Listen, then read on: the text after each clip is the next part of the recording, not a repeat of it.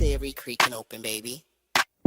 Yo, welcome to the screen where the plot gets bent. Julie B deep dives, not just for content. She don't react, she dissects those threads from the lens. Catching clues y'all missed when the credits end. What you know about freeze framing frames and while you blinking, she building an evidence drum. Got a notebook thicker than the lore itself. In a chat full of nerds with a mental health shelf. Yeah, she sees the glitch, peep the double cross. You just watching TV, she talk to the boss. Every theory and thesis, no throwaway guess. While y'all on season 1, she in season 8. Said rewind it slow it, zoom in enhance. Julie B caught the symbol in the window glance. While you tweeting what just happened like a clown, she already made a flow chart, color coded breakdown. They don't die like us, they don't vibe like us. They binge and they bounce, we revive that trust. They skip intros, we every frame. You watch shows, we decode the game. They don't die like us, nah, they don't die like us. She cracked Severance before y'all knew it was deep. Predicted the Last of Us deaths in her sleep. When the camera pans, she ain't blinking once. Catch a ghost in the glass, call it theory punch. Watch parties lit like apocalypse nights. Call-ins while they bringing alien rights. Hey, Julie, I think the trees are spies. Well, I have a spreadsheet that confirms that, guys. Zoom in, boom in, she moving through clues. Spinning Discord in the courtrooms, Lord of views. Got mods with receipts. Time stands with heat. Every rewatch turns into a Reddit elite. You stuck on the surface, we beneath with maps. Cross-referencing lore with the rector's caps. If your fave show got secrets, don't be dumb. Julie got the chalkboard out in Frums where it's from. They don't dive like us, they don't vibe like us. They skim the edge, we inside that crust. They zone out, we zone in the pain. You say plot twist, we say nope, chain. They don't dive like us, nah, they don't dive like us. What's that? That ain't a blooper, that's a plot thread. You thought it was a shadow? She thought it was a coded message from season 3. And she's probably right.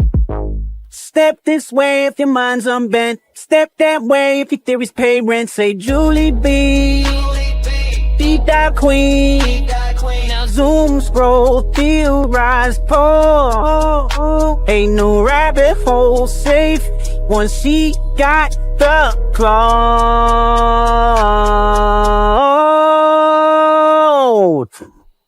They don't die like us.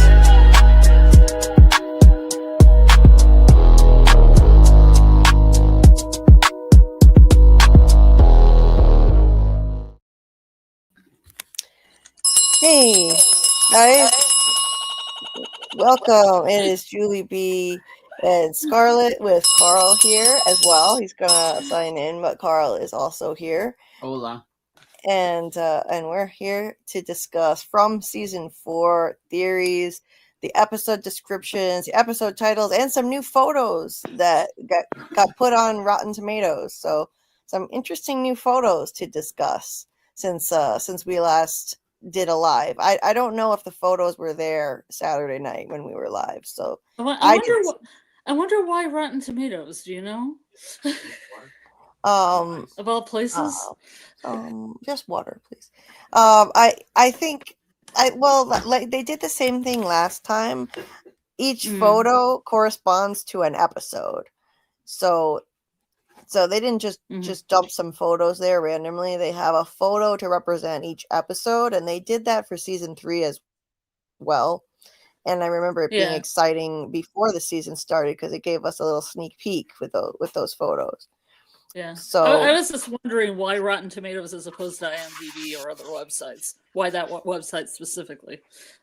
Right. I mean, it just seems like the go-to place for people to keep track of upcoming shows and movies, and you know, it gives all the episode synopses, the titles, the photo for each one, and it has like reviews and everything kind of all in one place. So that's probably why. IMDb, like it's a little different. Like it doesn't have I can never find episode descriptions on there. Does IMDb even have synopses of episodes? Yeah, they do. Oh, okay. Yeah. I don't find it as easy to navigate as Rotten Tomatoes. I like that better. Yeah, they used to have bulletin boards where you could ask questions on individual episodes or shows, but they took that away, and I'm very disappointed in that. Yeah. Yeah. So, um, yeah, early and late at the same time, Julie. Well, I'm earlier than usual, but later than I had planned. but we're right on time for our normal time. Yeah, that we set. yeah, yeah, just about a little bit early, uh, ahead of our normal time that I usually hope Yeah. to achieve. So it's good.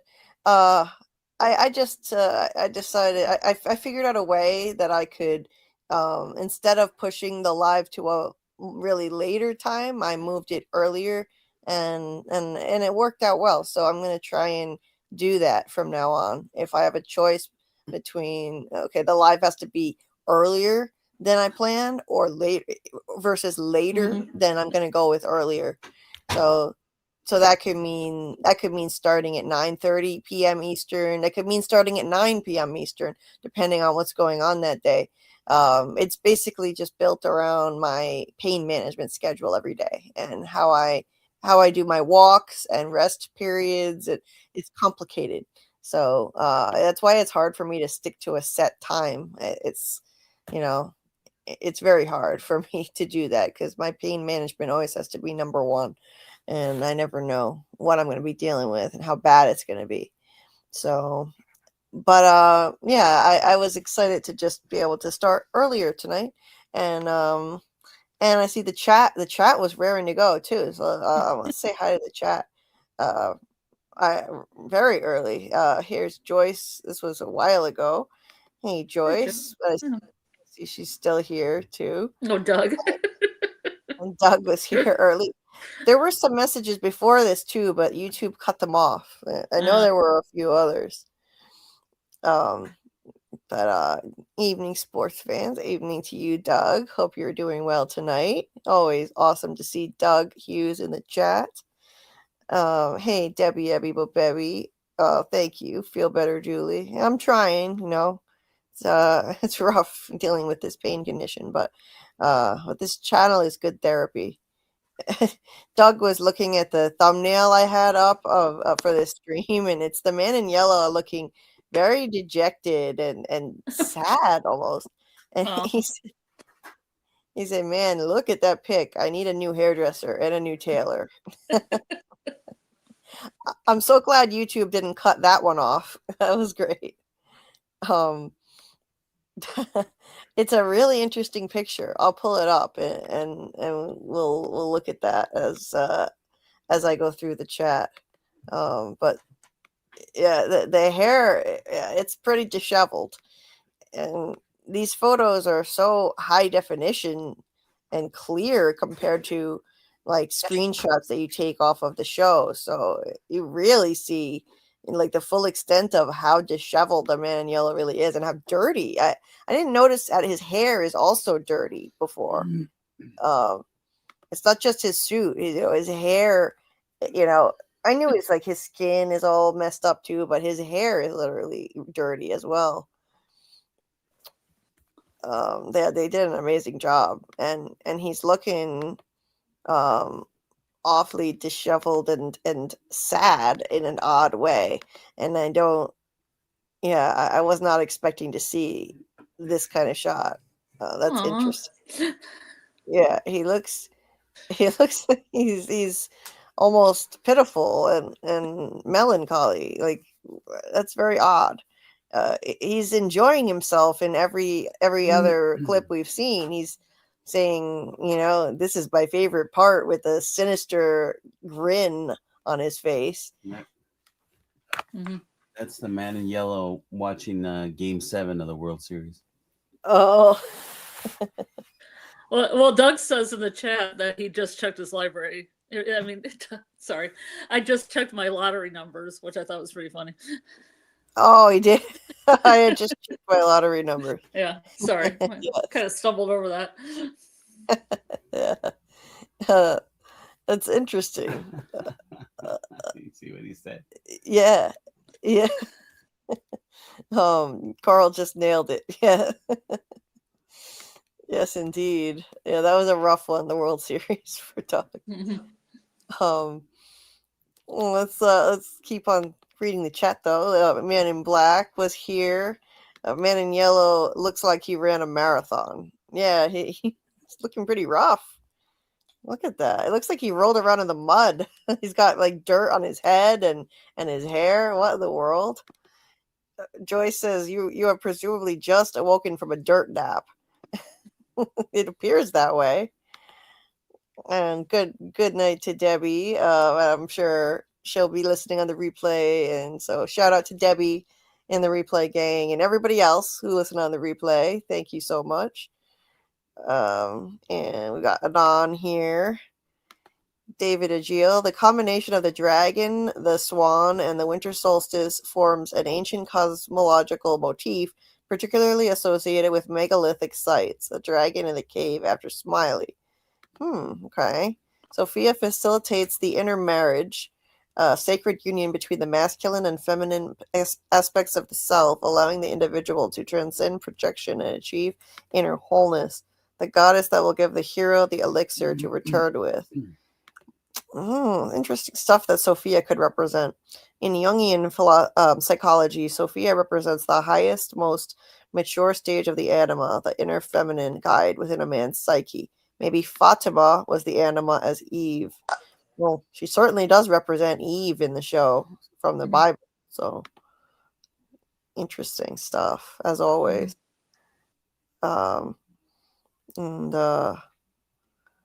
Let's see, we've got Bill Chill here and Kelly. Nice to see everybody. Here's a new name. Let's see, Suyan. I'm sorry, I don't know how to pronounce it, but I'll just say Sue. Sue, welcome. Nice to see you.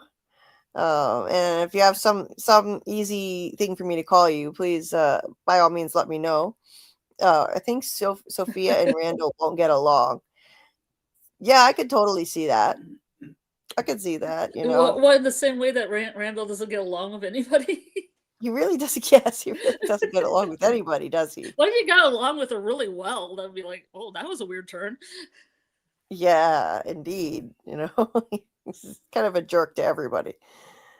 Bill says her father, preacher mentor, may have just passed. Let's give her 2 episodes before we let her have it. Think to yourself, is she worse than Acosta? Is she as badass as Sarah? Or is she just a bitch? We don't really know anything about her yet. And yet, yeah. It's odd how much people already don't like her. We don't know anything really, other than she's religious. It depends if people have had to run in with Bible thumpers or not. Yeah, some people, you know, had that bias against, you know, the religious type just because of some bad experiences with individuals, and I understand. You know, Bible thumpers can be judgmental of people sometimes, so I get it. But she might just be a kind religious person who brings hope to people. I'm just saying, you know, there are people like that too. Remember Father Kotri and Tilly were both previous religious figures in the show who brought hope and were helpful. So I think it's possible she may be like that and fill that type of role. Yeah. I'm keeping an open mind. But you never know. I mean, I also enjoy the theory that Sophia could be the man in yellow shapeshifting. You know, I do like that theory. It's a fun one. I just have an image in my head of her going to Colony House and saying, you know, this is a sinful den, you know, coming in and going, oh, this is wrong. Satan lives here. You know? Oh, God, yeah. This den of sin over there. Den of sin. Starts throwing holy water and everything. Clean that couch. So much fornication going on over there. Out of wedlock and all. Jay says Sophia will pray. Hey, JT Moore. Sophia will pray over Randall's scar and for whatever is going on in his head to go away. And probably Sarah and her voices. She might think they're demons or something. You know, she's going to be comforting Sarah based on the trailer or coming to check on her at the very least. Sarah screaming voices. Or she could be like Laura Lee in Yellow Jackets and think the voices make her a prophet or, you know, give her, you know, Sarah value, like she's a seer. Like from the Old Testament seer. Right. Jay says, will Sophia cast Sarah out after she learns of what she has already done? Well, that's a good question. It looks like Sophia's going to be living with Sarah. She's shown in the trailer coming down the staircase and Sarah's screaming at her house. So that might be a little tricky. How is she going to deal with it, knowing what Sarah has done? She's a murderer, but then again, like if she's repenting, then maybe she could be forgiven. Did they just take the new people and throw them in with Sarah? That's a baptism by fire. Yeah, it is. It is a baptism by fire. Go with that one. Poll, where will Sophia wind up, town or colony house? Well, I think it's going to be Sarah's house, and I'll show you why. Mm-hmm. Oh, I'm already in the right album. It's right here. Right at the end of the trailer, it looks like she's just, I think it appears like she's just come around from the stairs, and she's heading over to Sarah as Sarah's screaming. So, looks to me like she lives there, right? Yeah. Yeah. So,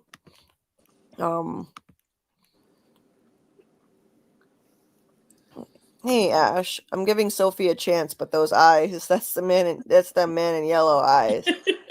Well,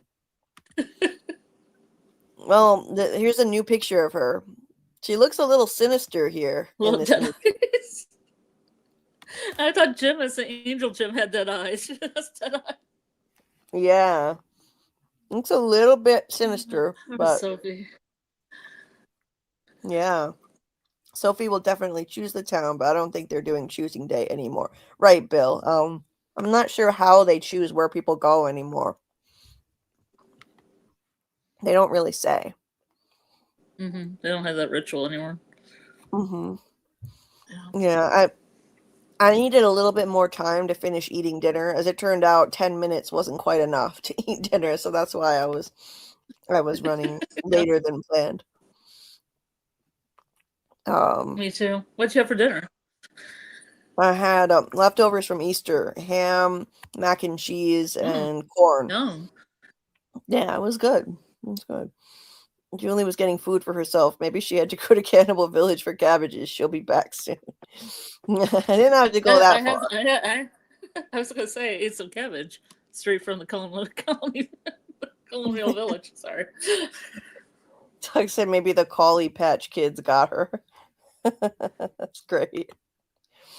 Hey, welcome, Henderson. That was a reaction to the intro.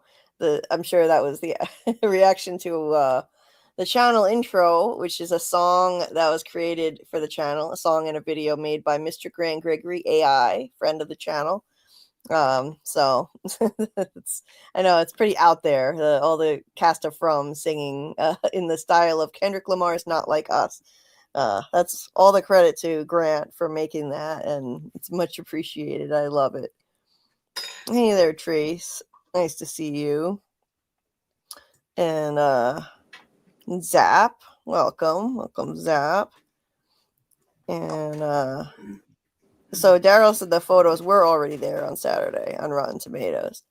Yeah, I didn't see them because the person who posted them in my Discord, those screenshots didn't have the titles or the photos on them for some reason.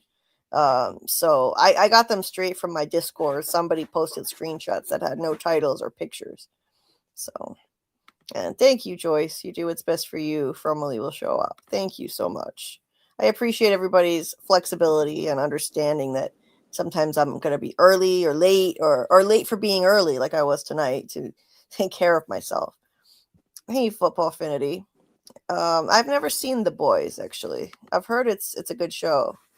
I've heard mixed things. Hey, Ms. Honey. Hey, peeps. Miss. Nice to see you. Yeah, it's been a while. Okay, what else is going on here? Doug said that's why I look so dejected. It was the lottery numbers. Okay, well, that mystery solved. Doug be dirty. Dirty Doug. Hey, with Alice. It's hard to win the lottery when all the numbers are 47. That's all I'm gonna say. Right. Both Sarah's men are in the 4, chat. 7, 74, 47. Both Sarah's men are in the chat. Daryl and Bill. It's going to be an awesome live. Yeah, they can duke it out for Sarah. Oh yeah. Some major love for Sarah in the chat here. Bill, that's why the man in yellow finding out he has to. That's the man in yellow finding out he has to fight Sarah. Oh, she'd be a tough That's a good foe. one. Yeah, Good she one. would. She would be.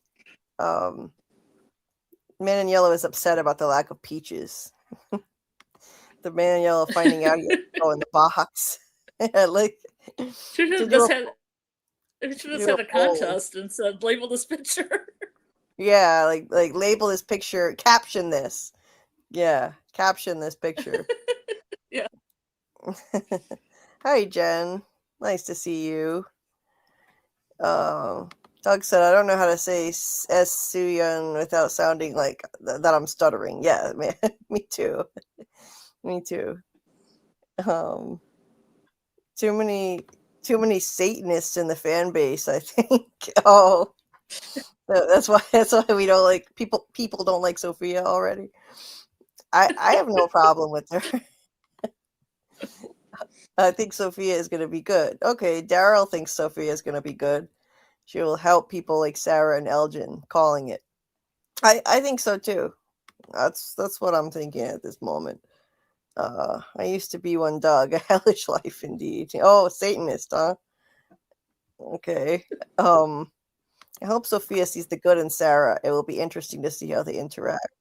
Yeah, I think that would be interesting, Jen. And didn't Jesus interact with all kinds of sinners? And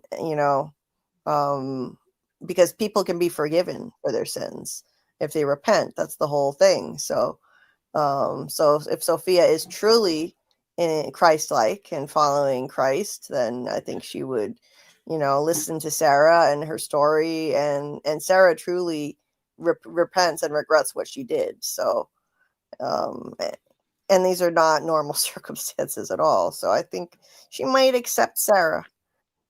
Daryl says, based on the trailer, sounds like Sophia is going to be on to the evils in the place.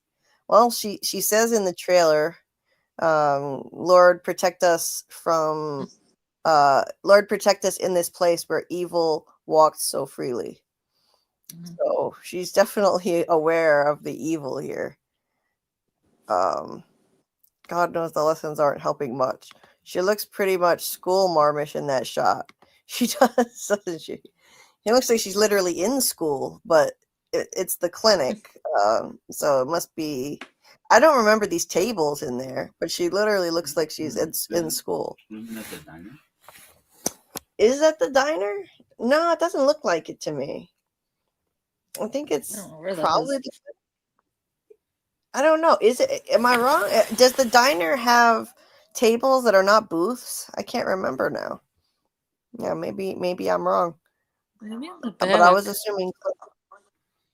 Yeah, what do you guys think of the chat? Where is she? She's got scratches on her face, so she could be in the clinic. We know the clinic was a school. It looks like a school, but I've never seen these tables in there before. And who's that old person behind her?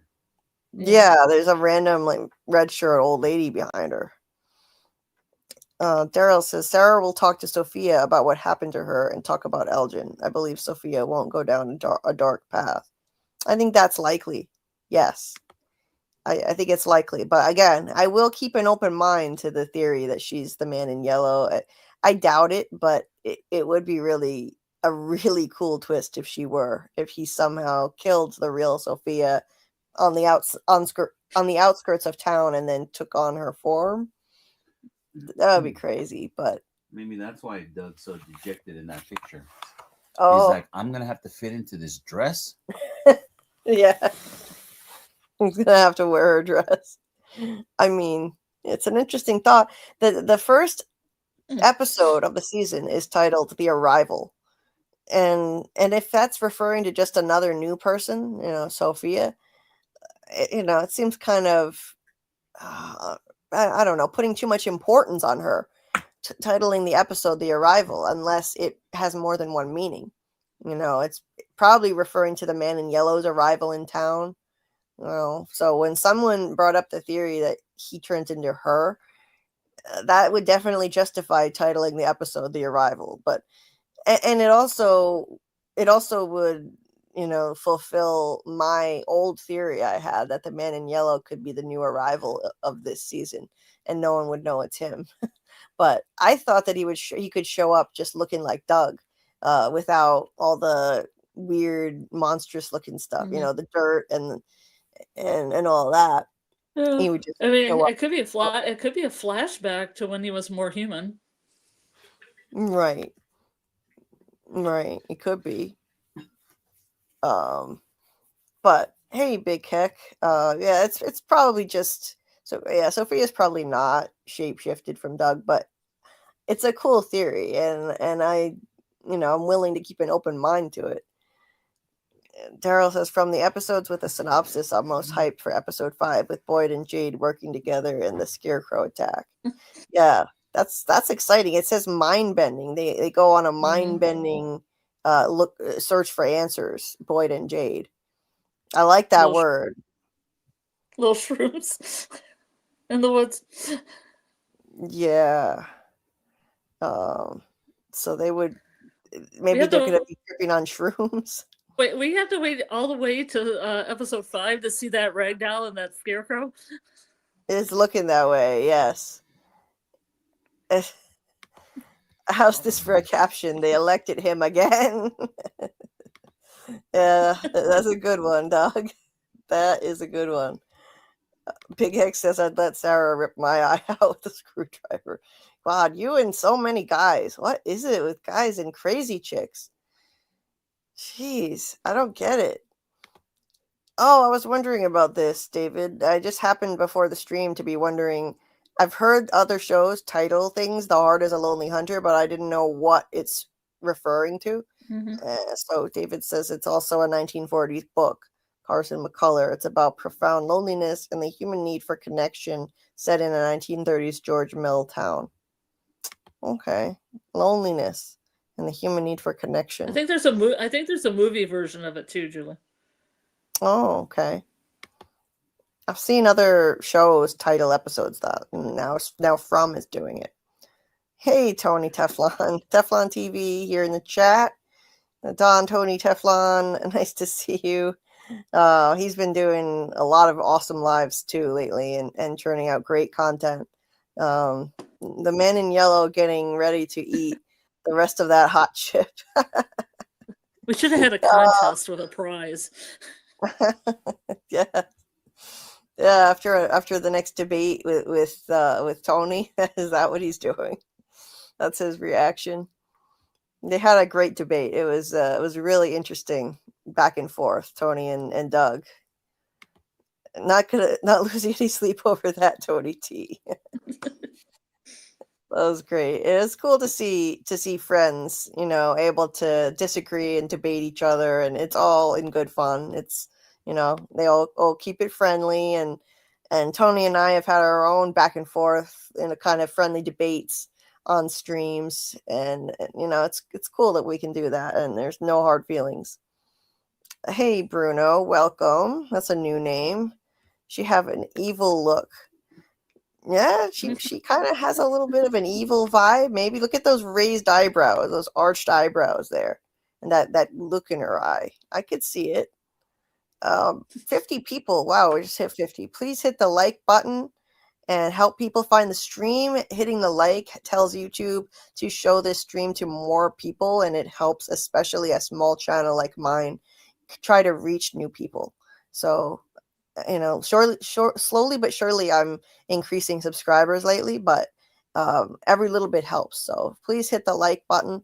We're at like 2.1k right now, like 2.12k, and so the next goal will be 2.5 and then 3k. So make sure you hit the like, and when the stream is over, you can hype the stream. You can leave a comment in the regular comment section.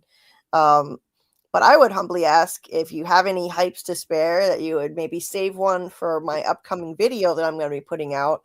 I have an Ethan theory video I'm working really hard on, and it's going to be probably a good half an hour long. It's a deep dive into Ethan's role in all of this and how important he is to the story, how and why he has the answers to so much, and the insights he has that could really change everything. So that I've just about finished the script, and I've got the images almost ready to go. So I'm going to be recording that within the next day and then releasing it. So that video, if you could hype it, that would be much appreciated. Leave a like and a comment, even if it's just an emoji in the comment section. It helps trigger the algorithm. But if you feel like it, have a whole conversation in the comment section, because start Lively debate. Talking theories. Yeah. It stimulates the algorithm so YouTube shows the video to more people. Yeah. So that'll be coming out in the next couple of days.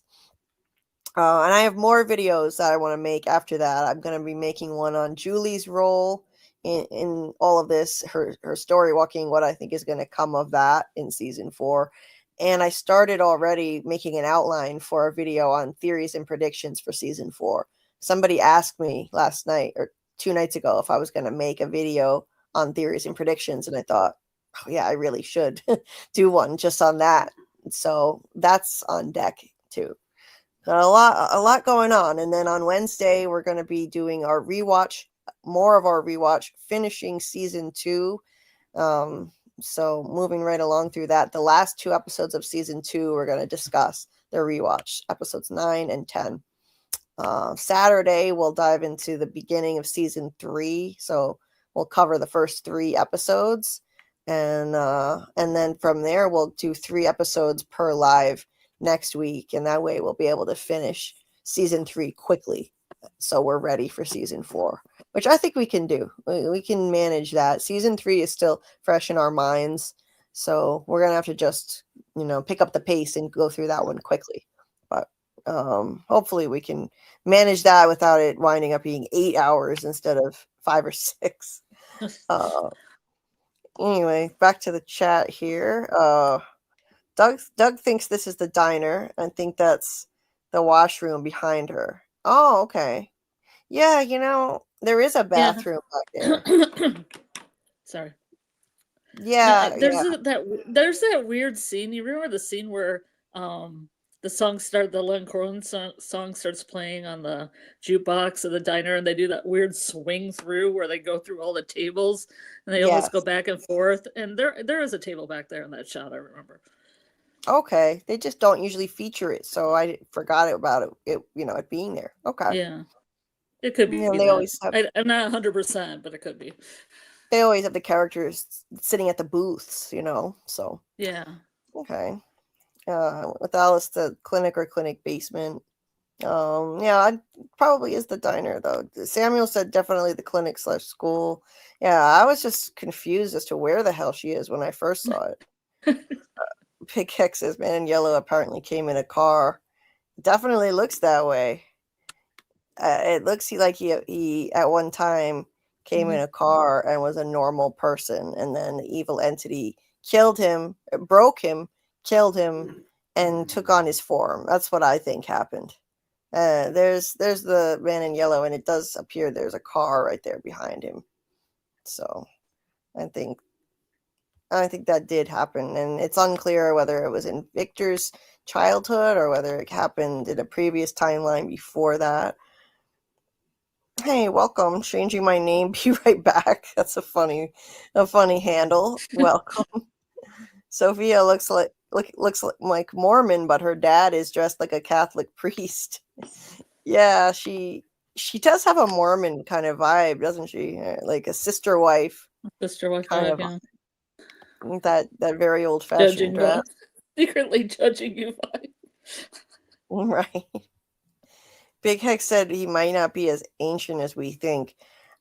Well, if he's a shapeshifter, then it could be both. He's an ancient shape-shifting entity. Think of It from Stephen King. That's an ancient extraterrestrial shapeshifter, and it takes the form of anything it wants. So if this is an ancient shapeshifter, it could just have taken the form of a new guy. So that's what I'm thinking. And I do think it's ancient. I think the fact that Marielle said ancient in the trailer is significant. She said there's something ancient here, and it's feeding on our suffering, and it doesn't stop. And I believe that we can bank on that because Marielle was in the cicada coma, and I think that probably gave her a deeper insight into this place, just like it gave Randall a deeper insight because he was in that coma too, and he talked about fate's worse than dying here. Yeah, And I there think are some of that's fates. gonna come out in season 4 too, like because they've all been kind of like we saw stuff, but we don't know what they saw, so maybe that'll come out in the next season. Right. What exactly that was. Right. You know, I Giant hope we spider. Sorry. I hope we get to hear more about what they saw. Yeah, when they were in the dungeon and they were Yeah. screaming. They were screaming as if they were Well, seeing like, and something then horrific. yeah, like Julie's like, I can't even explain what I saw, so hopefully maybe she'll be able to next season. Yeah. What I think is they were probably looking at the children being sacrificed and in a crazy, bizarre way, you know? But Bruno, yes, Boyd will find a ring. So Bruno thinks it's Jim's ring. But look at how Boyd is puzzled as he's looking at it. It's like, what the hell is this? He looks confused, I think.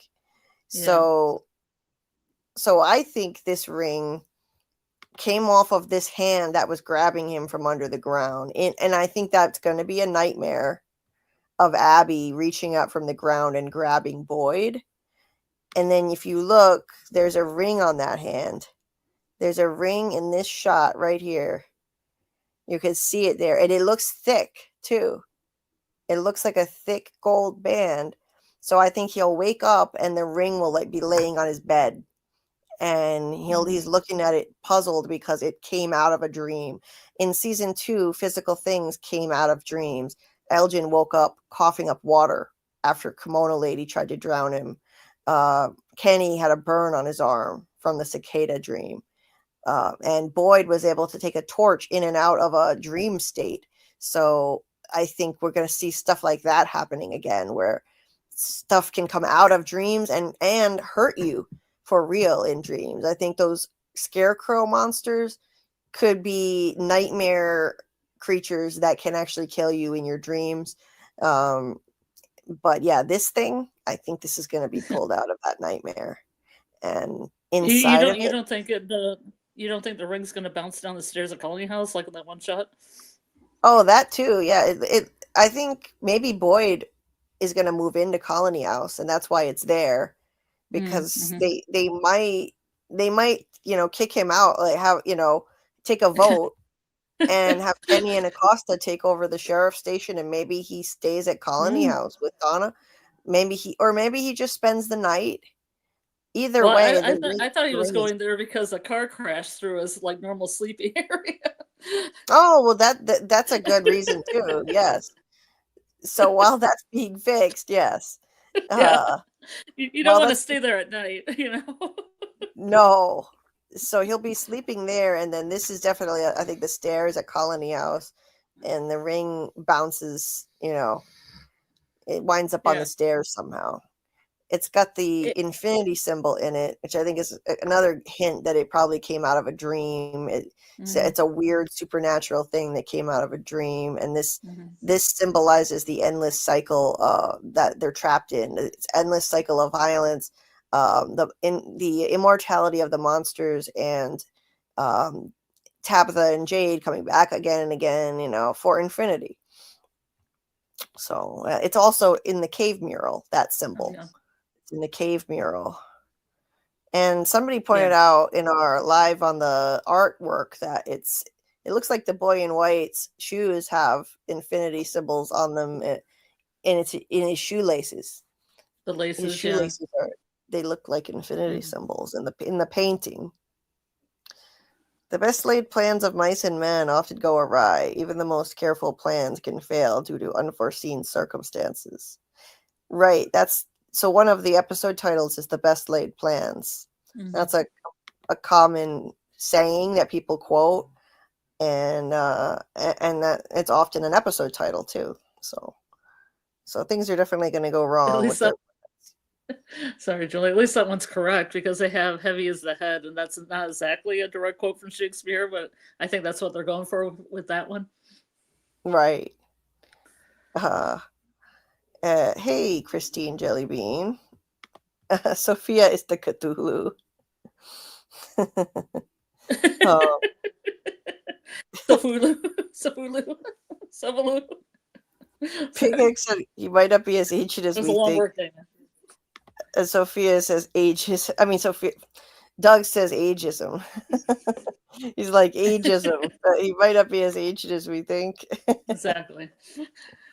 Yeah, the entity is. He says, "Geez, I'm not that old."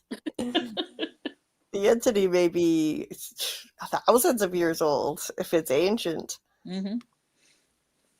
Chris, Sarah, Old Testament, and Sophie, New Testament. Yeah, I could see that. But Sarah's eye for an eye, and Sophie's like, "Let's be more reasonable about this." Right. Jen says to me, did the man in yellow kill Jim purely to punish Julie, or did he have other reasons too? No, I think it's, I think that it's to throw a huge obstacle in Tabitha's way as she's trying to find a way out with Jade. This grief and guilt that she's going to carry are going to be a huge distraction for her.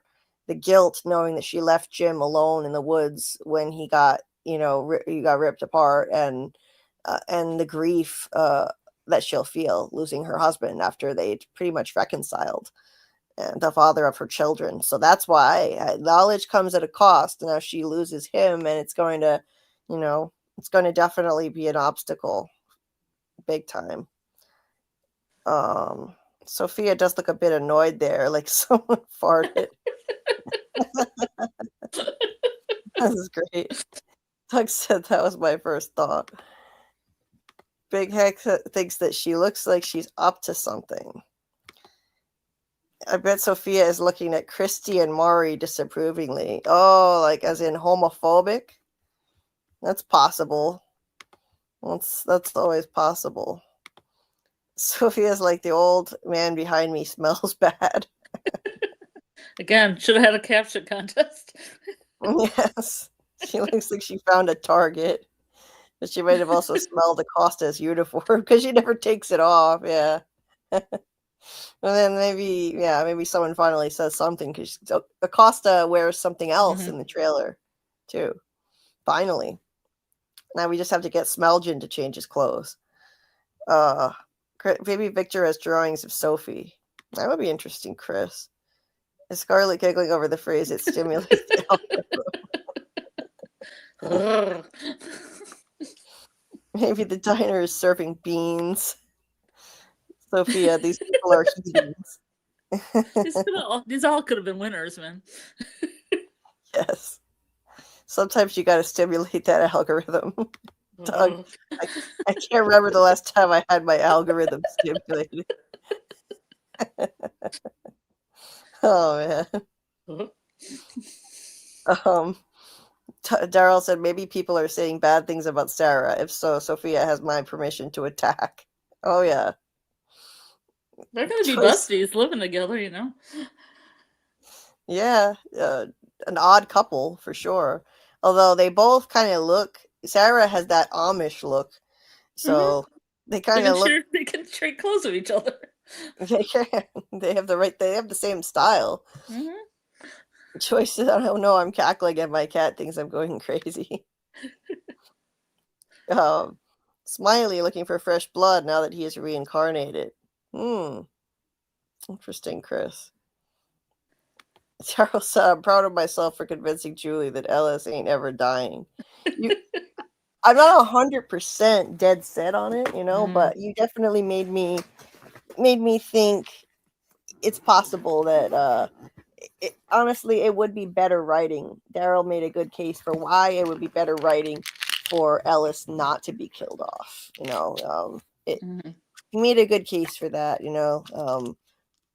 Boyd is all about doing better for his family because of the loss of Abby, and the loss of Abby is traumatizing him. And now, like, what if you take Ellis away? Then how will he better take care of his family? How will he be motivated to do that if you take Ellis out of the picture? And But he was on top of my list. I made a list when I watched the recommended episodes of who really wasn't featured, and Ellis was at the top of the list. right. It was like who is important for season 4, and I'm watching all these episodes, and I'm like, Ellis doesn't seem to be here. Number one. Yeah. He's not that important. I mean, you could take him out of the picture, and the show would be fine without Ellis. That's the thing. No shade. Beckham could just have immaculate conception and be fine. Yeah, like they don't need Ellis really. He's kind of a useless character. The only importance he has is he's Boyd's son, to be perfectly honest. I mean, well, if it's Fatima's husband too. Fatima's husband, but it's like, what is his role in the show? What is he doing that's important? Nothing. He's just Boyd's son and Fatima's husband. Well, you could kill him off and it wouldn't hurt the show at all. But it would hurt Boyd, and it would hurt Boyd's arc, trying to take better care of his family. So that's the main issue. It would have break him though, taking out a family member. That's even more so. Just make him on the edge of breaking. It definitely would. Nothing would break Boyd more than that. Yeah.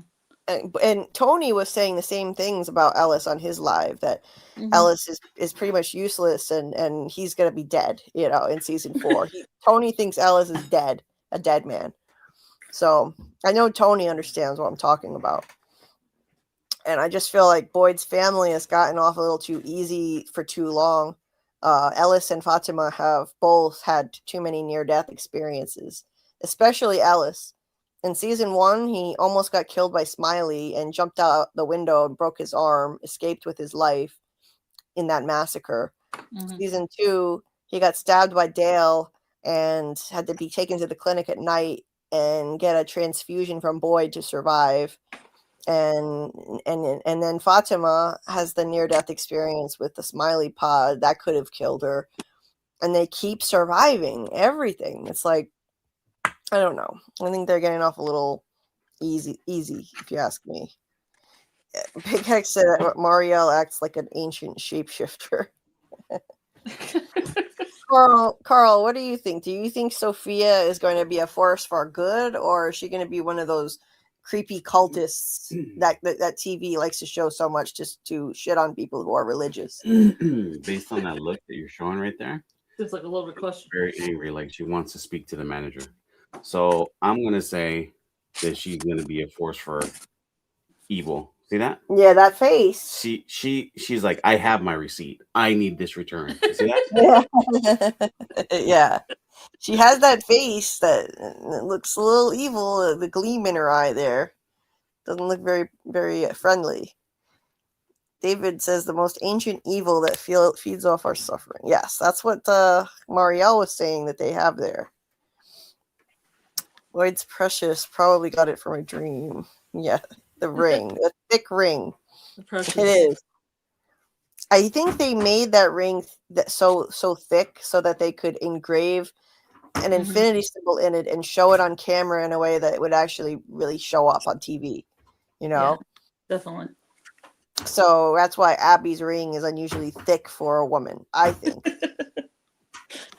Well, and she's got those man hands going, right? Yeah, got those lobster crackers. Lobster crackers.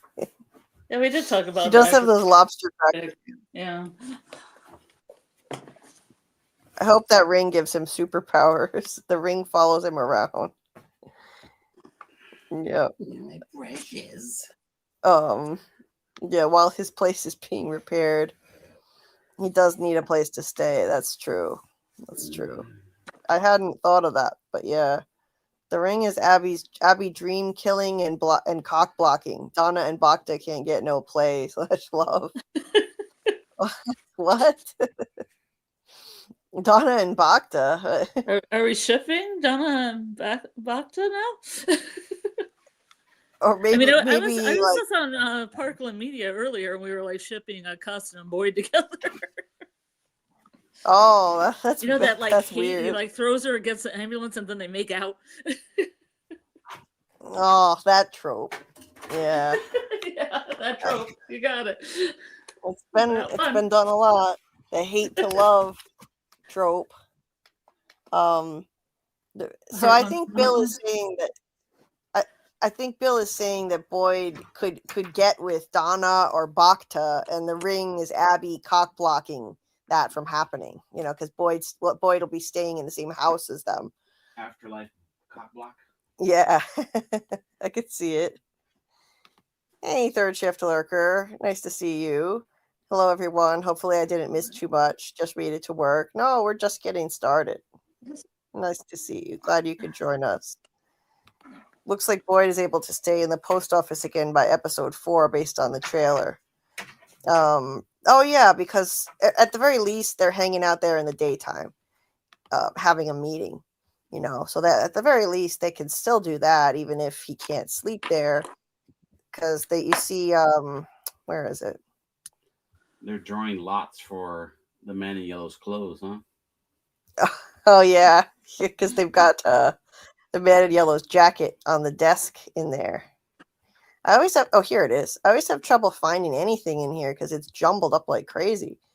Yeah, right here, you can't see where the hole in the wall would be. It's behind the desk. So it's unclear if it's already repaired here. But so Daryl is thinking this happens in episode 4, and I agree based on the synopsis, which we're going to pull up and go over again, all the episode synopses. It said something about Boyd talking about the people in his talking to the people in his circle of trust.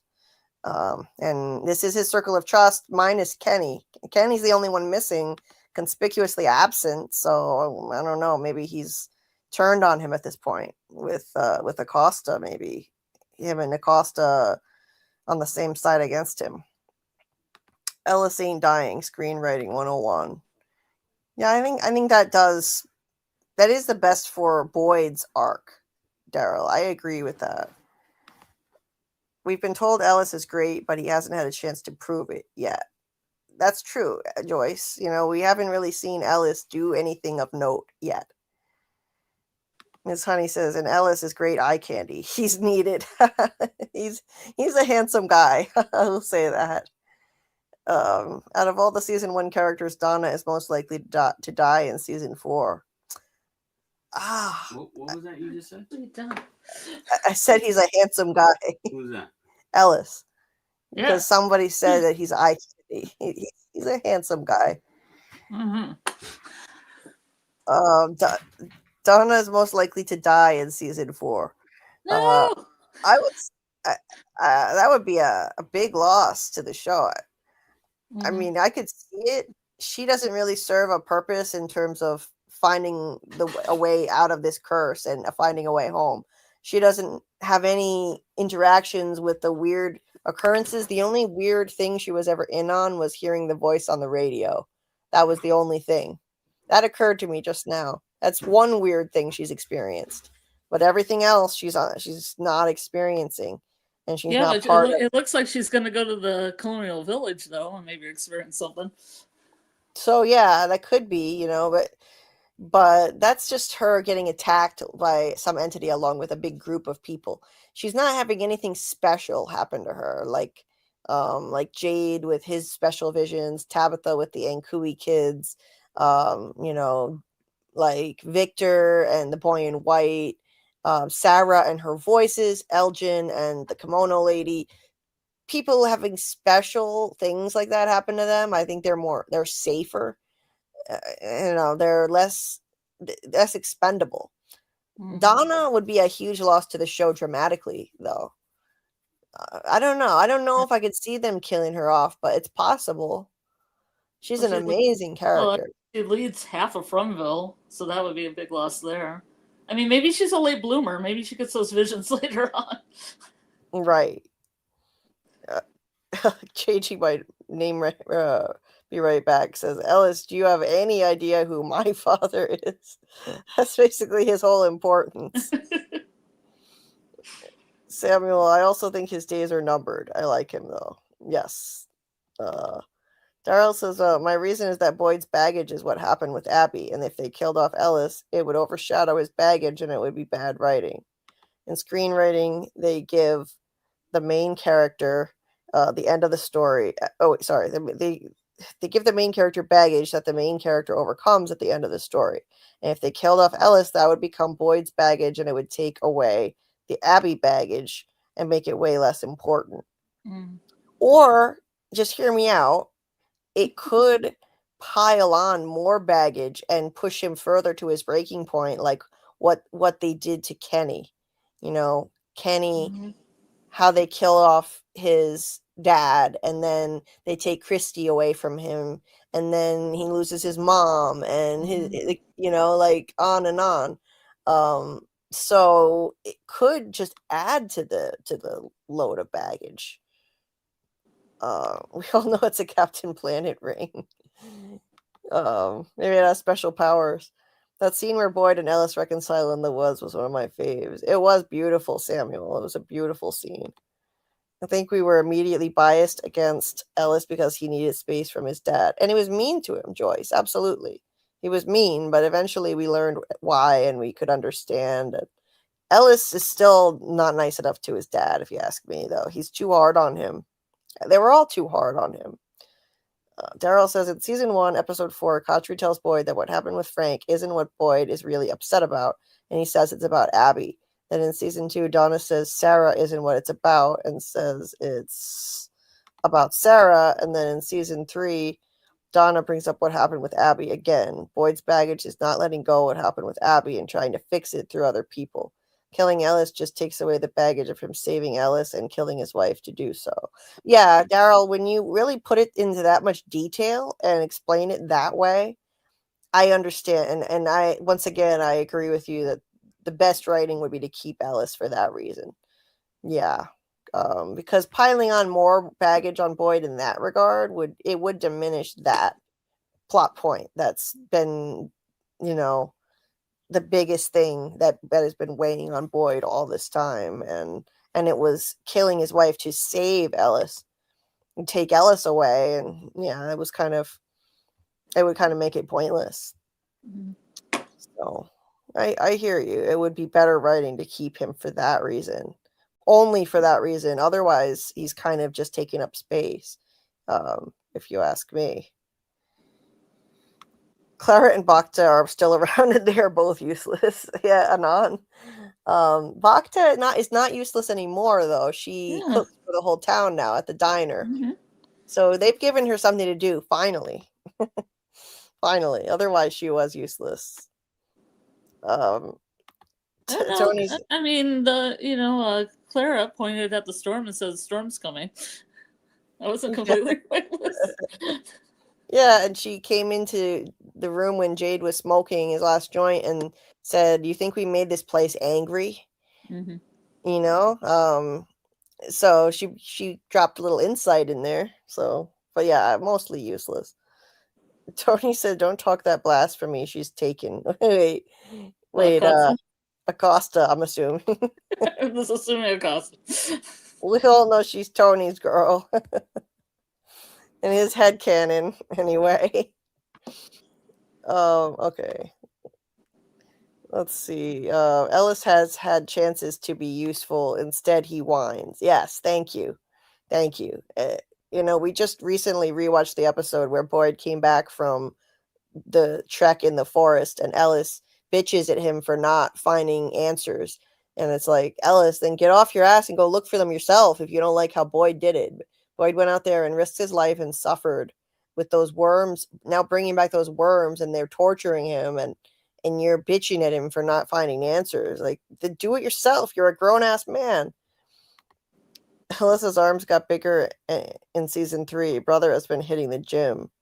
Yeah, Samuel, he definitely looks that way. Alice can protect me any day. Oh, Daryl. Uh, Mm. so interesting. I thought you only had eyes for Sarah. Doug says, yeah, like the episode where he gets stabbed. Whine, whine, whine. Yeah. All that whining over that stab wound. God, what a baby. Yeah, he went through it. I still see Fatima and Ellis. Yes, Jen, absolutely. Fatima and Ellis as Adam and Eve, like in the painting on the wall. That and the smiley birth.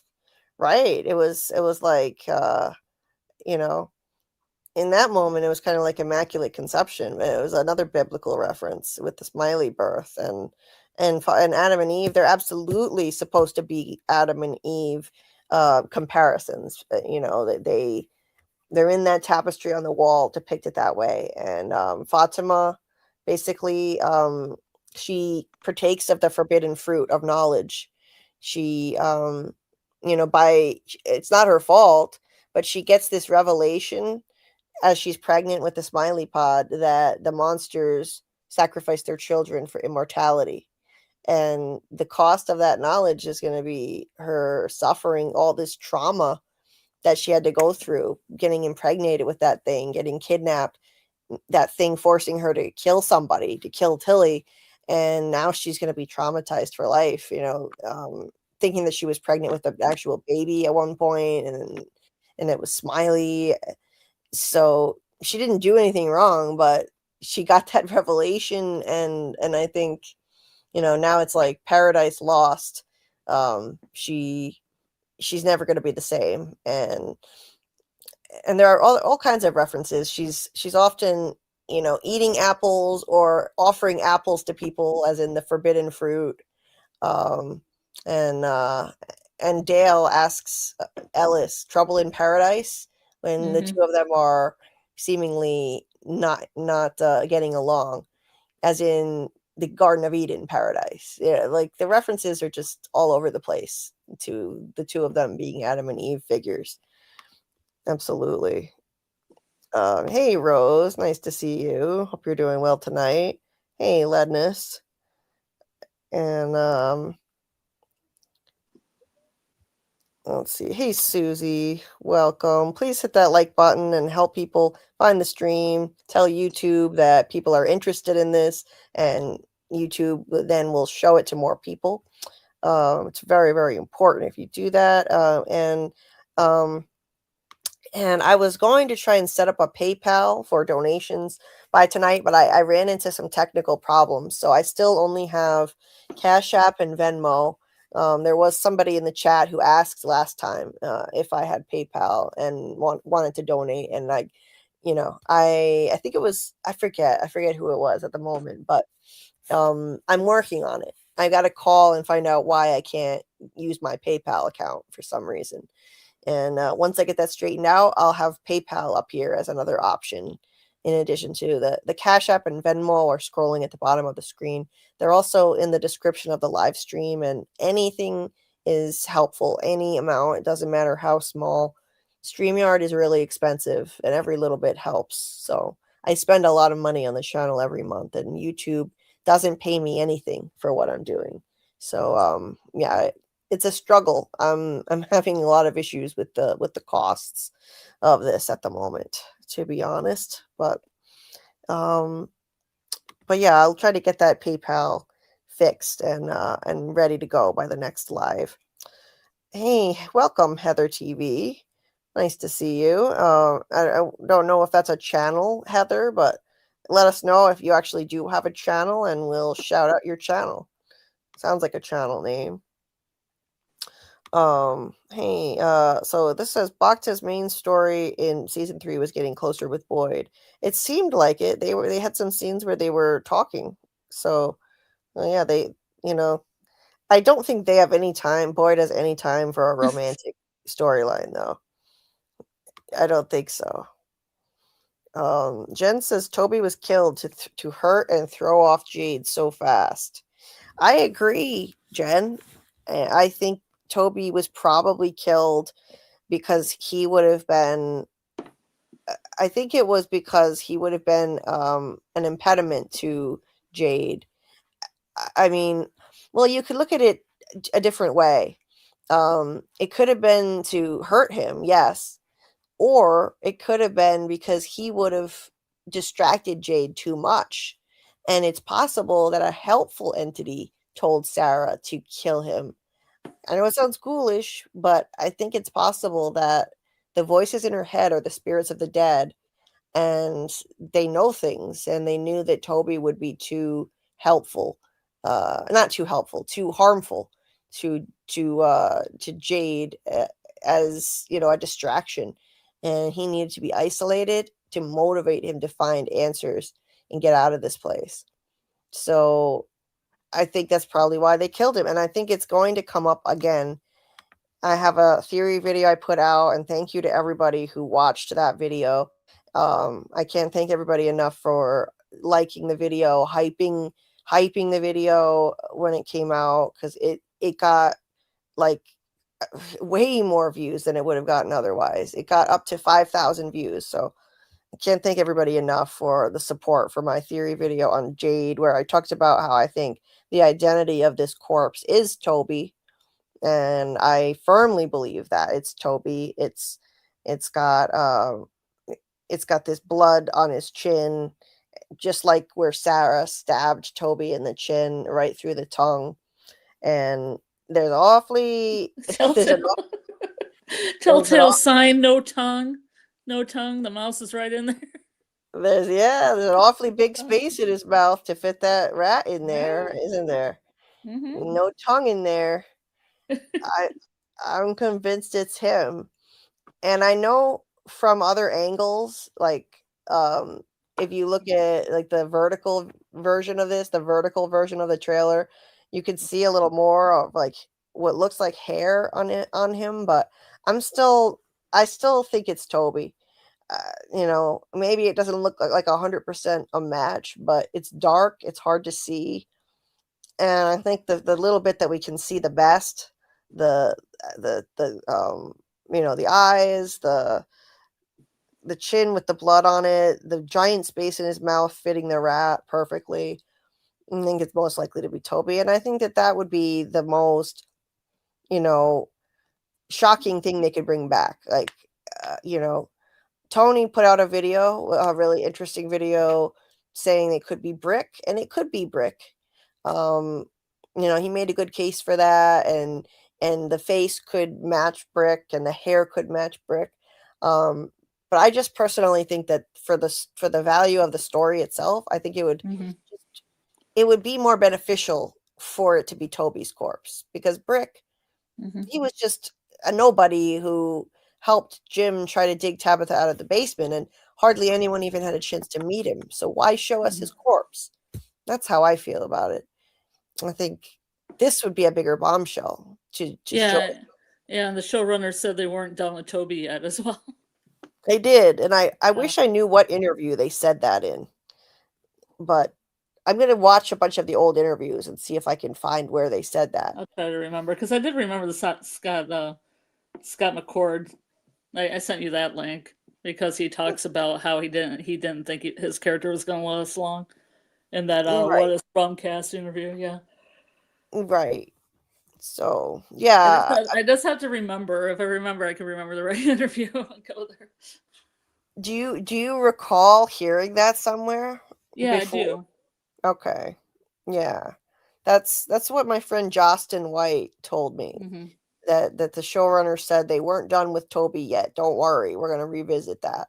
So yeah, that's another reason why I think it's probably Toby. So and I think that monsters are going to tell Jade what happened with Toby, that Sarah killed him with her own hands, and maybe let some of like Boyd's other secrets, some of the things Boyd definitely knew and kept from people. They'll maybe tell Jade that stuff to cause trouble for Boyd, and then let him go.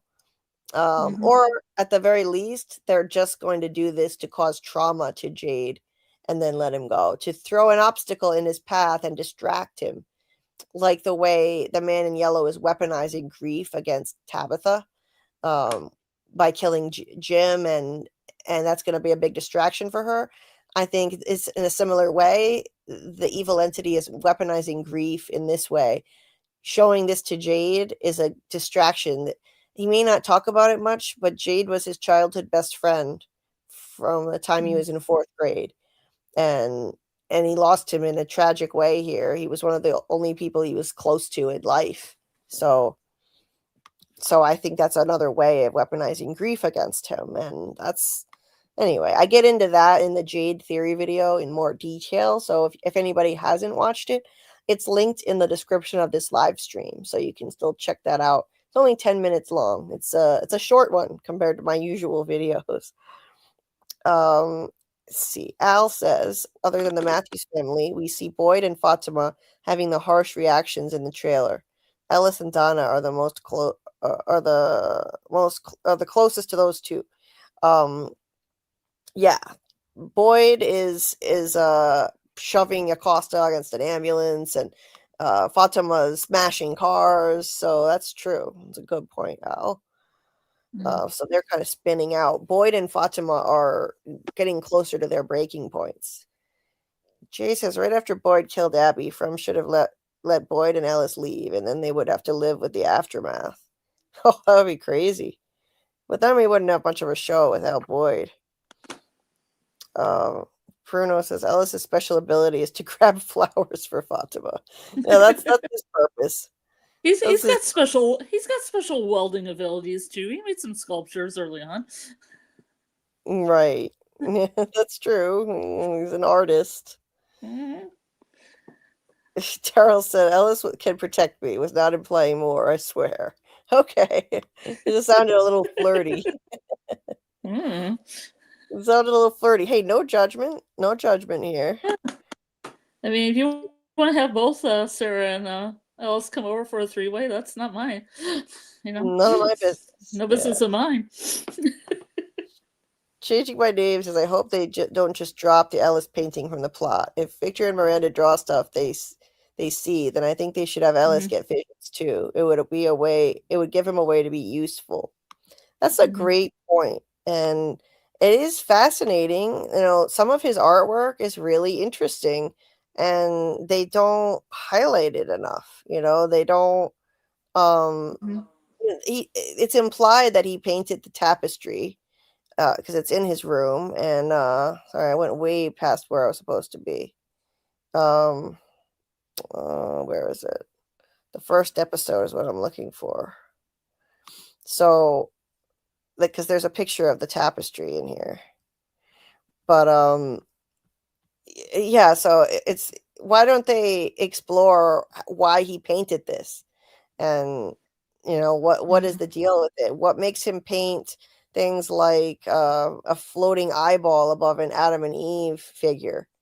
You know, that would be interesting. Where is it? Okay, so there's Adam and Eve.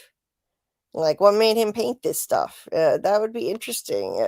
But I don't think it's going to happen, though. I would be surprised if they give Ellis visions at this late point in the game, you know? They probably won't have visions, but they could at least explore why he painted these things the way he did.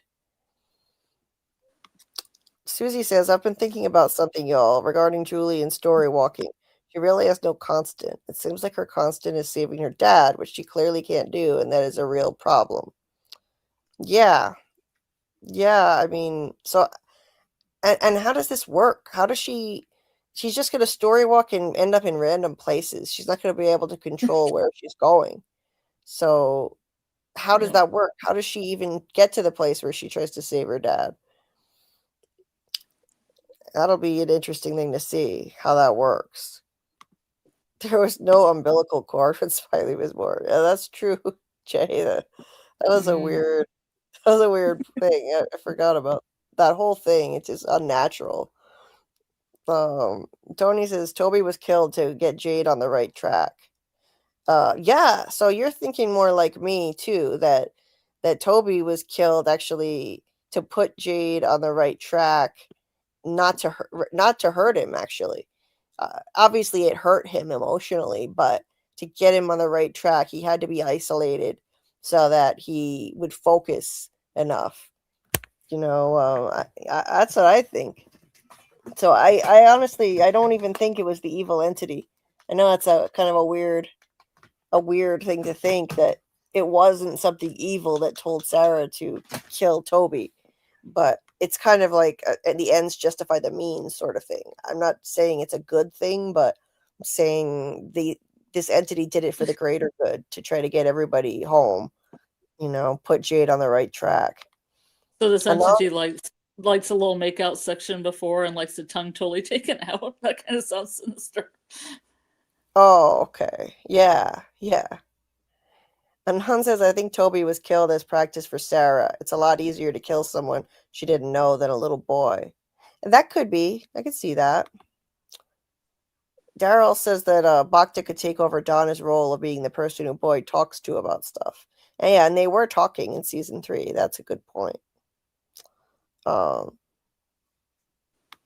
Susie apparently mentioned said Tony apparently mentioned the Grateful Dead in his video. Oh, that's cool. Yeah, she's a big fan of them. Doug says one of the immediate consequences of Toby getting killed is that it was seeing Toby's body that convinced Jade this was all for real. Right. Mm-hmm. It woke him up. It really snapped him out of that state he was in, like not taking anything seriously. It was a huge wake-up call for him, and But it was also very funny. It was also what? Very funny, like when he was in he thought that everything was an escape room. Oh yeah, it was. He was in the diner, and he was just getting to the front of the line and everything because he thought it was all planned by Toby. Yeah. Daryl says Jade might find out that Sarah killed Toby by her own hand, and that this could be why Boyd and Jade have conflict. Yeah. So in a few minutes, I'll pull up the episode descriptions and we can get into that more.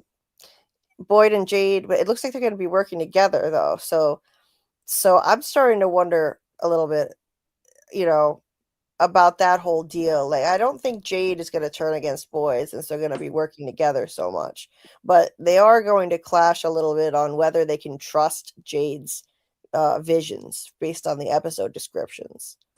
So based on the episode descriptions of them working together, I'm starting to think, well, maybe the monsters don't turn Jade against Boyd, but they just weaponize the grief of Toby's death and show him Toby. It could just be something like that. And I was saying that anyway in my video. That was one of the things I pointed out that they could be doing. Jade was so sure this was an elaborate game his friend had organized till the corpse reveal shattered it. Yeah, Jen. Yeah, Donna is part of the town's glue for sure, Miss Honey. Absolutely. She better not die. Yeah, she's one of the two pillars of the town, along with Boyd, I think. She's like the matriarch, and he's the patriarch of the town. Their mom and dad. I never know how to say this properly. I don't know how to say it. How would you say it, Scarlet? Oh, let's see here. I don't know. Hold on. Let me make it bigger. It should be? I don't know. I don't want to butcher it. Or I Chow Bay? It should be. It can be split out different ways. Yeah, maybe it should be. But sorry if we're butchering your name, but welcome. Thanks for being here. Samuel says, I don't think monsters touch corpses that are already dead. Brick and Toby, for example. Right, but who's to say this is actually Toby's corpse? When I say corpse, I don't actually mean it. I should be a little more specific, a little more on point. I don't necessarily think this is his corpse. I think it may be a vision of his dead self. Look at his eyes.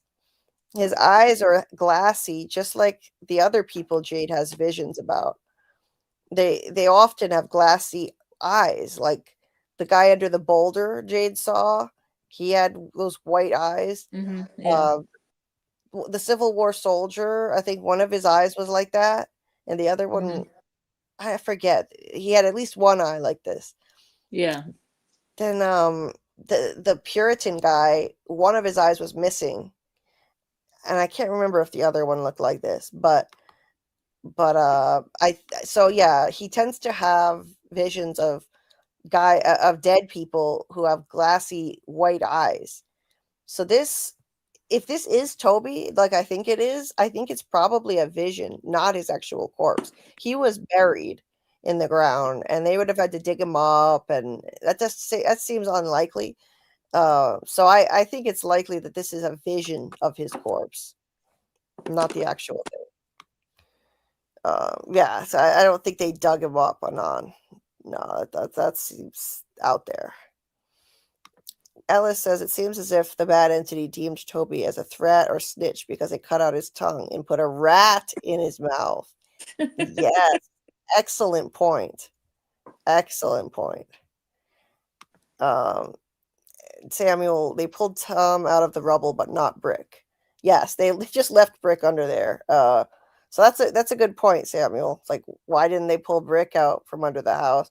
I'd give a simple answer and say he was a red shirt, so the writers just didn't bother to have the monsters do that. Whereas Tom had dramatic impact seeing his body there because we cared about him. But yeah, it could go a different way. That maybe they're going to reveal Brick later. Most people are not even going to remember who Brick is at this point, so I don't see the value in bringing him back. He had a nice jacket. He did, yeah. I liked his jacket. Oh, the patches, yeah. Secrets are dangerous and firm. They could tear the town apart. Very true, Jen. And they have Boyd has a lot of secrets that keep piling up. He covered up that he killed a monster in season 2. Nobody knows about that other than a small group. Now the monster's back from the dead, and so people are not going to know that either. That the monsters are immortal. That's a huge bombshell. Fatima killed Tilly. Boyd covered that up. So, and he also hasn't told everybody about Martin in the dungeon and that whole mind fuck, so he's got a lot of secrets. Or torturing Helgen. Don't forget that. Yeah. And torturing Helgen, yes. So it's going to come back to bite him. Rose says, does everyone know Sarah killed Toby?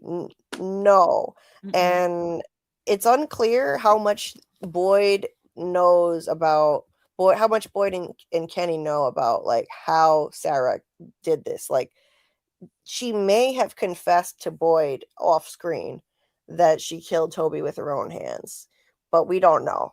The confessions were not all on screen. It would be like, I have something to tell you. She said that's what she said to Kenny, and then it cuts. So we don't know 100% what exactly people know on that. But like, they know that she left the door open though. Kenny, it was clear that she confessed to Kenny that she left the door open because that's how he knew. That's how he blamed her for his dad dying.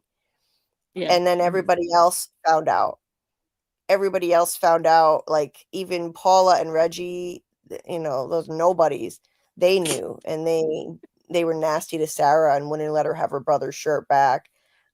So they don't think the monsters did it. They know that she left the door open. I don't think they know that she killed Toby with her own hands, though. Rough times for Canadian hockey recently. Oh, really? Oh, that's too bad. I know Doug loves hockey, so that's a shame. Chen said, Martin does my head in. Who is he? Why was he there? Where did he come from? What is his role? I think from Aholic Fletch in the fandom, he believes Martin is a story walker or was a story walker. And he convinced me that's likely the case in a previous cycle, that Martin was a story walker who got chained up in the dungeon to stop him from continuing to story walk and gain forbidden knowledge.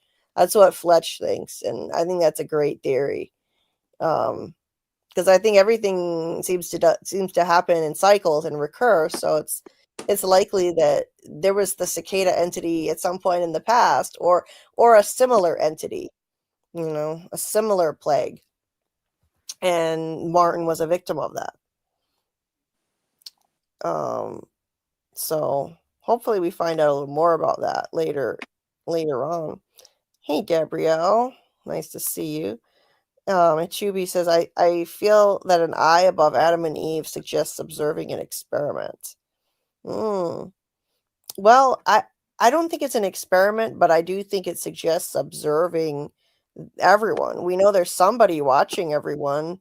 They knew Tabitha was digging in the basement, and they knew Father Crabtree buried a bag with a candy bar in it, So somebody is watching them. That's definitely a clue. Ellis's painting secures one of the biblical themes, Adam and Eve. Absolutely, it does. Susie said in like almost any time travel story ever, there needs to be a constant or the person goes crazy. It's like part of Einstein's theory of relativity, like why it's squared. Yeah, they depicted that in Lost too. They needed to have a constant. So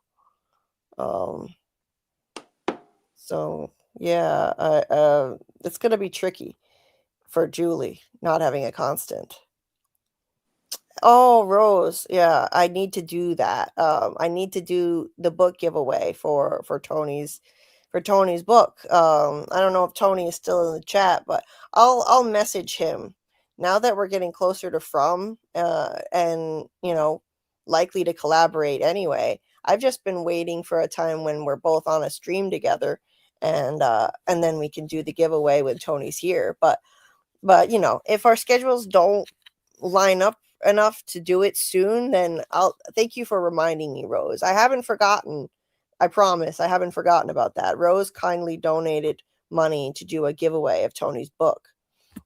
So if we can't line up our schedules soon, then I'll just do it. And I'll send Tony a message and see when we could do that. And I've been wanting to collaborate anyway with From coming back. So hopefully we can do that soon. The next time that he comes on, we'll definitely do the giveaway.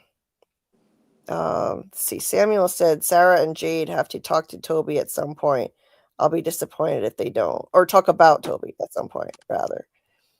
Yeah, I think that needs to happen for some closure. I definitely think that needs to happen. Doug thought it was L Chuby. Oh, it could be an L. Could be an L. Yeah, maybe. Let's see. Tilly was bringing people together. Maybe that's why she was targeted. Yeah, I think that's likely. She was too helpful. Ellis said Ellis's relationship with Fatima gives a sense of normalcy in this place. So perhaps it's a reason to get rid of him. Yeah, I could see that. I could totally see that, Alice. Anon says the vision makes more sense, but maybe this was Jade in a prior cycle. Oh, that's always a possibility. I do think that all the other people in Jade's visions were him in previous lives. The guy under the boulder, the Civil War soldier, the Puritan man, and we know Christopher was him in a past life. I think the others were too, and they all appear like they're far enough apart in time, in history, that they could be him in different incarnations. You've got Puritan first, and you've got Civil War soldier, and you've got maybe the man under the boulder, early 20th century, then Christopher in the 70s. It works out.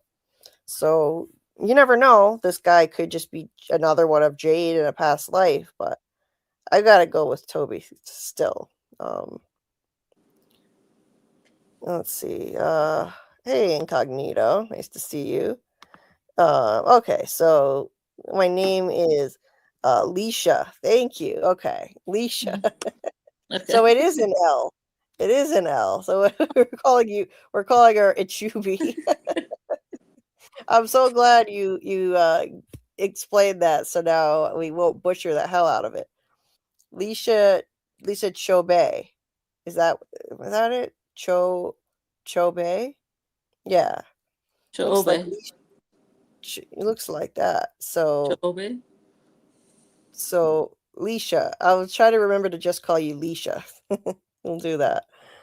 Anon says, huh? Were you just laughing?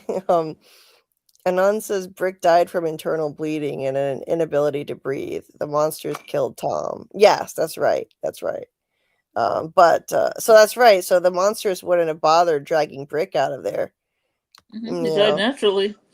Right, right. Well, They only it's natural as can be if a house falls on you. That is right, and they only display bodies they kill out of pride, yeah. like displaying their work. Like pride, like a cat. Yeah, seriously. So they displayed Tom's body in the street because they killed him themselves, and they like to do that. Cats like take different organs out too to sleep some stuff. Right. It's kind of like cats. Gabrielle says Boyd is going to be in so much shit next season. I'm not looking forward to it. I know. God, it's the Breaking Boyd show. It's Breaking Boyd. He's going to become even more of a monster next season. Yes, indeed. He is. Acosta flat out says, "You think you're some kind of hero? You're a monster." And then he's looking in what I call the monster mirror, where yes. the Jasmine monster looked in this mirror in season 1. Fatima looked in this mirror not long before the Smiley Pod forced her to kill Tilly. Elgin looked in this mirror when he was kidnapping Fatima and feeding her his blood. So this is where people look into this mirror and reflect on what this place has made them, and reflect on what this place has made them become.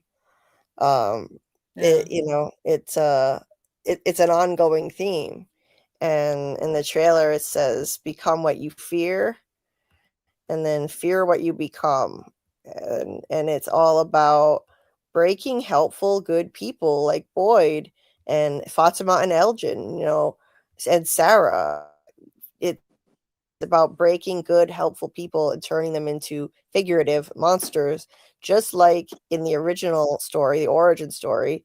Those people, I don't know what kind of people they were, but they turned into literal monsters. Well, now this place keeps trying to make the cycle complete, that the cycle it keeps coming back around, and the cycle is complete when this place breaks more people and turns them into monsters, except not literally this time. Well, I don't think it's maybe maybe probably not. Sometimes I feel like, because they always push the monster thing so much, I'm like, is Boyd actually going to turn, like when he's broken, is he going to turn into a Man in Yellow type monster?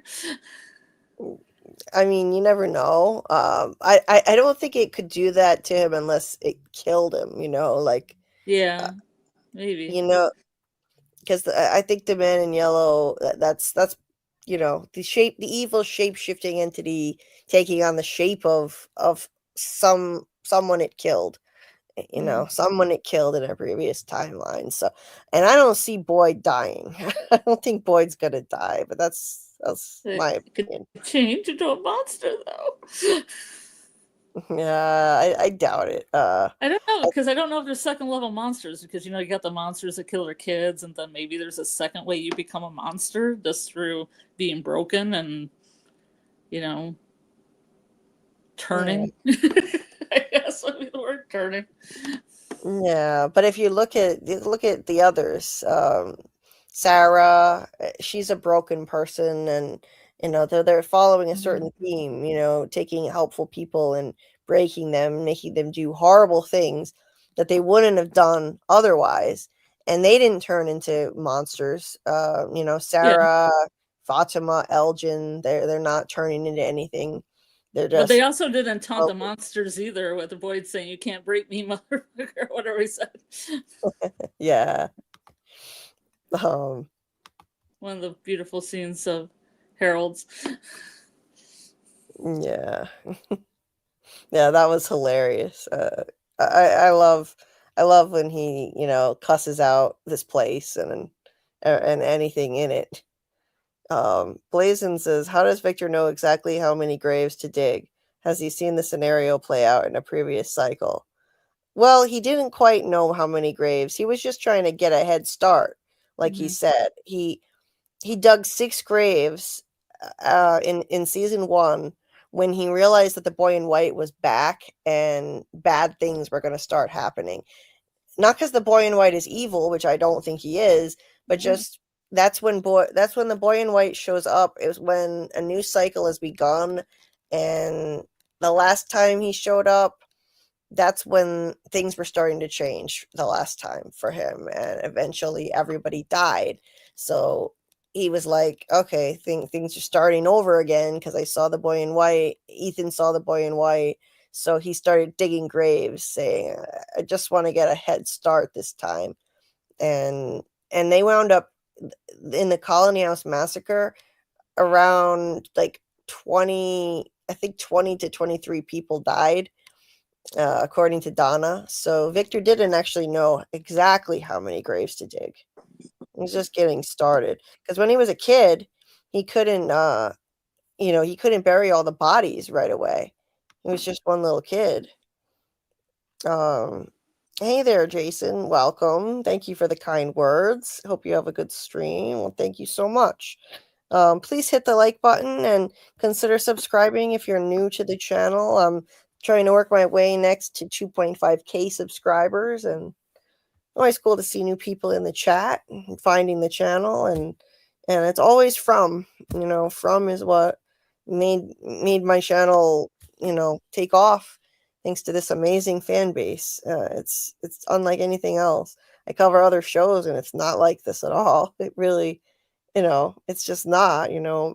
People come out of the woodwork for this show. It's the best show on TV with the best fandom. Bill says the idea of the mirror is a deeply rooted superstition from the ancient beliefs that mirrors are reflections of the self or portals to the afterlife. Folklore suggests they can trap souls. Ooh, interesting. Yeah. So I think that's why they're doing this. That's why they're using this trope of this mirror over and over again. It's him literally and other people literally reflecting on what they've become because of this place. Particularly during death, leading to traditions of covering mirrors in houses of mourning. I've heard of that, actually. Yeah, I've heard of that. And Han said, why is there only one bathroom in the mansion? How can it accommodate that many people? How do they keep it all clean? I thought there was 2. Are there 2? I think there are at least 2. They just keep highlighting this one because of this iconic gold mirror that they want to highlight. Because I thought the one that Fatima was throwing up and that Nikki kept knocking on the door was the second bathroom. Yeah, I think it was. Hey, Dasha Barnes. Nice to see you. It's been a while. So is Boyd not becoming the new man in yellow? Well, the poster for season 4 seems to imply that. Let me find it. Where did I put that? I think it's in my other folder. Yeah, they're a little bit too close on the poster.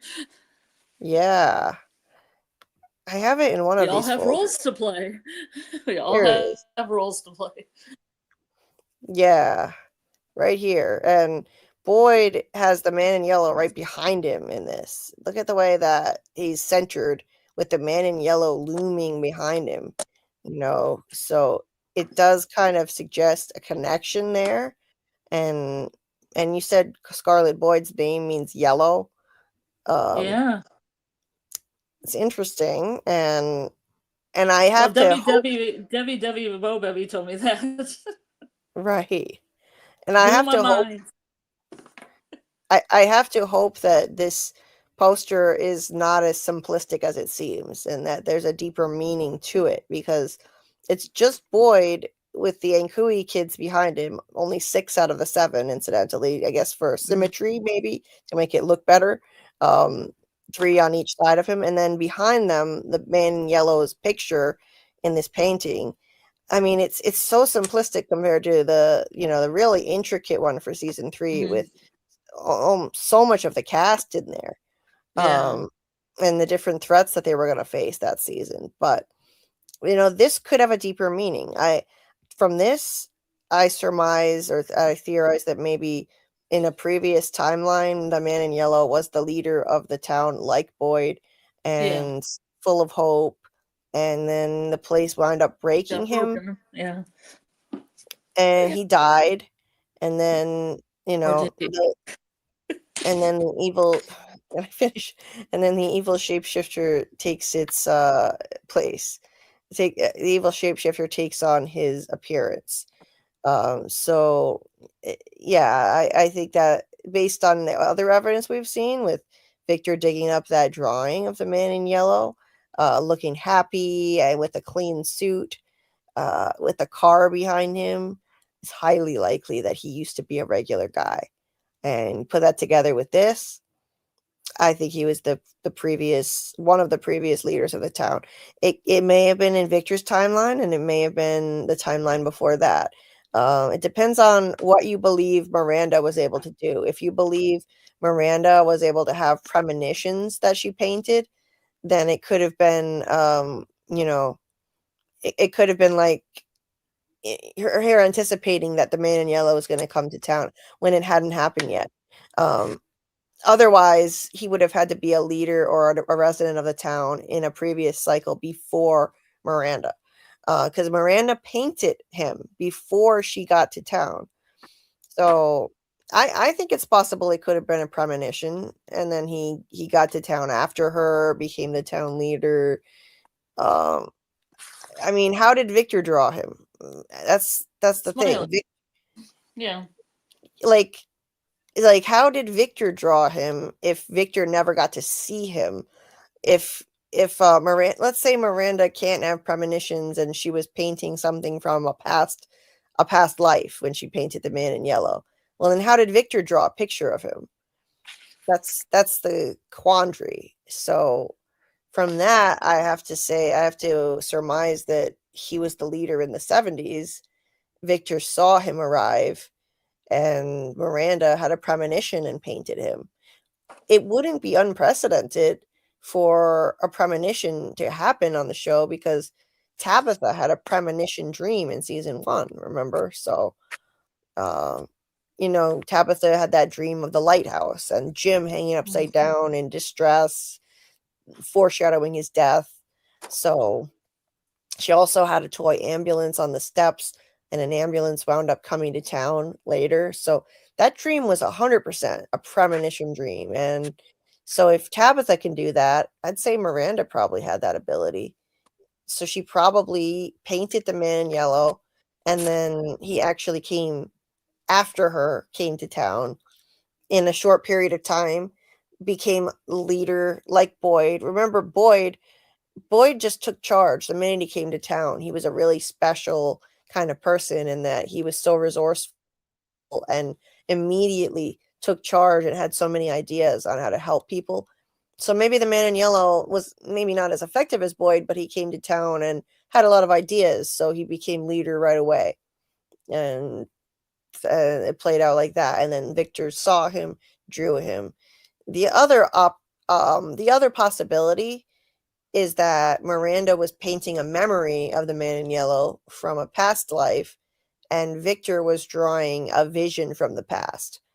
It's got to be one or the other. Either Victor had a vision of the past and drew him, or Miranda had a premonition of the future when she painted him. So, Could it be Eloise's at all? Eloise. Well, it could have been Eloise's painting, drawing too. Yeah, because I get confused to what is Victor's drawings and what is hers, because I watched that episode where all the pictures were in the trunk. Right. So it looks like he put all of Eloise's pictures in the trunk of the car. Now this one he buried in the ground, so it could have been his or Eloise's. Yeah, I know. He buries. There's all those holes in the ground. Yeah. Does he not remember at first where to bury them? Like, how about this one? Oh, no. How about this one? Yeah. Victor said two different things about the boy in white. First, Victor said that he saw the boy in white after the two cars came. That's what he said in season 1. And then in season 3, he said something contradictory about seeing the boy in white after the massacre. Victor is confused. He's an unreliable narrator. He forgets a lot of things. He literally said two different things. If you go back and watch in season 1, episode 4 of season 1, he tells Ethan that he first saw the boy in white after the 2 cars came. Not the massacre. Not so I think what actually happened is neither of those things. I think he's completely forgetting. We've got to remember we're dealing with Victor here with his terrible memory. So I think it's neither of those. I think Victor was in one of those 2 cars. So he makes it sound like he wasn't when he's like after the 2 cars came, as if he wasn't in there. What makes the most sense, since everything seems to keep repeating itself here, is that Victor was in one of the cars with Miranda and Eloise, and Christopher was in the other car. You know, Miranda and Christopher reincarnated in every life, coming back at the same time, just like Tabitha and Jade. So I think they show up, and then shortly after, Victor saw the boy in white, just like Ethan did shortly after he got to town, and then, you know, it unfolds from there. So yeah, it's but Henry also said some stuff like that too. Like, from his viewpoint, when he told the story to Tabby, it was like Miranda took off in the morning, you know, when he was at work, probably took the kids to school, or was planning to take the kids to school, hence the lunchbox, and they would be in a car. They wouldn't be in a bus. Right. So it's a lot of contradictory stuff. Like, trying to parse through it, it's confusing. I should bring up Jasper, but I won't. Oh, I just did. Yeah. Hey, Ryan. Nice to see you. Yes, Boyd wears the color yellow a lot. Indeed, Blazin. He always has. Interesting, isn't it? And yellow is symbolic of hope in Western cultures. That's why people would tie a yellow ribbon around a tree for members of the military and their family who were away until they came home. They'd tie a yellow ribbon. And so I think, yeah, it symbolizes hope. Boyd is the living embodiment of the town's hope.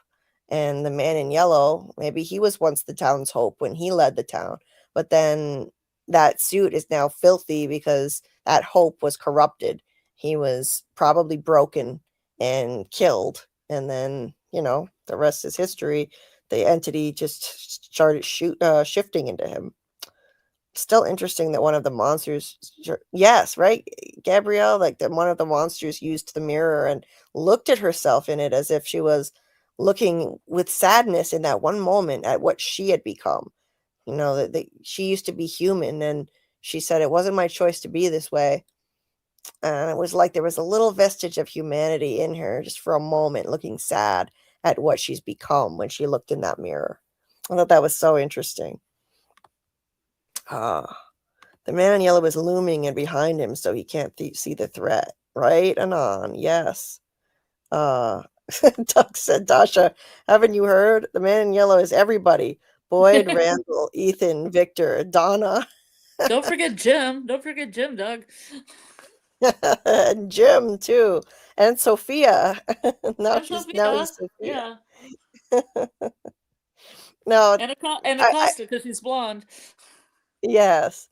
And now in my thumbnail for this live stream, I have the new picture of the man in yellow, and then I have in the little bubble a picture of Sophia and an arrow pointing at her. Now, don't assume from that I'm saying I literally think he's going to shapeshift into Sophia.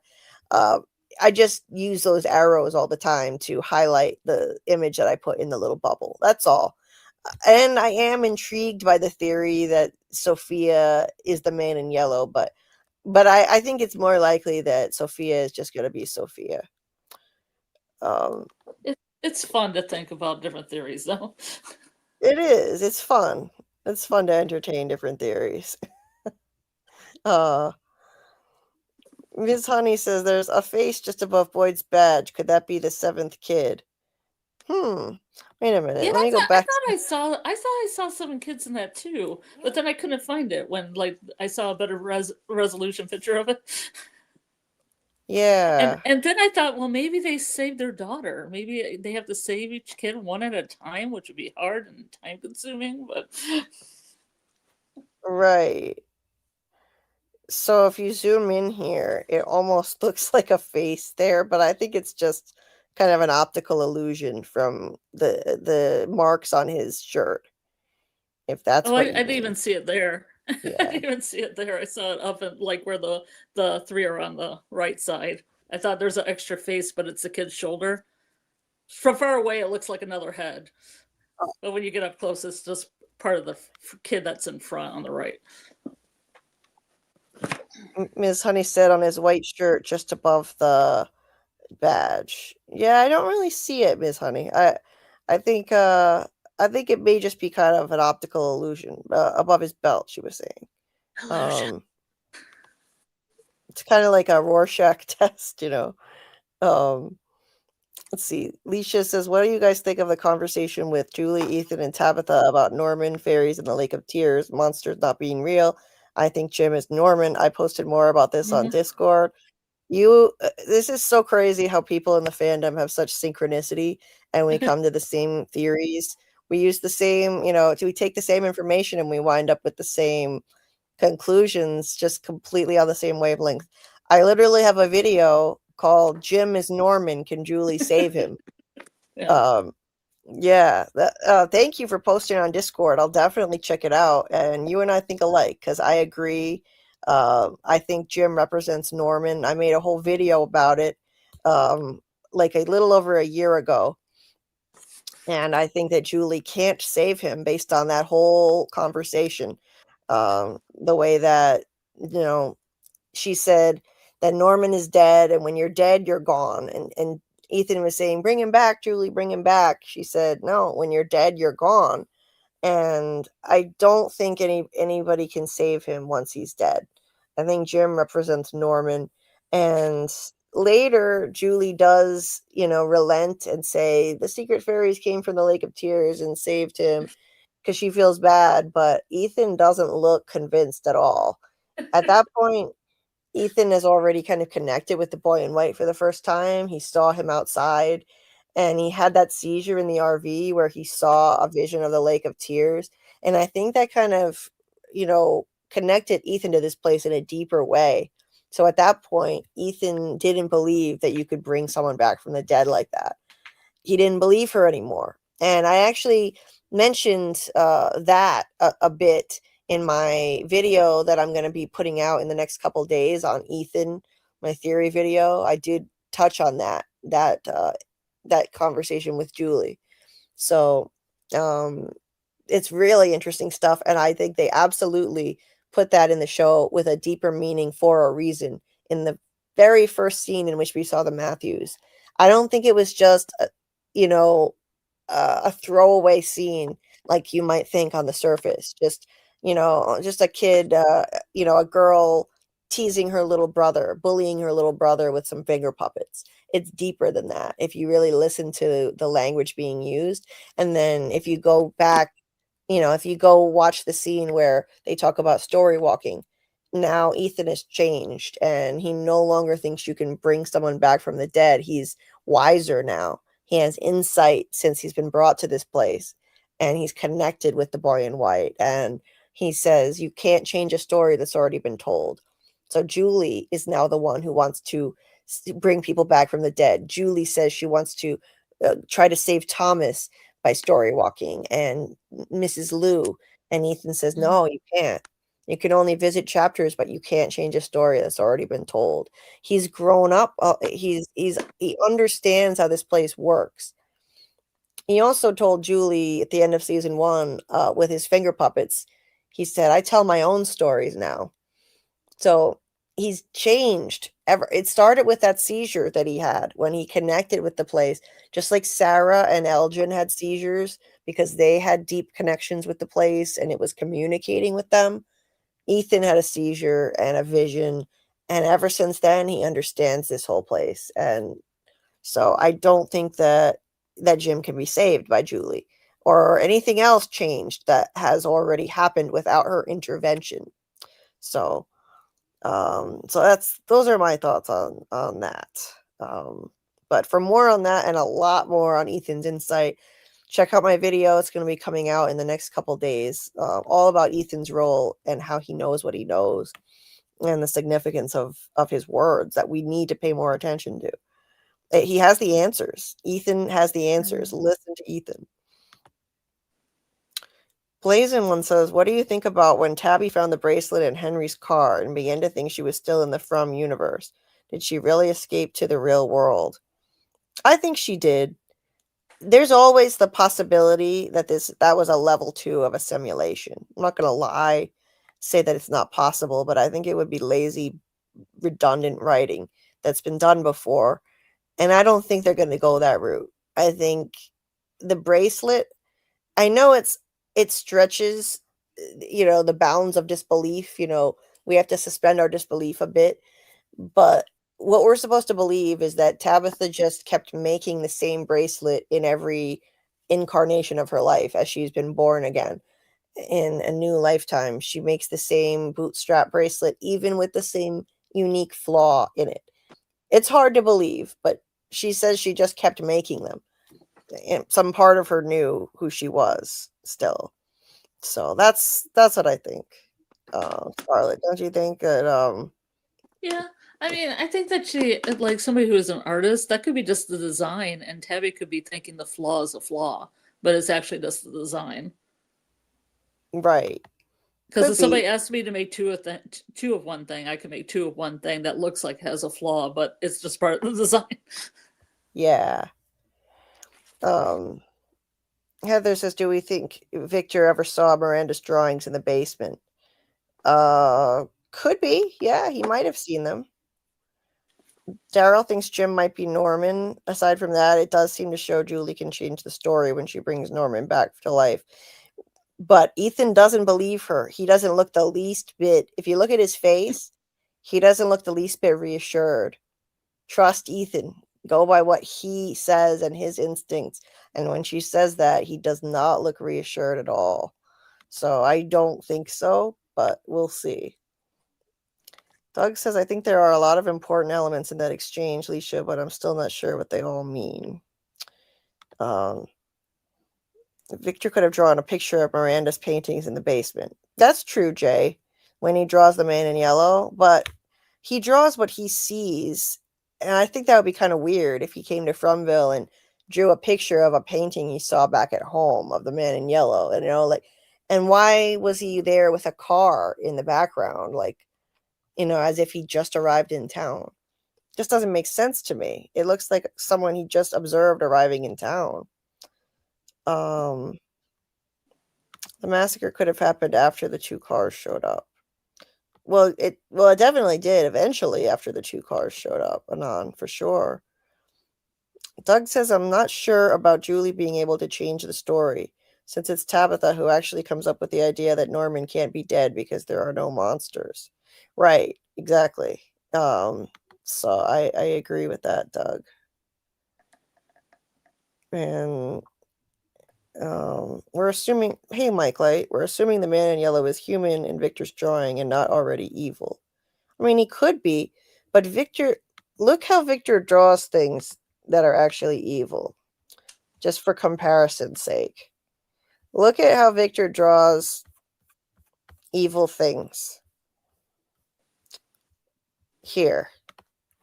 I think he makes it pretty clear when things are actually evil. Like look at that. Look at that and this, right? These demonic looking things. And now let's compare to the man in yellow drawing. I mean, does that look evil compared to those other things? I don't see it. His suit is conspicuously clean, not dirty, and he's happy, and there's a car back there. So to me, all the evidence suggests that he was not evil. And if you know the origin story behind the inspiration of the man in yellow, it makes sense that he started out as a good, normal guy, because John Griffin saw a man in a yellow suit, happy and joyful, dancing on the street, on the side of the street. And then a few years later, he saw the same man, and it looked like he was a magical figure who went on a quest and failed. He was disheveled and joyless, dirty, not dancing anymore. So he wondered what had happened to that guy.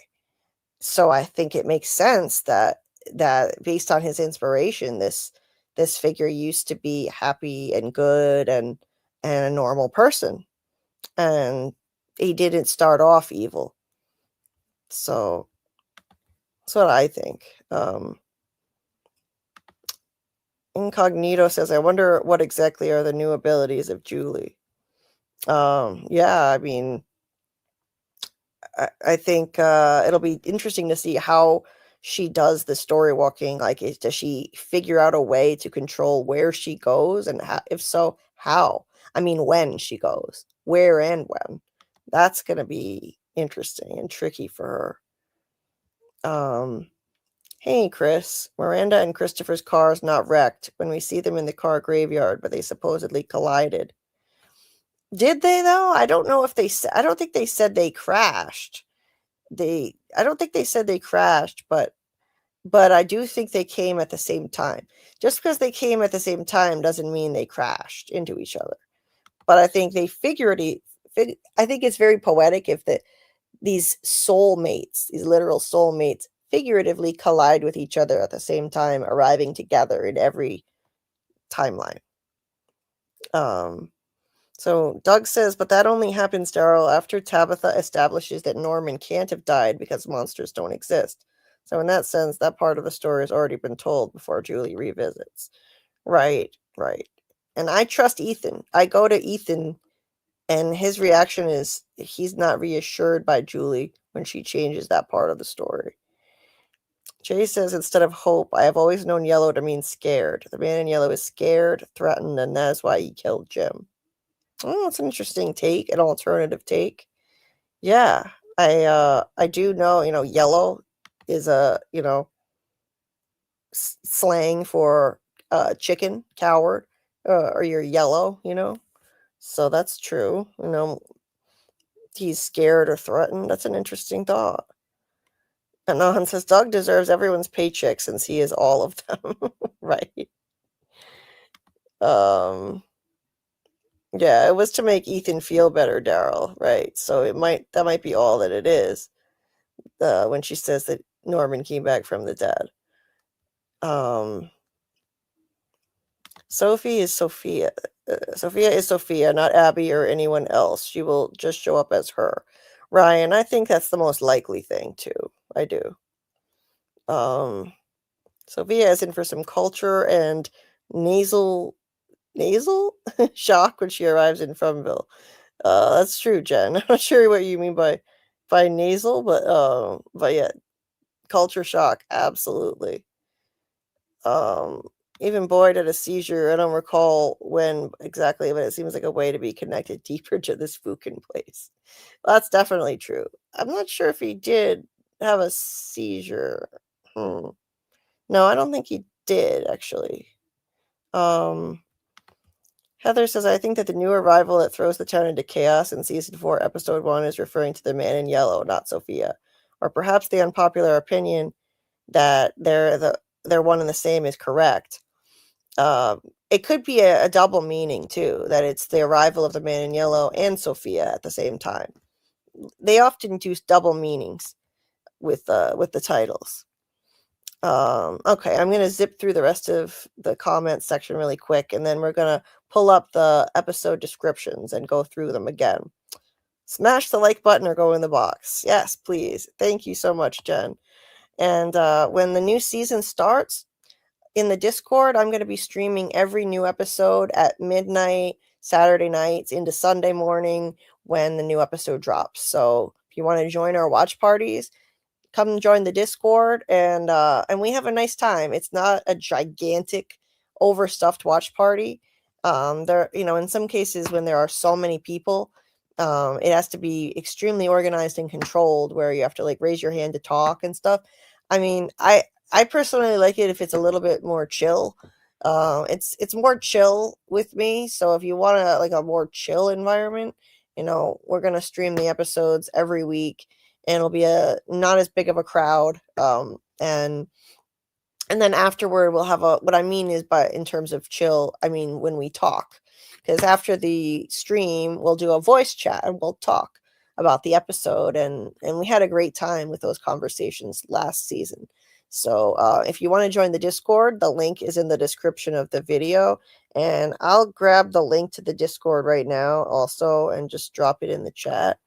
But there's that, and I'll be doing episode breakdowns and also theory videos weekly and 2 live streams per week during the season. We'll have on Monday nights, we'll do an episode deep dive.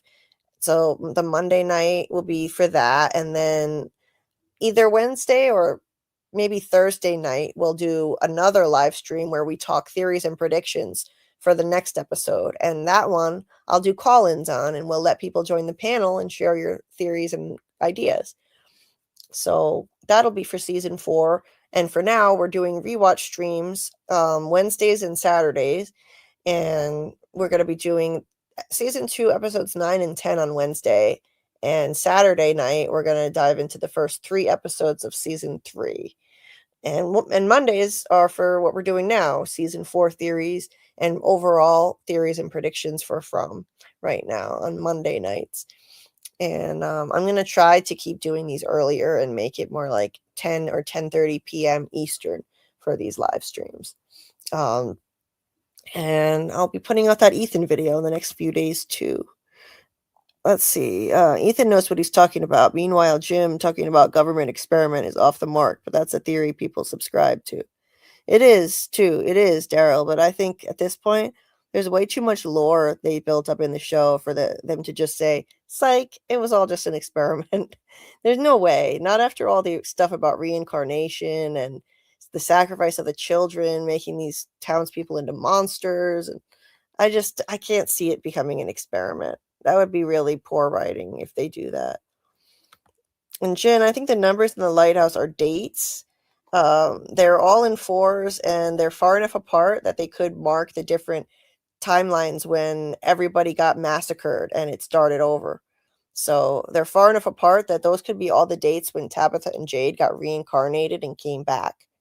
So I definitely think they're dates. And one of them is 1978, which is the one where they died in Victor's time. And Miranda and Christopher, that's when they died.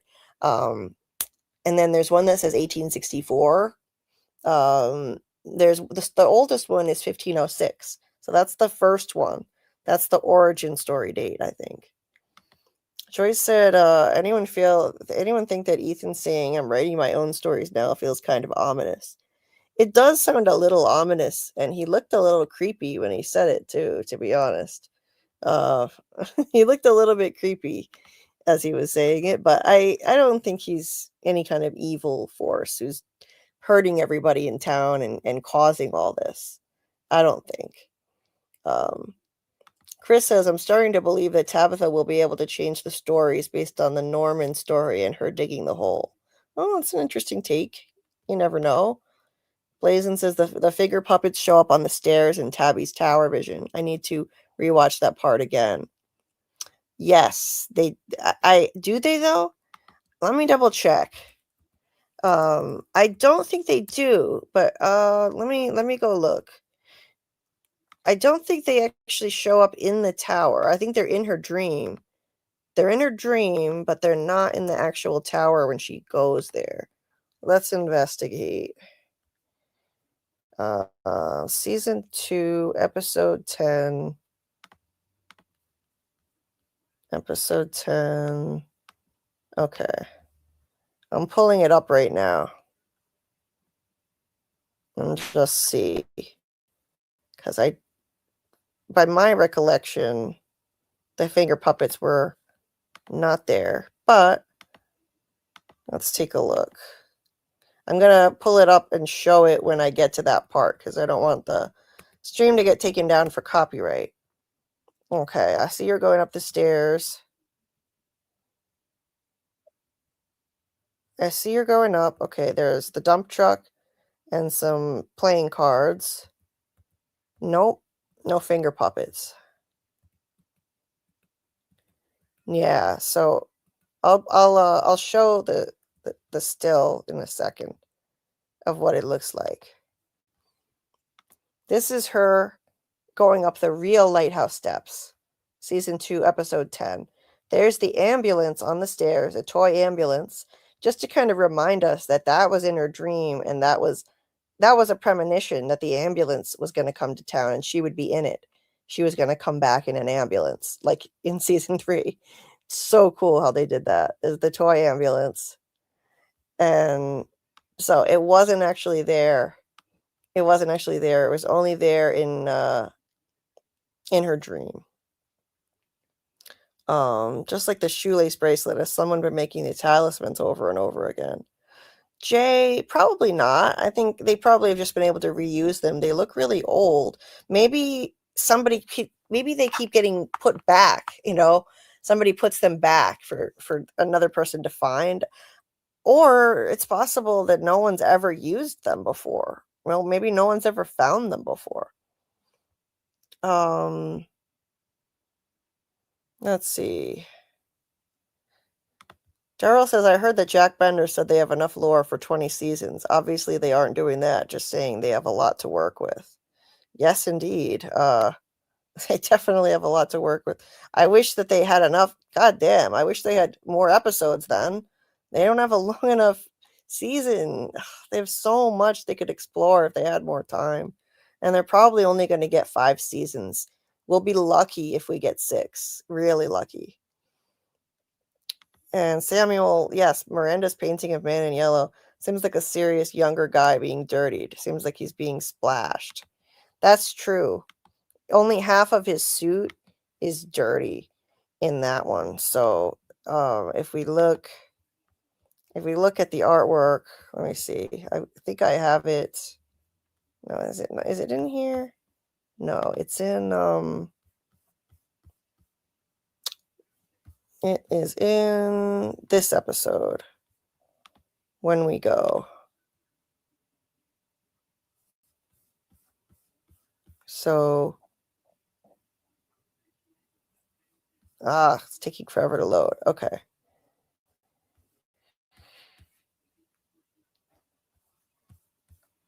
Okay, this is before she goes to the basement.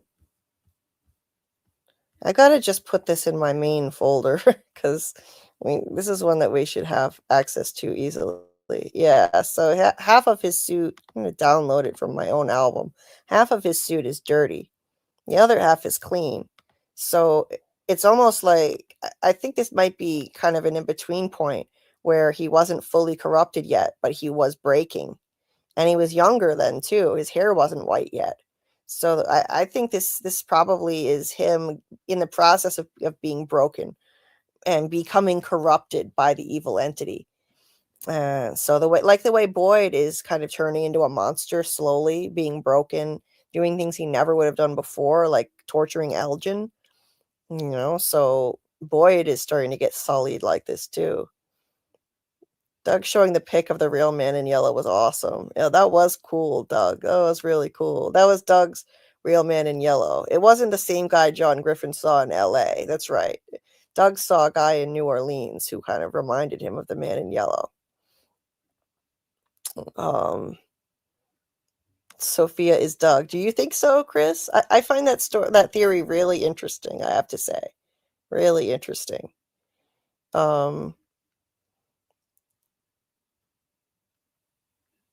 Let's see. So Doug was heading out. I missed that.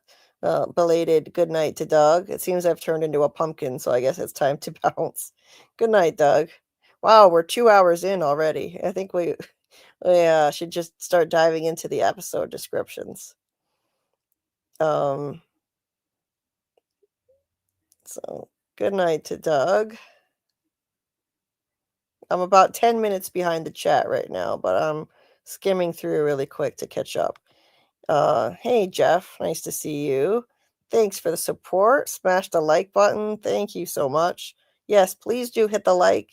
Tell YouTube to show this stream to more people by hitting the like. Joyce said it feels like the dates in the lighthouse and the multiple talismans are somehow the product of someone's story walking. Yeah, it could be. Maybe that's possible. Julie probably did some other things. Leisha says, I do think that From will be a combination of science, mythology, literature, and religions like Lost was. So when mentioning experiment, it is anything observational. Character development will also be very important. I absolutely agree. It'll definitely be a combination of those things. Absolutely. And it's not going to be straight science fiction. There's no way. There's too much mystical, magical stuff in it. So it'll be a blend of things. A lot of fantasy in there. Hey, Niaz. Welcome, welcome. Anon says maybe Victor buried the man in yellow after the massacre, and the man in yellow came back from the grave like Pet Cemetery. Ooh, interesting, Anon. It's creepy. There has to be a reason for the cards and toys on the lighthouse steps. Yeah, Jen. The ambulance was definitely there. The toy ambulance was there to foreshadow that Tabitha was going to be coming back to town in an ambulance. She was leaving via the lighthouse and coming back via an ambulance. I think it would have been really cool if that car that crashed into Tabitha and Henry that put them in that ambulance, if that had been a dump truck, like the one on the steps, the toy dump truck, that would have been cool. There are people who have theorized about what the playing cards mean. I'm not really sure personally. And the finger puppets in the dream, I think the finger puppets are there mainly to drive home the point that that whole exchange was important. That wasn't just a throwaway scene between Julie and Ethan, and a kind of reminder of that to us, and that basically set the rules for story walking. That scene that you can't bring anyone back from the dead. That was establishing that. You know, the playing cards were like a 4 and an 8. Now I'm thinking the 8 is more like an affinity symbol. Right. But they were a 4 and an 8. Yeah, so maybe that was meant to be an infinity symbol. Yeah, or to represent that.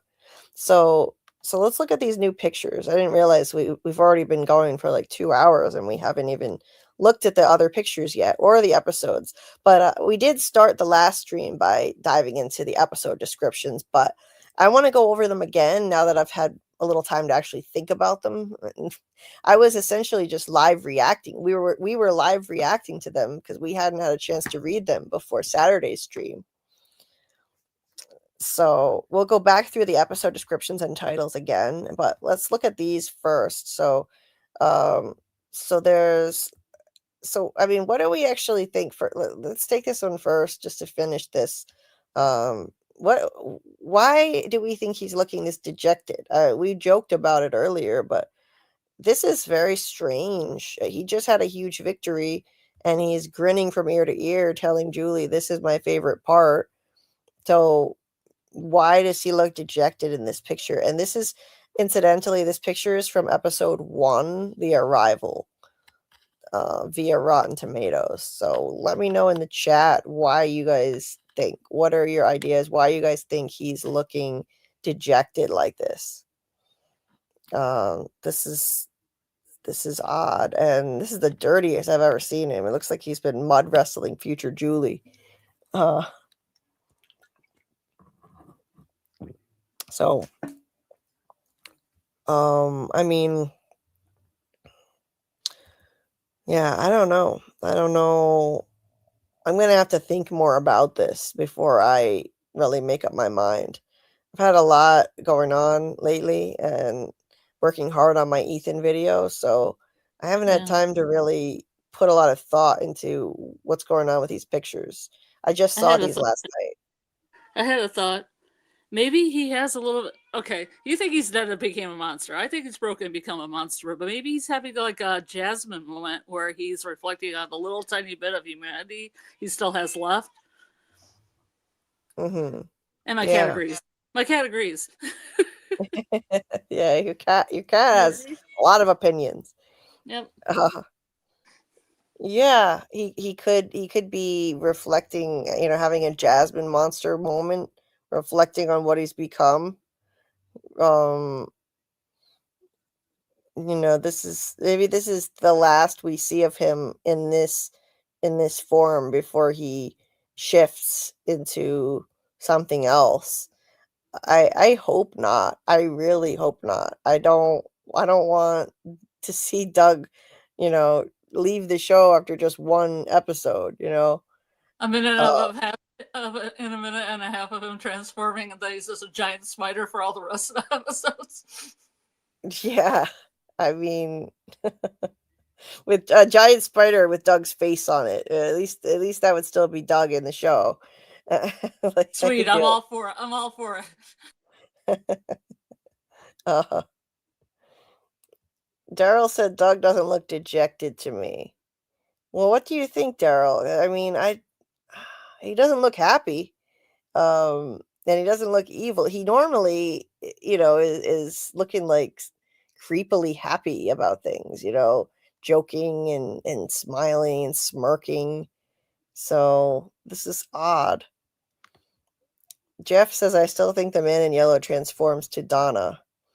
Uh, well, that's an interesting theory, and I think that now that we know, well, we don't know, but now that it appears that this is a shape-shifting entity, anything's on the table. The mole theories now have more credence because this looks like he's shape-shifting in the trailer. So what is going on? Is he a shapeshifter? Is he you know the only like justification I can see for having a mole is a better way to manipulate people, because some of these overtly evil and weird entities, the people are too smart to be tricked by them. Um, Unless you're that idiot Kevin Pornstash who opened his window for the monster, but most people are not that dumb. So I don't think the entity needs a mole to report back to it, because I think the entity can see and hear everything on its own.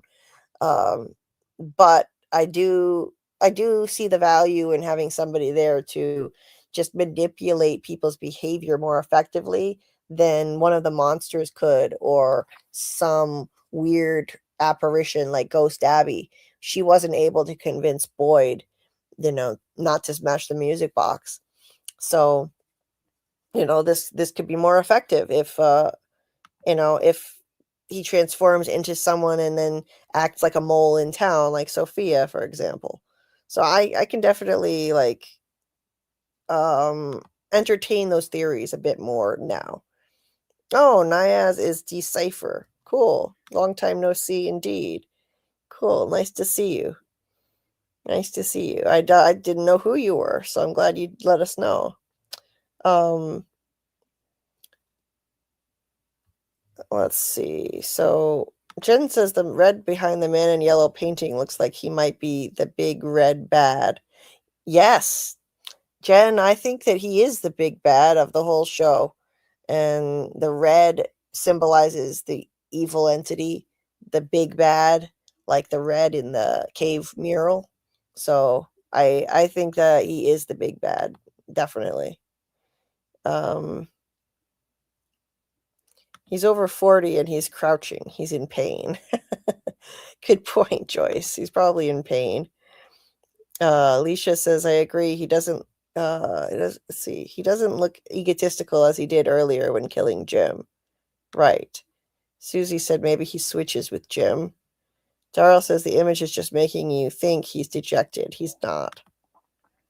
Okay. Jen says Doug is dejected because he didn't win Toby's book. Is that the tree behind him? The fallen road tree? Let me take a look. I don't think so. I don't see anything, but I see a rock and the woods, and a bunch of leaves. So he's probably out in the same vicinity where he killed Jim, I think, Heather. Doug saw ice in his village. Oh no, Jen. No, not ice. Fuck ice.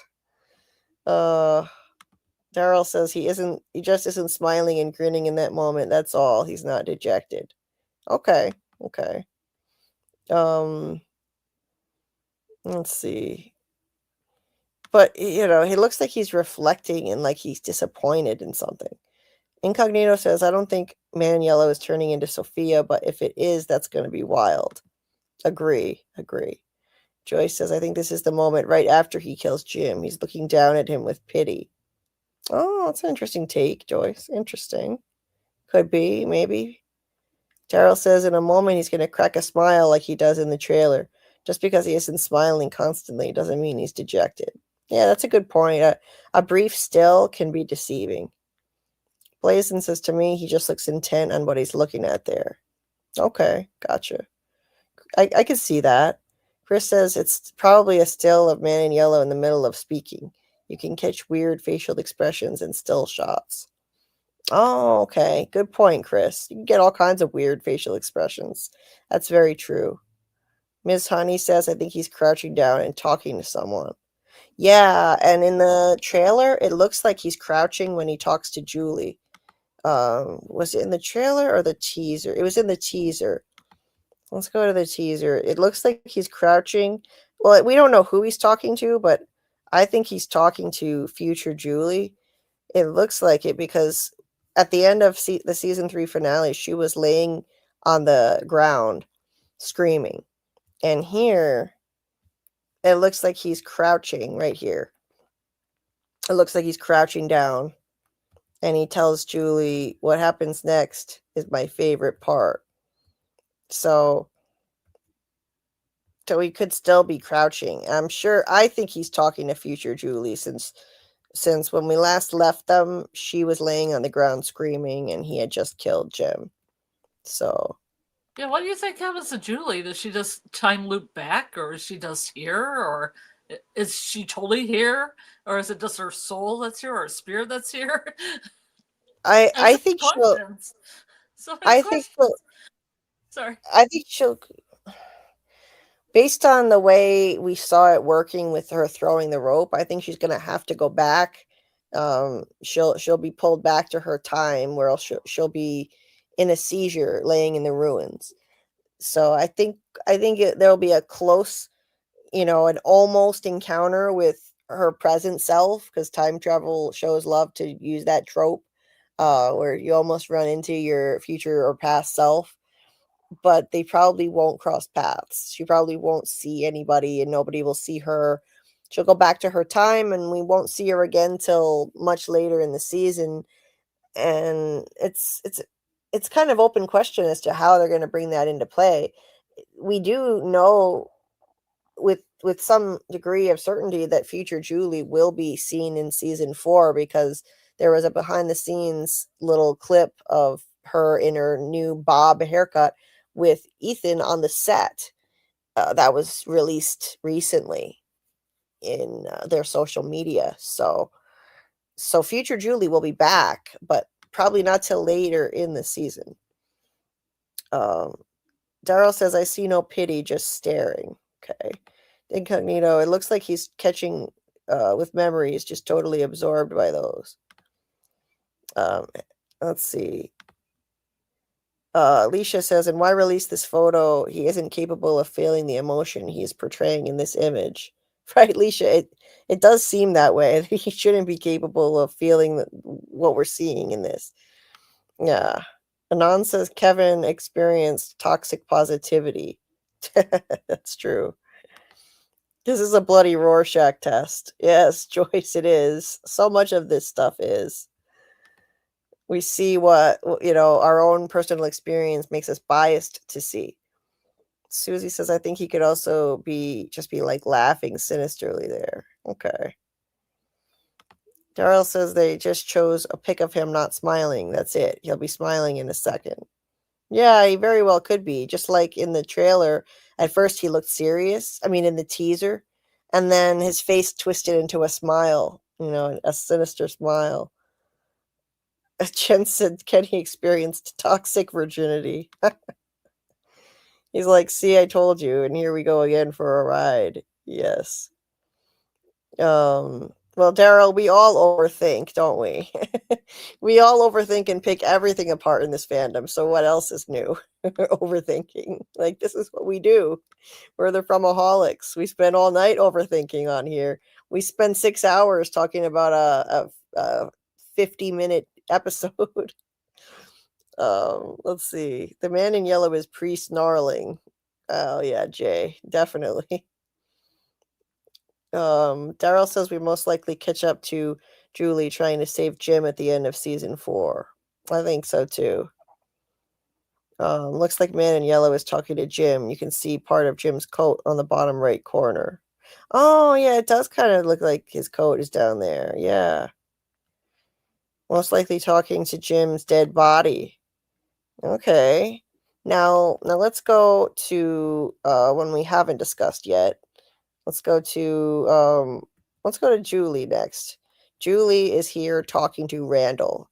You can see it by the telltale scar right here. That's Randall's cheek scar over there.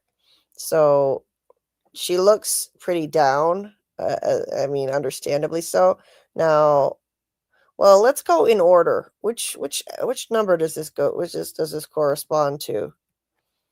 Before we get into that, let me see. So, Oh, so they correspond to episodes. yeah, they do. Huh. Yeah, let me go back and double check what picture goes to what episode.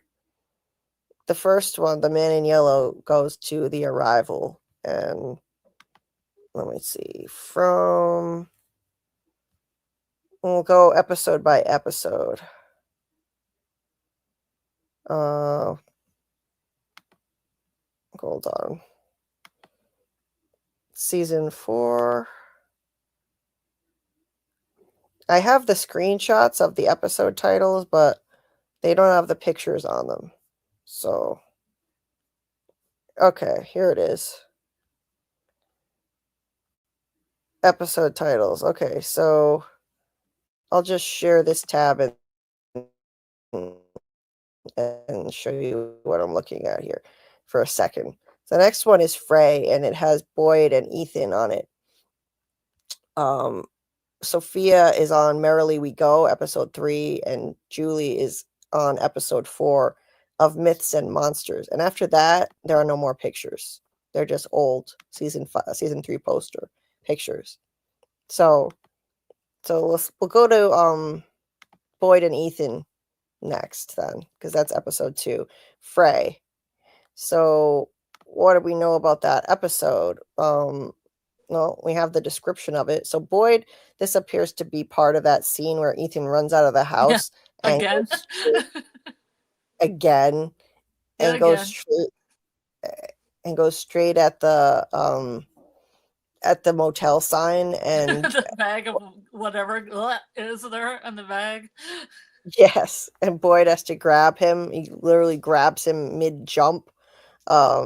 So he's talking Ethan down right here. And so, I mean, I'm sure this corresponds to seeing that bloody bag hanging from the motel sign.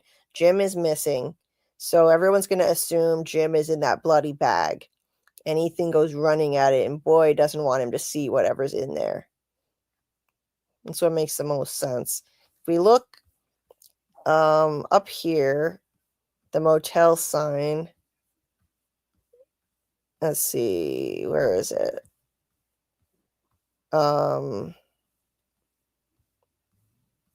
Is it, how far into the trailer is it? Gee.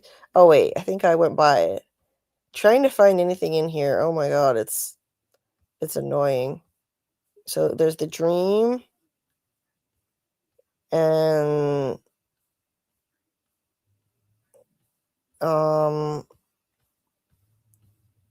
yeah, I went by it. Okay, so right here, it's all together. So there's the motel sign with the bloody bag. Boyd's running down the hill, and Ethan in that same outfit runs out of the house. And Ethan doesn't wear the same clothes in every episode, so this is all probably happening at the same time. He was running out of the house. Boyd grabs him as he's jumping. Boyd grabs him. So they're going to assume that's Jim's body. And I don't think it's actually going to be his body. It says in the episode description, let's go to the episode description. Where is it? A gruesome discovery sends shockwaves through the town as Jade and Tabitha struggle with the weight of their revelation. So now the gruesome discovery, though, it's likely to be a dead dog. That's the first gruesome discovery. And then they'll probably find Jim's body actually in the barn later. So, and why? Because we also got this picture released here where they're standing next to the pool, and the motel sign would be on the right side of the shot here. We just can't really see it. Tabitha, Boyd, Jade standing there looking shocked. And, you know, if you zoom in on their faces, they look like Boyd's face looks really shocked. His eyes are kind of bugging out. Tabitha looks stunned, and so does Jade. And then zoom in on the bottom right corner, and you see this dog fur. The boy in white had, you know, two dogs that we would see, and one of them had fur like this, brown and black, just like that. So it does appear to be one of the boy in white's dogs. There's a burlap sack around it. So I think it's the man in yellow just screwing with them. They know Jim is missing and he didn't come home all night, and they're worried sick about him. Tabitha and Julie were wondering where he was. They said, "Where's Dad? It's getting dark." And the next morning, they see a bloody bag hanging from the motel sign. And it's probably just this dog. It's just a decoy. And then later, they're probably going to find his actual body in the barn, which is why Tabitha is at the entrance to the barn wailing like this. So it could still be that they find his body in the same episode, and it's the gruesome discovery is the dog and Jim's body in the barn. I mean, the dead dog isn't going to be enough to send shockwaves through the town. Right? I love dogs. I love dogs, and I hate that they're doing this. I'm so sick of the killing dogs trope in horror. I hate that. But it looks like they're doing it, and I don't think that's enough to send shockwaves through the town. I mean, it's awful, but it's a dog. Finding Jim's body would be enough to send shockwaves through the town. I love dogs. Please don't get the wrong idea about what I'm saying. But if we're talking about sending shockwaves through the town, it would be Jim's body that would do it versus the dog. Now, the mind game of playing with them using the dead dog, I mean, that could send shockwaves through the town, wondering where Jim's body actually is.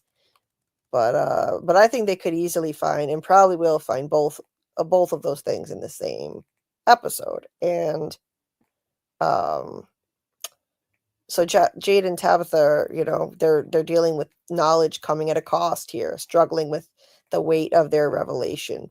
And it's called Fray, which, you know, implies, you know, the edges are starting to fray. You know, they're coming apart at the seams. They're fraying. They're breaking, in other words. And maybe they're starting to fight amongst themselves. Fray, as in a fight. So there's that. And I forget what else I was gonna say. But yeah, I think that's the way I interpret what we've got so far on episode 2 and the picture for that. But let me see what you guys think here in the chat before we go on. Let's see.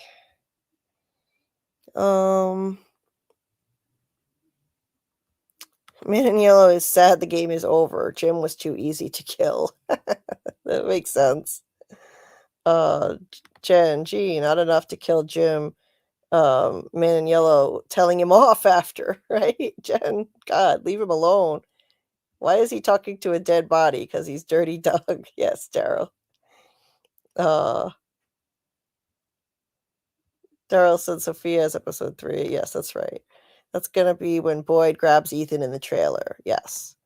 Joyce, Jim was too easy to kill. He should have grabbed Julie and bolted. Agree. He should have listened to Julie and just ran. Have some common sense and run. Daryl says Ethan, Julie, and Tabitha run out of the house, and Boyd grabs Ethan. Yes, that should all be happening at that time. Damn, everyone is wearing yellow. Boy needs a leash. Some kids need them. Yeah. I've seen people who use leashes on kids. My mom had one that she used with me when I was like 4 years old, but she felt weird about doing it, like putting her kid on a leash, so she didn't really use it much. But yeah, Ethan should be on a leash. Ethan wearing the same clothes when he sees fake Jim. That's true, Daryl. Yes. That's true. Ethan is wearing the same clothes when he sees fake Jim. So it could be, it's probably all within the same short span of time. It's probably Ghost Jim. He's probably seeing Ghost Jim, and he's an entity now, like, just, here to have a little talk with him. Daryl says, I said funeral was going to be in episode 2, but now I believe it's in episode 3. Okay. But this heap has no blood on it whatsoever. Or is it a separate thing to the bloody hanging bag? Yeah, Joyce, that also gives me pause. The fact that this image here, we don't really see any blood in it, but we're only seeing a small section of it.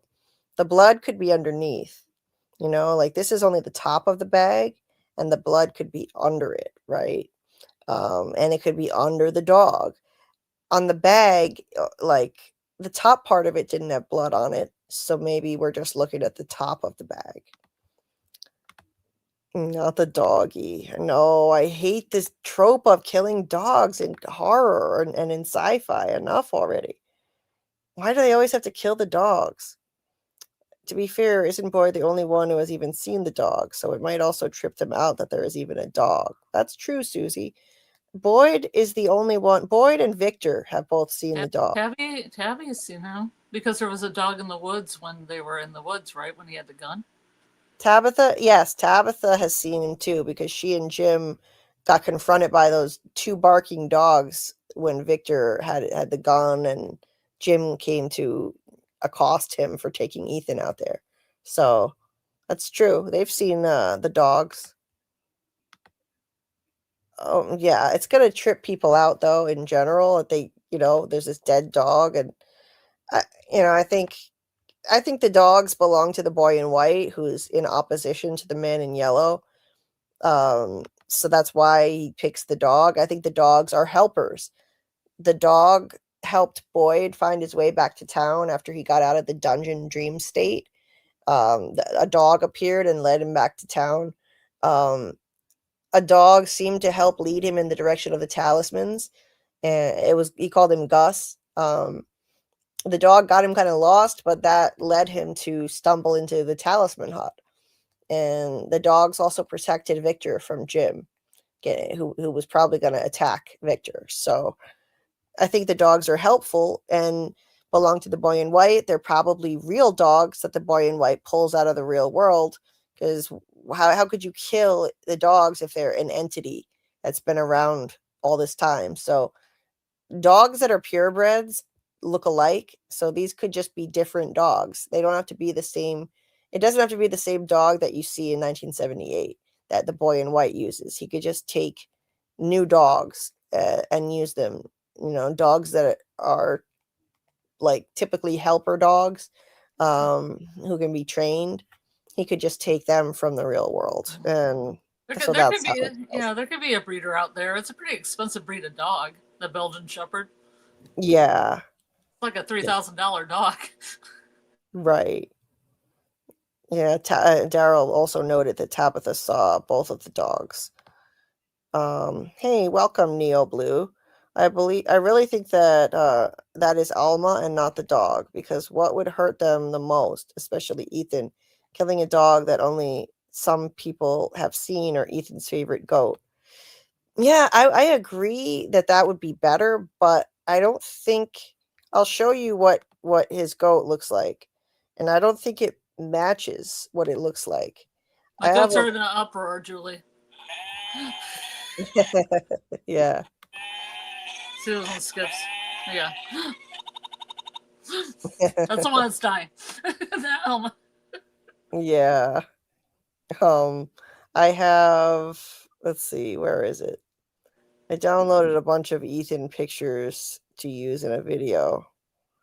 Let me see if I can find one that I downloaded. Did I already delete it? Oh, I have it in my slideshow. I have a slideshow that I made for my Ethan theory video, and I think it's in there. The image of Ethan with Alma the goat in the shot. She's white and black. So I don't think that it fits. I don't think that the colors fit for Alma, but I agree that it would have packed more of a punch to kill Alma, Ethan's favorite goat, instead of the dog. But it's just kind of an upsetting thing. People like dogs, and Yeah. the dog was helpful. The dog helped them, helped Boyd. Okay, I found it. I found Alma.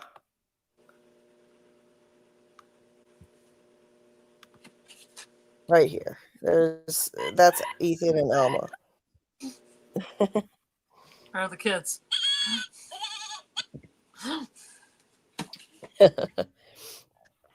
Yes, there they are. So it's a sec. I'm so thirsty. Hold on.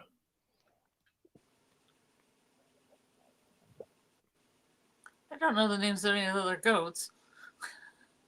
I think. Yeah, I don't think they have names. I think it's just Alma. So Well, there was Ginger, but she's R.I.P. yeah. But welcome, Neo, and please consider subscribing if you're not already subscribed. My next goal is going to be reaching 3,000 subscribers. I recently crossed over the 2,000 subscriber mark. And hit the like button to anybody joining us who hasn't already done that. It tells YouTube to show this to more people and helps me grow the channel. Susie said, y'all are good. I don't remember Jim or Tabitha noticing dogs. I need to rewatch everything this week. It was in season 1, episode 4, when the dogs confronted Jim in the woods. He would have definitely attacked Victor if they hadn't done that. Yeah, like Jen said, they barked at Jim. Gruesome. It's the discovery of a body. Bring us the horrific stuff. Incognito is here for the horrific stuff. Okay. Ew. Daryl said, and Ethan wearing the same clothes when he and Julie opened the barn. That's true, yes. So it's probably all happening in a short span of time. Hey there, Delilah. Nice to see you. Hope you're doing well tonight. Can the dead people in Fromville be crows? Maybe that's an interesting theory. Incognito could be. No, they all show up at the funeral for Jim and the who I think the funeral for is Jim and the pastor. Delilah says, "Hey, I've been listening while I am working." Well, nice to see you. It's nice when people who are just listening pop in the chat and say hi, so we know you're there. So I would invite everybody who's just listening to pop in the chat and say hi sometimes, and just let us know that you're here, so we know who you are. That would be cool. I like when people do that. Let's see. Heather says maybe the mystery bag is the ominous discovery in episode 4 instead. Oh yeah, in episode 4 they make an ominous discovery, so that could be.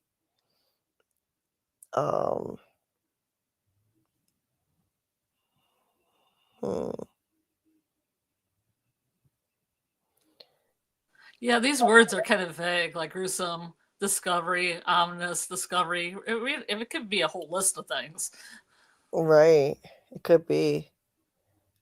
In Lost, Perno's character encounters Gus at the pawn shop to trade his Rolex for a gun that was formerly Jin's that he was going to off himself with. Oh, yeah, I had forgotten about that. He encounters the dog Gus at a pawn shop. and the dog Gus trades in a Rolex for a gun for him. That's Not- amazing. That is amazing dog work. That is that dog. Give that dog a SAG card. Yes, not the dog. Not the dog. Hey, Jehovah Sins.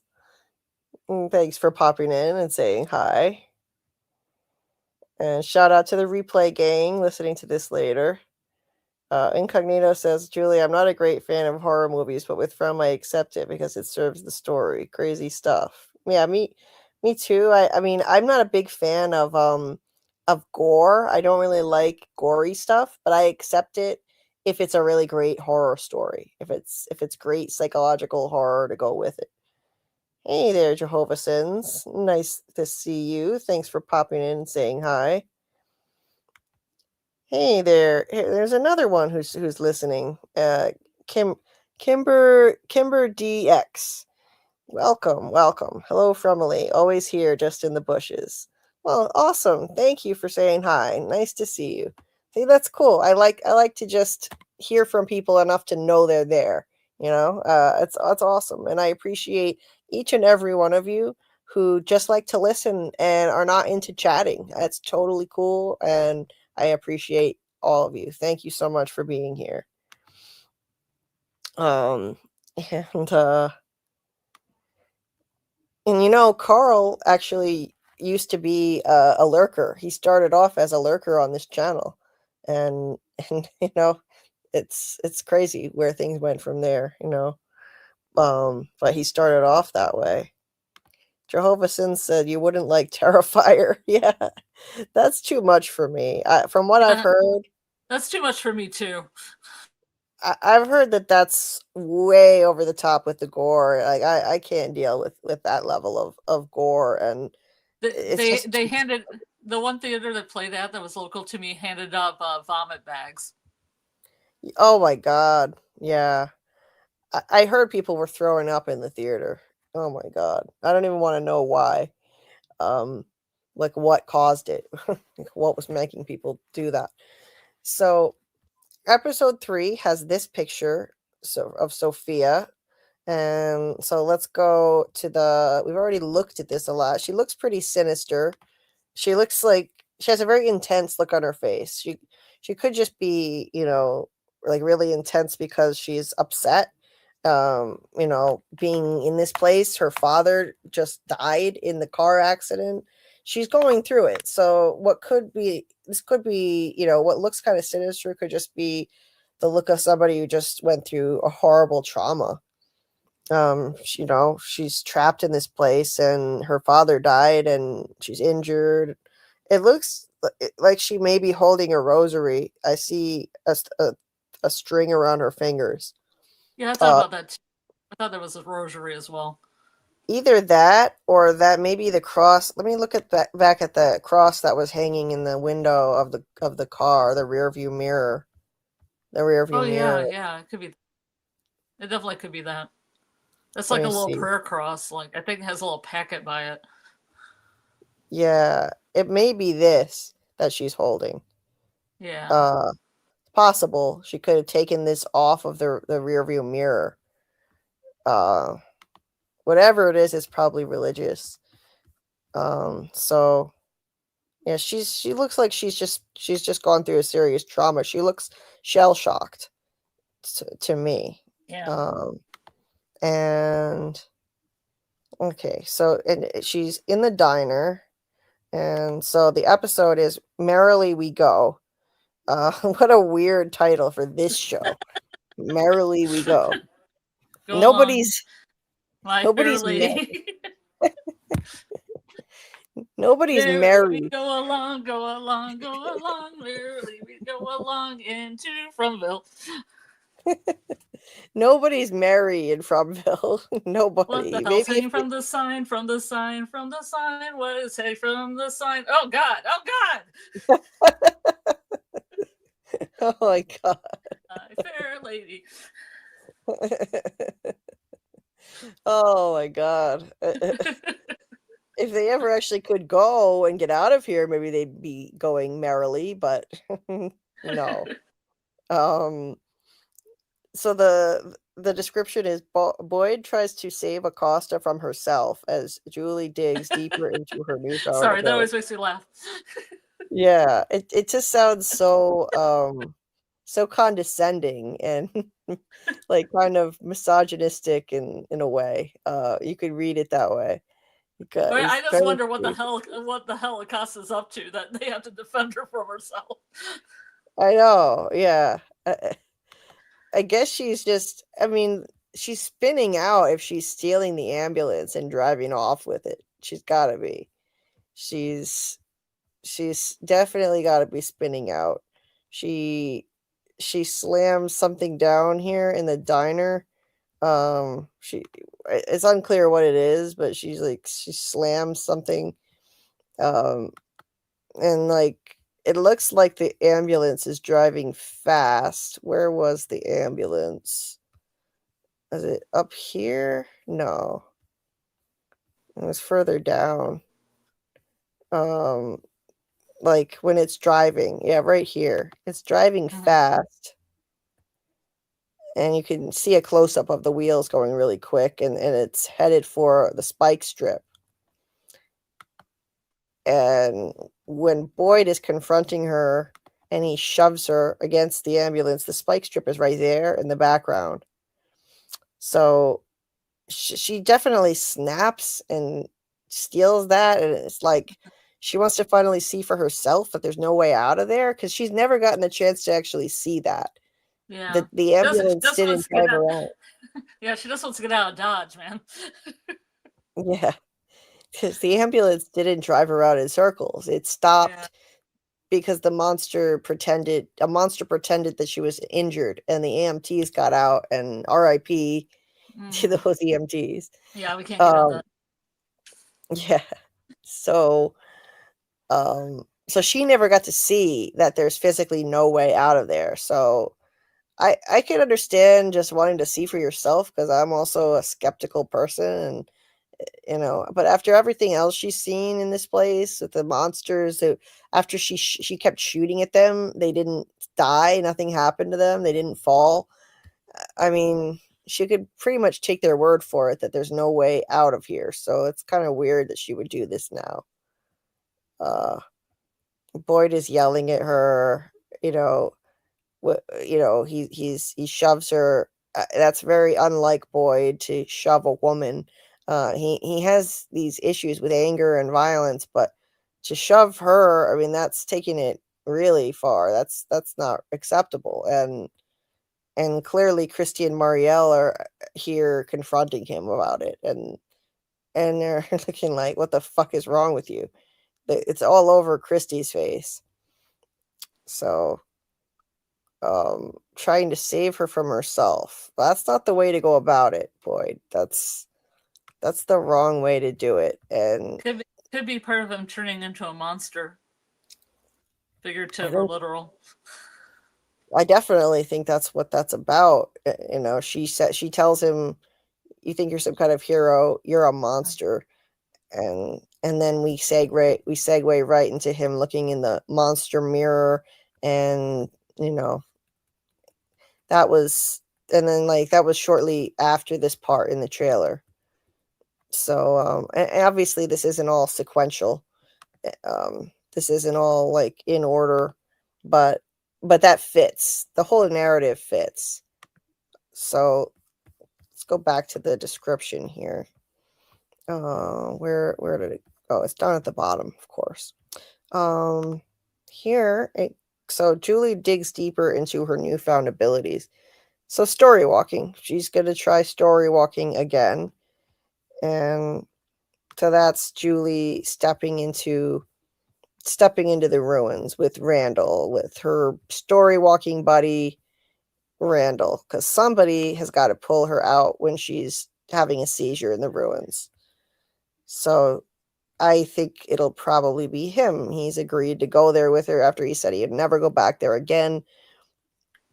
I don't think it's going to end well for him either. He's on my death list for season 4. Not that he's literally going to die, but he may experience a fate worse than death. So yeah, that was on my list, Julie.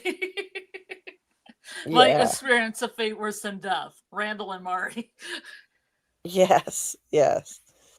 Um, I've felt like he's probably gonna die for a long time since season 3, but then you know, like I've said, Fletch convinced me that Randall may walk into the ruins and become the next Martin. He may get chained up in there. This is the tip of the spear. Right. So it looks like this is where Julie's gonna go back into the ruins, and this is probably her first experience trying it again, where she steps in and she's back in the scene from season 2, which is in the trailer, where Boyd is firing bile bullets at the monsters, and it's all out of sequence, so people got confused and thought that she was story walking and saw Kenny and Sophia outside at night. That's just the way they edited the trailer. Yeah. That's not what she's gonna see. That they edited the trailer to be confusing, but if you watch later into the trailer, it looks like this is where she goes. She's in the woods looking at this, which is from season 2. We saw this actual shot in season 2 of the monsters heading toward the RV. That's the old nurse before they recast her, as Boyd was shooting at them. So we'll see that. So hopefully Julie gets some kind of new insight from that useless effort that Boyd was making with those bile bullets, because that was a total waste. Yeah, I hope so. I hope she makes something out of that nothing burger, because I'd be like, oh, okay, that's why that was like that. It would be nice. Yeah. I mean, like, I think one insight to take out of that experience is that, like, she might look at the monsters stopping short, and maybe they'll revisit, why did that happen? There must be a higher level entity above the monsters that made them stop like that. I think the cicada entity was kind of a higher level threat, and it was present at that moment. It was about to attack Randall in the woods and go inside of him. That's when it got Randall that night. So I don't know. Maybe there's some kind of insight to be gleaned from there. So this is her looking at them from a side view. You can see from her perspective the monsters going through the woods, and there's more of them. So let's hope she goes to a lot more useful places later in the season, new places we've never seen, further back, timelines we've never gotten to see. Hopefully your story walking is a clip show. Yes. Remember this time? Yeah. Yeah, the bullets didn't work, Julie, okay? I hate clip shows too. I hate those. Like, does anyone really like those old sitcom clip shows?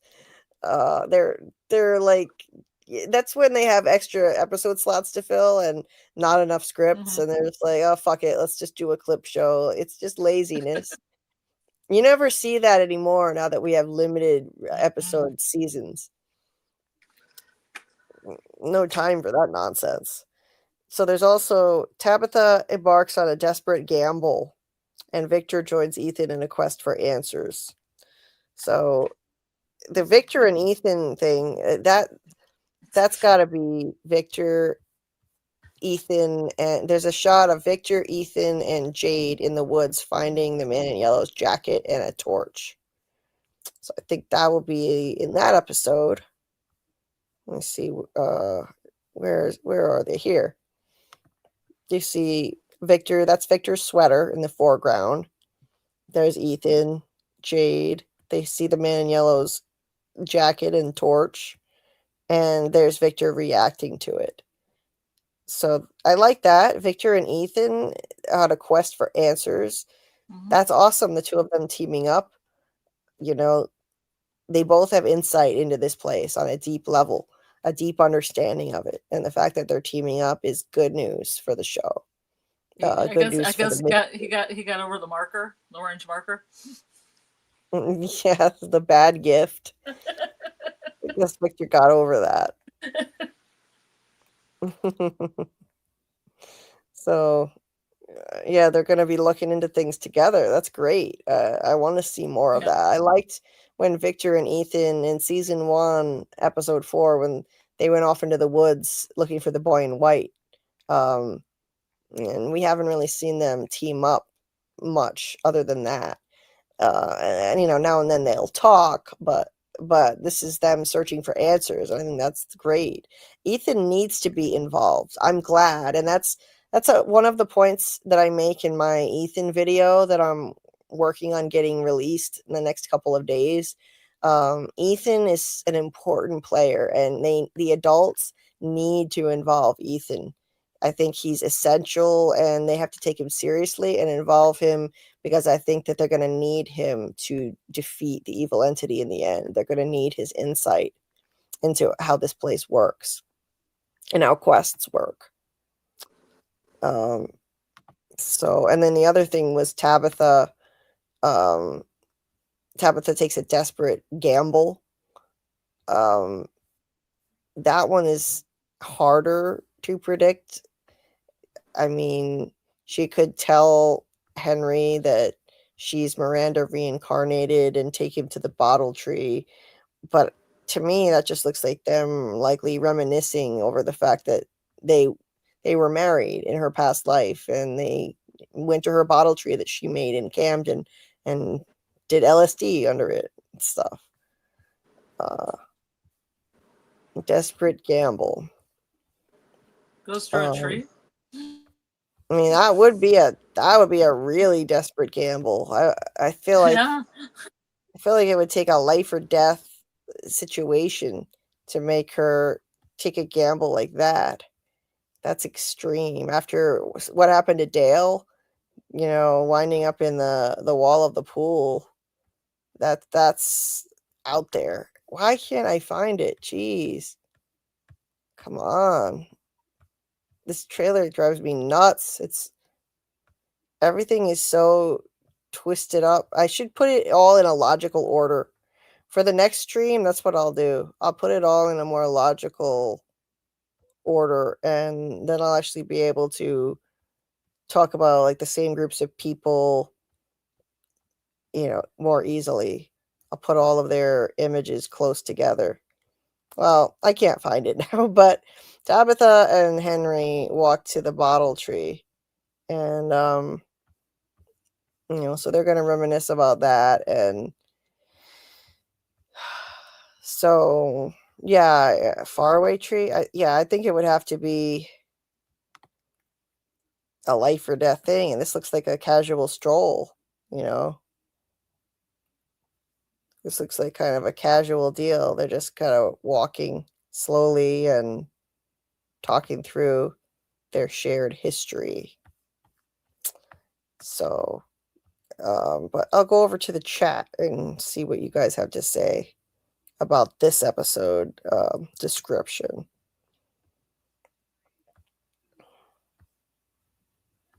Let's see. Go back up.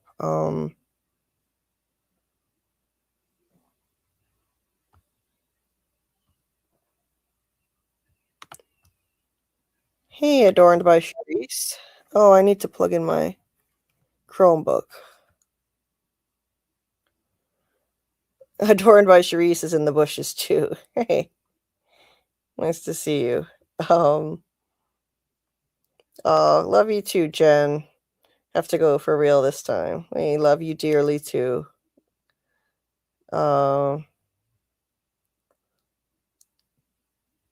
Ram, hey there. Ram says, as a person with RBF myself, I think it's hard to say other than that she's just thinking.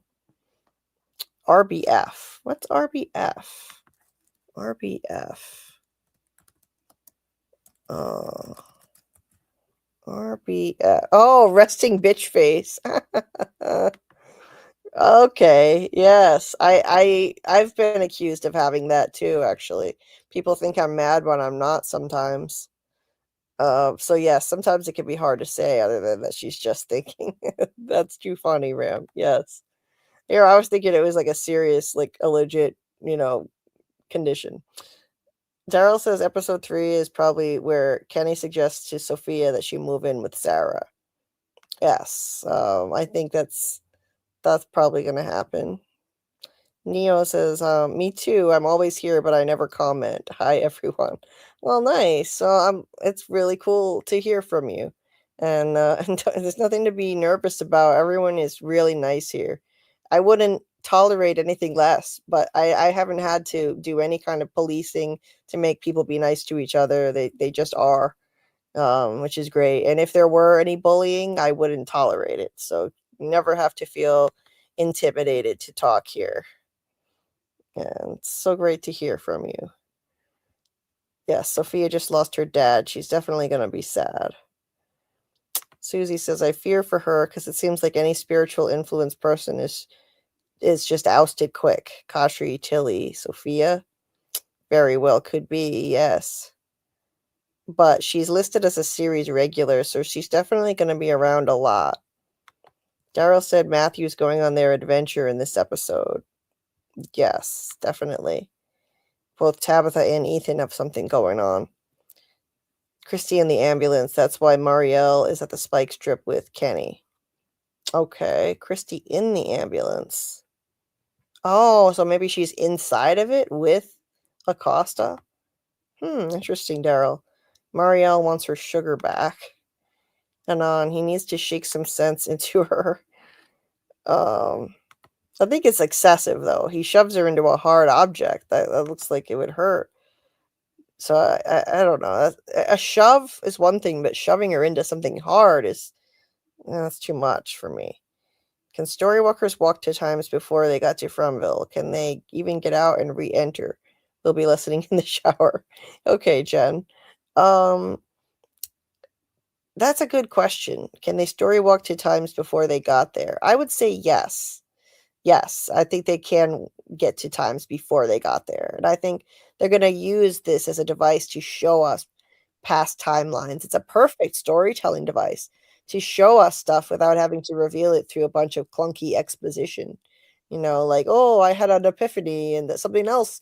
Fatima would be, oh, yeah, I remembered something else happened in the origin story. Like she already told us through exposition that the monsters sacrificed their children because it promised them immortality.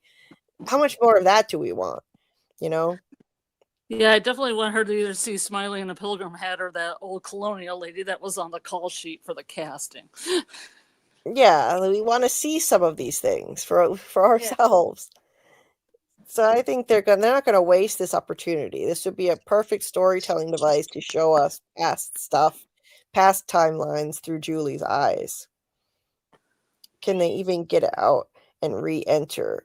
So I don't think that Julie will be able to story walk out of Fromville personally. I don't think that it'll be feasible. But I think Scarlet, you think that she can potentially get out of Fromville and get back in, Yeah, right? because I think when she came back in with Jim and all that, it looked like she had more modern clothes on, like a little cropped top. And it looked like a little bit like what people were wearing last year, like when they were filming it, like real current. So I wondered if she went out and then came back in to save, she came out. She was like, I'm going to save my dad. I'm going to go out of Fromville. I'm going to come back in at a time when I know he's going to be killed. And I'm going to save him. But she's not. Right. The story work don't work that way. Yes, it doesn't work that way. But she looks older, too. I thought they purposely made her look older. Yeah. Maybe a little bit. Yeah. Yeah, and you never know. You never know how this could work. I mean, we're all just really guessing. Yeah, we don't know for sure. Incognito says, what event will make Acosta snap? That's surprising. Well, I mean, she's been kind of unstable from the start, shooting her gun at somebody right in front of the colony house window, and it killed Nikki. He killed Nikki inside, and she's kind of a loose cannon. She demanded her gun back from Boyd and got in his face. So I don't know. I don't think it's too surprising. Um, Yeah, they're he always didn't shoot it. clashing, so it's not surprising to me because I think they're rivals in a way. Right, right. See, Leisha says, Julie, do you think Randall was kept alive in season 3 to torture Boyd or because the rules didn't allow for the monsters to kill him?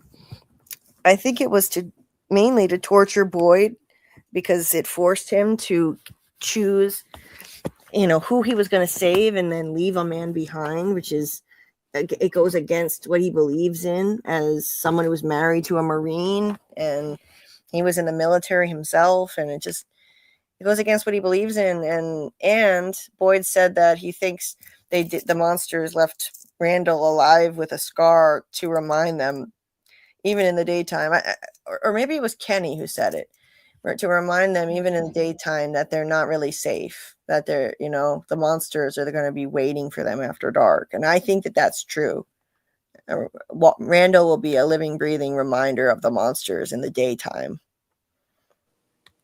What was below the RV? Show us, Julie. Yeah. In that scene where Boyd was shooting the bullets at the monsters, the bile bullets, yeah, there was something banging on the floor of the RV, and Jim said there's no space under there. The So dead. it could have been the cave, though. Yeah. Like, it could have been the cave underneath the RV. Maybe the cave extends that far out.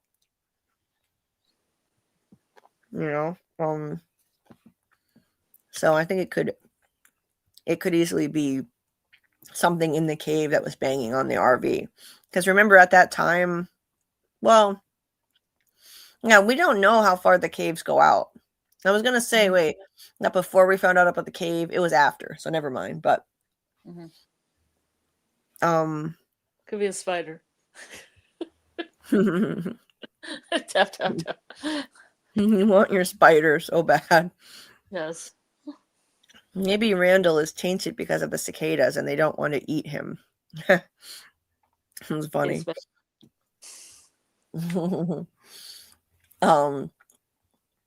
And that's interesting. Maybe they don't want to kill the 3 who were taken by the cicada coma for some reason. So the monsters might, stay away, hands off, but other entities could still get them. It doesn't mean they have plot armor.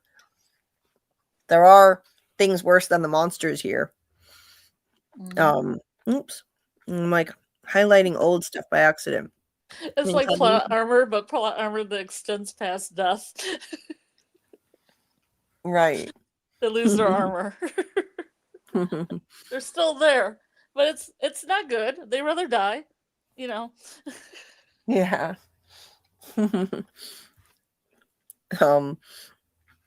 Incognito says, yes, she was in a car accident, so her father's death is likely. She needs to strong her game. Wisdom lady. Sophia means wisdom. Susie said, I think Acosta just might reject the spike strip because you can see it in the background in one of the pictures, and then she's going to be right when they crash. Yeah, maybe like the spike strip makes the pastor's car crash. I thought that was out of town, though. Isn't it a ways out of town? Yeah, I think it was. I mean, they could put it down anywhere. I mean, it's not the wrong reason. Ethan is wearing the same clothes when he finds the yellow jacket and at the funeral, so that's episode 3. Okay.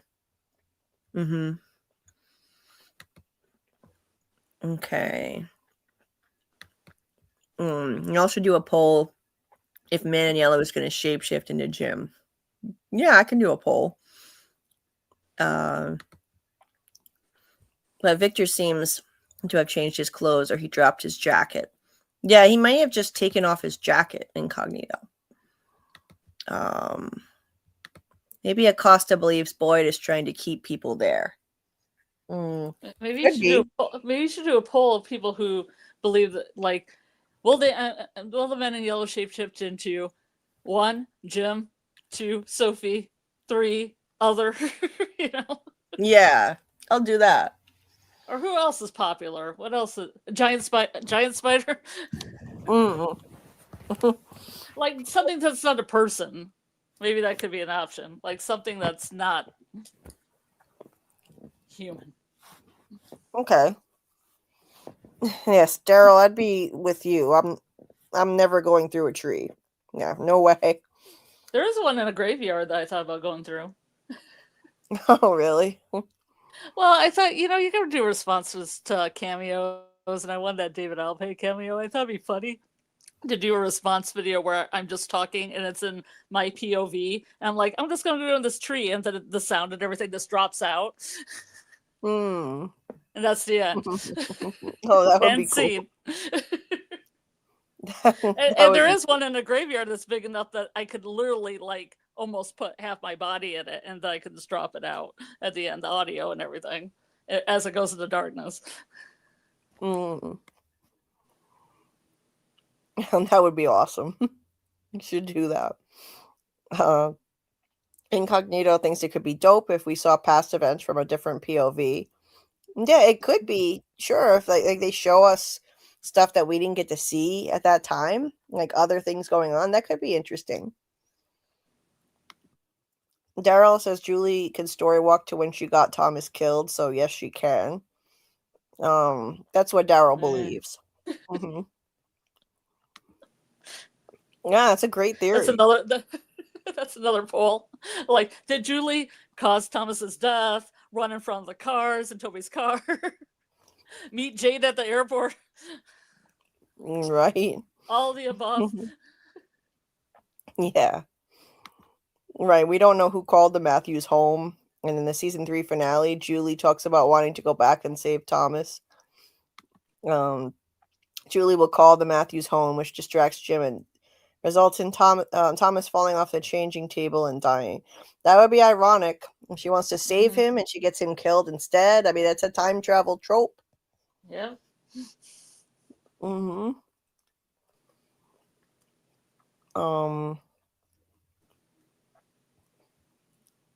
Let's see. I do think that the man in yellow can shapeshift, like the man in black in Lost could. Okay, Alicia. Yeah, I think that's likely that he can shapeshift into people who died. Chris says, "What if Boyd is the one destined to become the spider?" Ooh, because of the Ooh. poster, because that lapel around Boyd's head looks like spider legs. Mm. Oh yeah.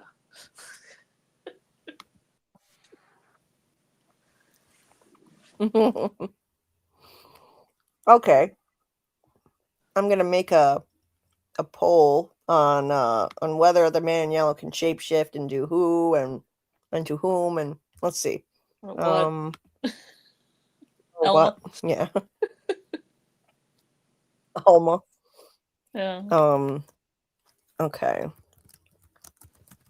I think the big ones are Jim or Sophie, right? Those are the big two. I don't know what the third one would be. Donna. Someone else said Donna. Yeah.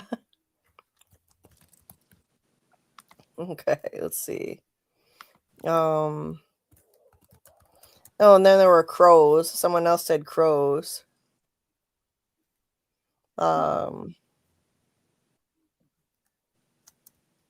I guess that would be non-monster, like non-human monster.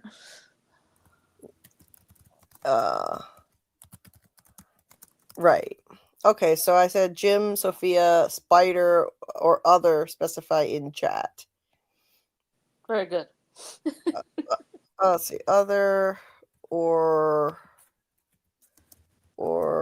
nothing. Specify in chat. Okay, but it does appear like he is gonna shapeshift. Mm-hmm. Well, that would be like if he did all that stuff on his back and then there was nothing, like a little indigestion. Yeah. Hey, Muncher Luncher. Nice to see you. Man in yellow shapeshifts to Tilly. Oh God. Remember when before she died, she said she thinks that death is not the end, but just the beginning of a new grand adventure. Mhm. So maybe she'll be back. I doubt it. So the last new picture is of Julie, and she's looking at Randall. That's the telltale scar in the foreground. That's Randall's scar, easily. And she's looking pretty miserable. I mean, she's lost her dad at this point. I'm sure by now she's aware that Jim is dead. And this is episode 4. I'm sure she'll know that he's dead by now. She looks very sad. And it does look like she's going to be spending a lot of time with Randall in season 4. There are multiple shots of Julie with Randall. And not that they're going to be a romantic thing. He's like 30 years old and she's 16 in the world of the show. So that's not happening, but he's kind of being like an older brother figure to her. They were in the cicada coma together. So She's wearing her traveling shirt too. The one with the boats on it. You can see the boats really well in this one. Oh yeah. Yeah, there's a boat right there. So Boyd's boat. Boyd's boat. If I had a boat. So she's looking pretty dejected there. It almost looks like a cave painting. Is that like boat next to her on their shoulder? Those paddles? Yeah. It does kind of look like that. So that's the last picture that we got, and it goes with episode 4, which is called Of Myths and Monsters. And in this episode, what do we know about Julie in this one? Let's see. Julie searches for a way to harness her newfound abilities. So that's what's happening for her. So more story walking exploration for her. So we'll see where that goes. Not a whole lot to say about it. I'm glad that these pictures are not too spoilery, there's not a lot to go on here. But it gives us a little something to chew on. And so we're gonna get a lot of this Julie and Randall stuff. And then there's this shot of him in the trailer hugging her while she is wailing. I'm guessing this is in the aftermath of Jim's death. That looks like grief, absolute devastation. And it looks like they're in the woods, so they may be at the ruins there too. Either that or they're on the outskirts of the woods. It's nice how he's stepping up and being there for her. He's really grown a lot as a character since he first showed up. He's always had good in him. He runs to the rescue anytime anyone's life is in jeopardy. He puts his own life at risk even for strangers, but he's got some serious trust issues, anger issues, violence issues, and now he's changed a lot ever since the trauma of that cicada coma. It humbled him. It woke him up to the reality of this place, and he's wiser. He's a lot wiser, and he was there for her in season 3, kind of teaching her to drive, trying to give her some moments of normalcy as a teenager, like learning to drive, and advising Jim.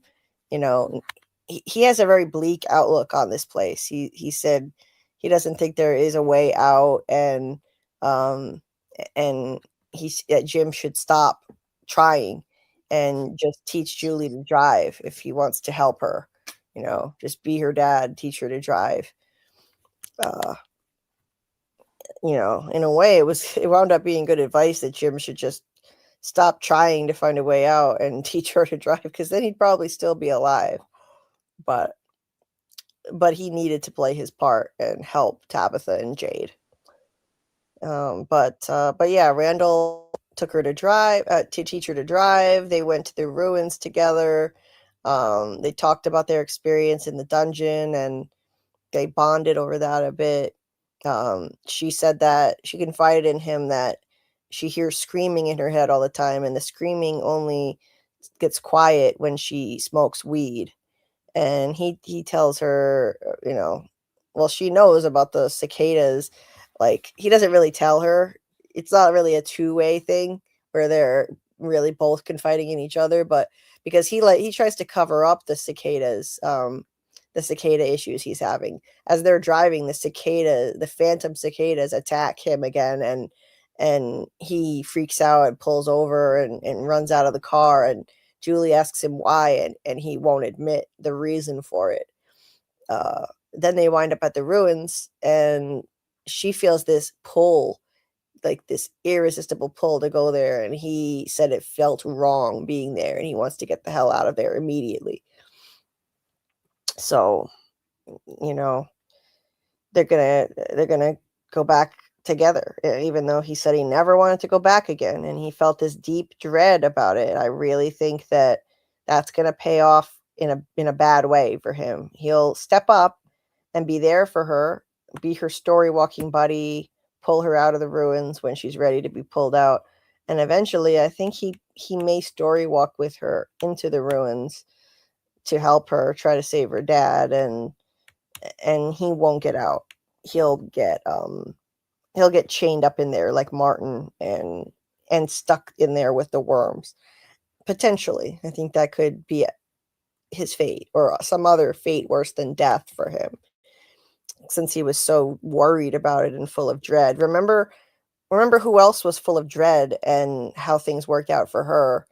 Fatima was full of dread when she found out she was pregnant, that this was going to be a bad thing, and that the dread paid off. It turned out it was Smiley getting reborn, and it forced her to kill Tilly. It was terrible. So I think, feeling deep dread like this is a harbinger that something really bad is going to happen to him. And the other scenes of them were up here at the ruins, earlier in the trailer. This looks like it's from another day when they go there. She's dressed slightly differently, I think, there. Possibly. I think that might be a different day.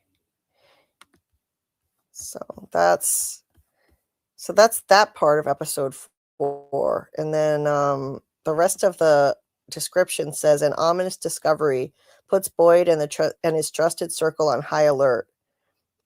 And Sarah is once again tortured by the voices in her head.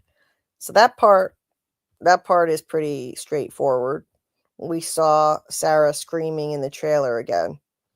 So those voices are going to be screaming in her head again. Looks like Sophia will be there to hopefully support her through it, living with her. That's Sophia with her.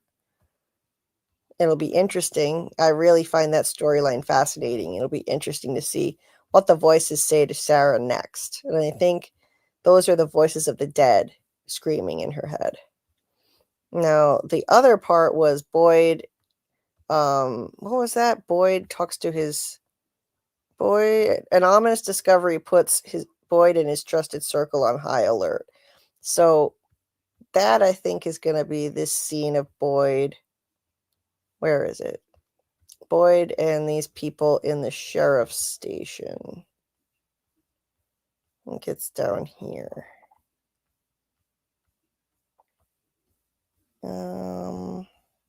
No. This is so annoying. Okay.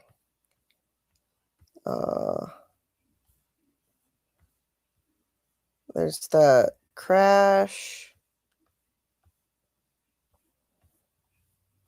Here it is. Jesus. Okay. So this is where Boyd is talking to this group, and this is his trusted circle: Jade, Donna, Ellis, and Tabitha. The only person missing is Kenny. Kenny, he's been keeping secrets from Kenny, and if Kenny finds out about some of them, then they might be on the outs again. Or maybe Kenny's just not present for some other legitimate reason. There could be that too. And we see So an ominous discovery, that's the ominous discovery, the man in yellow's jacket. Now, they won't really know what the hell this means, though. So I'm not sure how they'll know that this is ominous. Because they don't know the man in yellow. We have no reason to believe they know much about the man in yellow at this point. Future Julie saw him kill Jim, but they don't know he killed Jim. So I wonder how much, if anything, they know about the man in yellow at this point. And this will be after, in the previous episode, Ethan, Victor, and Jade find that in the woods. They find that jacket in the woods. It said that Ethan and Victor, go looking for answers, and this will be what they find, clearly. And so now they're on high alert. Now, how do they know to be on high alert because of this yellow jacket? That's the question.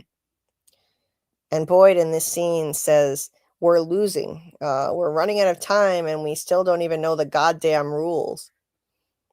So he's definitely expressing much more hopeless language, whereas previously we'd hear him giving more uplifting speeches. We're in this together, and the only way we go home is together, whatnot. But now he's definitely losing hope and using that game terminology that he always uses. A clue, I think, that the writers are trying to tell us that this does operate like a game between two entities, I think, between the man in yellow and the boy in white.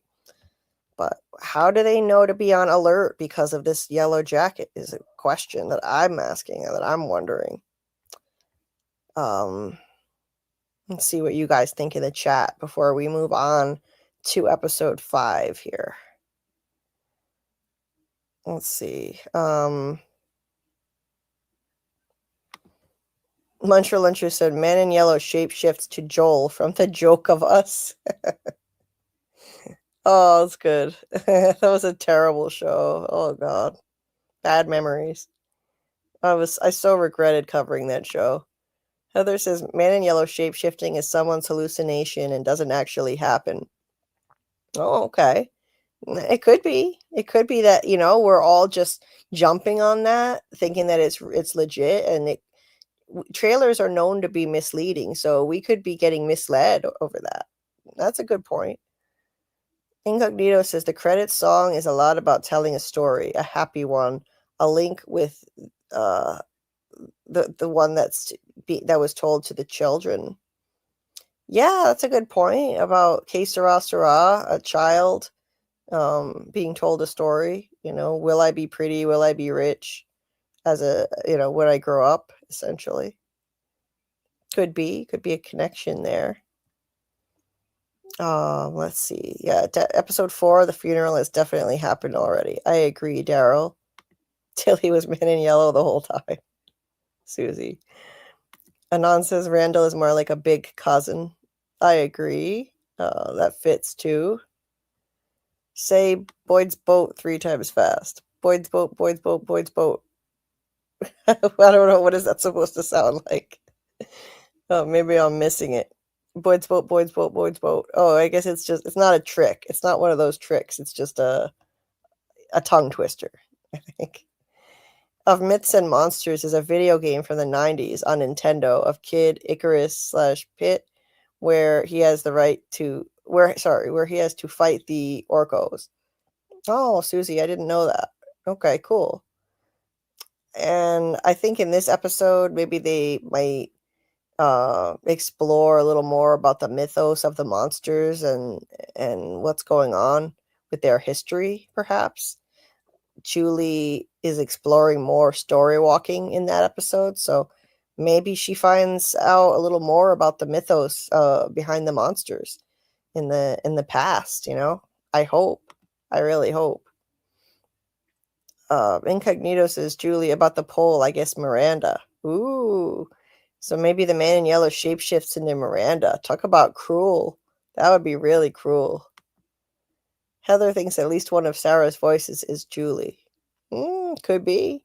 Could be. That's interesting, trying to influence things.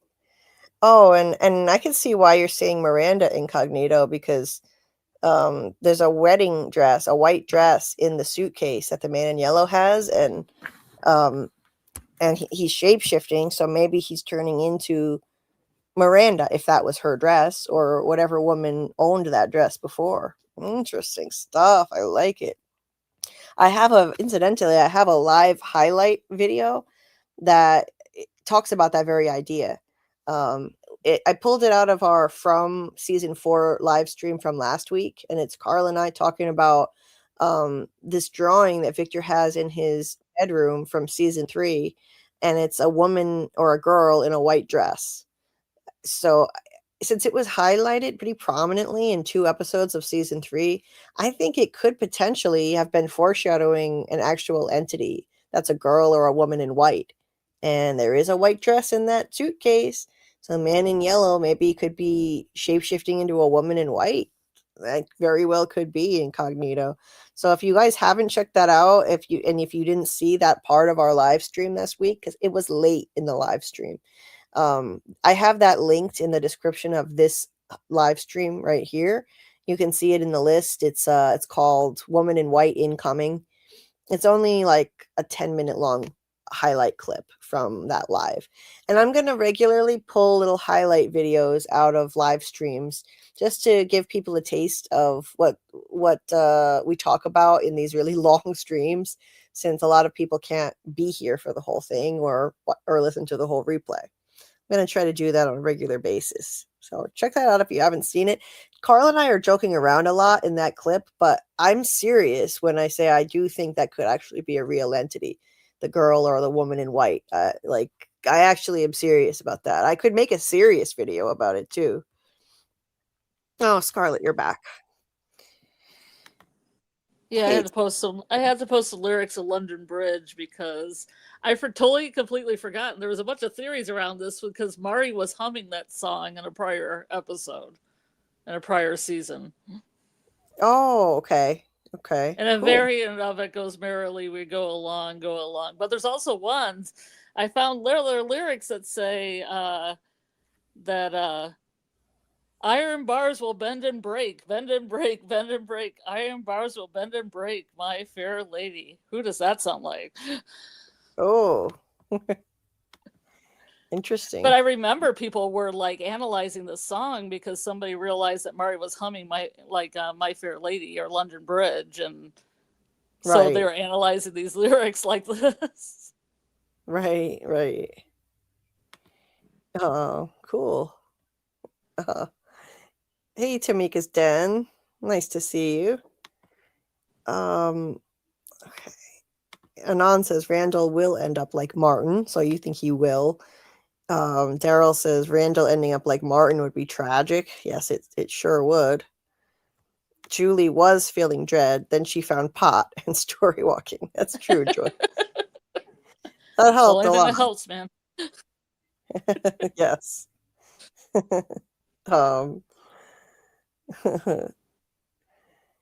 Heather said that's the same sweater Sarah is wearing in the teaser while near the pond too. Right. When she's screaming in this trailer. Yes. The discovery is totally the yellow suit. Yes, you can see it on the desk. Definitely. Why are they bringing the evil in? Right. Yeah. Why? It's kind of a risk. Yes, it is.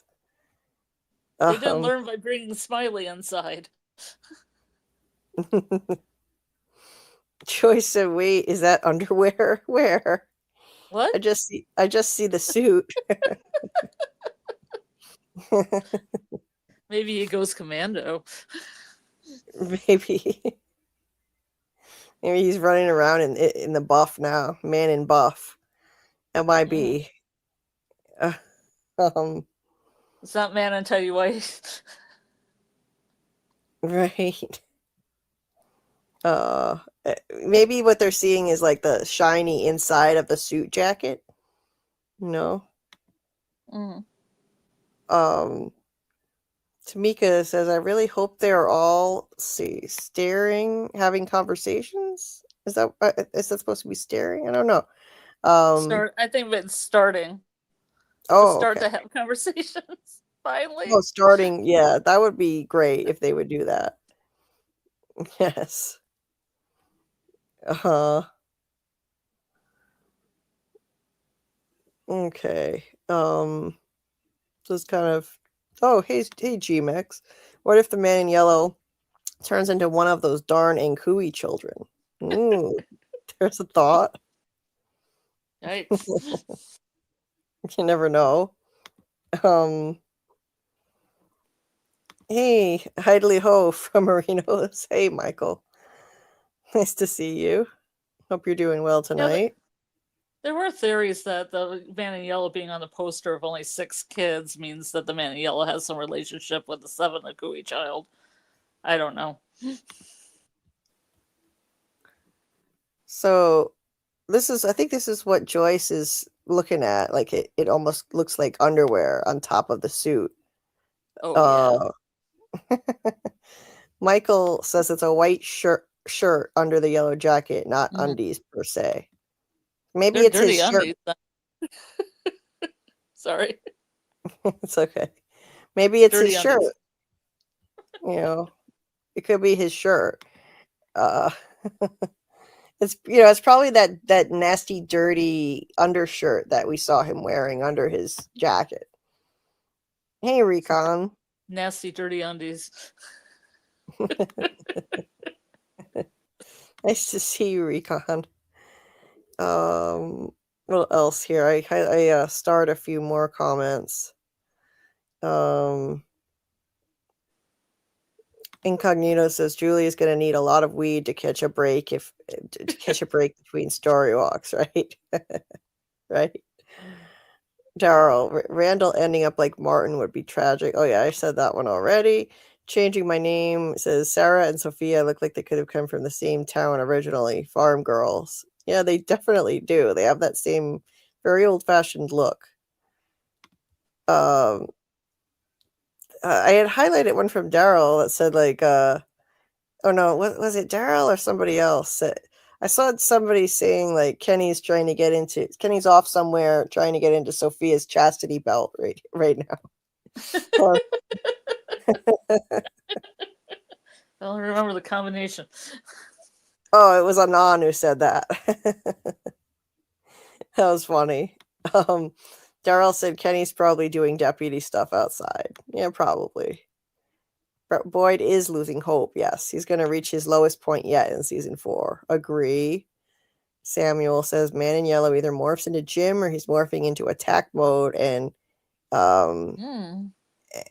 going to start another kill or massacre. Get it done. Joyce said that, I don't know, the longer I look at it, the more it looks like dirty briefs. It's funny. Anon welcoming the new folk. Welcome and hit the like button. New chat from Elite Folk. Thank you for that support, Anon. Appreciate it. Please do hit the like button. Tell YouTube to send this stream out to more people and help them find us. Help more people find my channel by hitting that button. So let's go on to the next one. So those are the first 4 episodes with the photos that correspond to them. Now we'll go through the rest, and this one is What a Long Strange Trip It's Been, episode 5. So originally when these titles leaked, that was episode 10, but now this is in the correct place, officially released by Rotten Tomatoes, and it's episode 5, which I like better. Because if it's the finale, it sounds like it could be a series finale title, and I didn't like that. But this is interesting. Okay. What a long, strange trip it's been. It sounds like they're going to be tripping on shrooms or something, I swear, because it says Boyd and Jade set off on a desperate and mind-bending search for answers.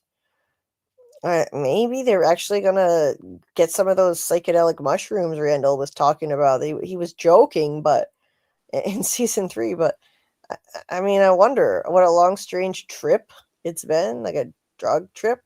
LSD was part of the plot line before, and They're talking about this being mind bending. It could be. I mean, what else would this title mean? The trip to the cabins, there's that. A food run to the settlement takes a chilling turn. So the trip out to the settlement could refer to that. It could have a double meaning. A lot of titles do with this show. So this is where they're going to be going off to the cabins, and they're gonna encounter that new threat. It's not going to be just a dream, although those new scarecrow monsters could attack in dreams and kill people for real. That's what I've been thinking, but they'll be a real threat, I'm sure. And it says it takes a chilling turn, and then in episode 6, deeply troubling news from the settlement makes its way back to town. So that sounds like people are going to die in episode 5. Red shirt. So that's red shirt for sure. The red shirt guy. Oh yeah. Oh no. Yes, this guy. Find him. In the attack. They're like, oh, Pascal, we knew him well. He used to make us laugh. Right. We get one scene before that guy comes through. Right. So right here, I mean, there's a guy that's behind Alice right next to where this scarecrow thing enters. So he's probably toast. And like he charges toward the camera and then like punches like somebody through a POV shot. So he's attacking somebody. And I still say that this looks Punching Ellis. What? Punching Ellis. Alice, maybe. I still say that this looks dreamlike because of the POV shot. So this could very well be a killer nightmare. Another killer nightmare entity. How many times do dreams and nightmares get referenced in this show? I wouldn't be surprised at all if they bring more killer nightmares into the story like they had in season 2. Now maybe they unleash a new killer nightmare threat. It could happen, and I wouldn't be surprised at all. And in 3 previous nightmares on the show, there were POV shots where something was attacking somebody like this, coming right at the camera. It did happen in waking life as well once that I can find, which is when Tom gets killed by a monster under the house. Mm-hmm. But otherwise, it doesn't usually happen this way. You had Christy having a dream where a monster lunges directly at the camera, and Marielle dream of Smiley where he lunges straight at her, season 2, and Elgin gets almost drowned by a kimono lady, POV shot, season 2. And the Christy dream was season 1, episode 2. So it's usually done in nightmares on the show, but that doesn't mean they've done it when someone was awake once before. They could do it again. I wouldn't mind another. Honestly, I think it would be great if they revisit killer nightmares and they unleash new ones, and then this time they drag this out longer and really do justice to that. I wanted to see more of that Nightmare on Elm Street kind of feel that they were bringing us in season 2. I felt like it was rushed. And I loved the concept. I just wanted to see more of it. I wanted it to last longer, have higher stakes, and really, really make you feel like it was a serious threat before it was just suddenly over that fast. Oh my God, we're all gonna die. We all have to stay awake. Nobody can go to sleep anymore. Oh my God. And then like they don't even have to get through one whole day and night like that before Boyd ends the threat, and it's fine. Like, did anybody even lose a single full night of sleep before that was rectified? I don't think so. So I would love it if they would make this kind of a threat last longer, have a nightmare entity threat that actually claims more lives than just one, and makes us really feel the impact of it and drag out the tension longer. But either way, this looks like it's happening in episode 5, whether it's a nightmare killing entity or in their waking lives. This is definitely happening in episode 5, I would say, based on that description. And then episode 6 is the aftermath of it. This is just one scene from it. Then there's also and this is them before the thing busts through. You've got the red shirt, Ellis, Tabitha, Ethan, looks like red shirt lady, Donna, that's Donna's hair. I think Donna is out there with them because in the teaser, she's shown in front of one of the totems. So I think Donna's there. Oh, shit. Wait a minute. Would they actually kill off a major character in the middle of a season? Because the POV shot is coming right at Donna's head. This is where Donna's head is. Oh my God. Donna. Oh my. Sweet I can't believe I only just realized this. How many times have I talked about that POV shot? And look at it. Look at it. It's coming right at the lady with the blonde hair. Look at the direction it's coming in. See, watch this. So there she is.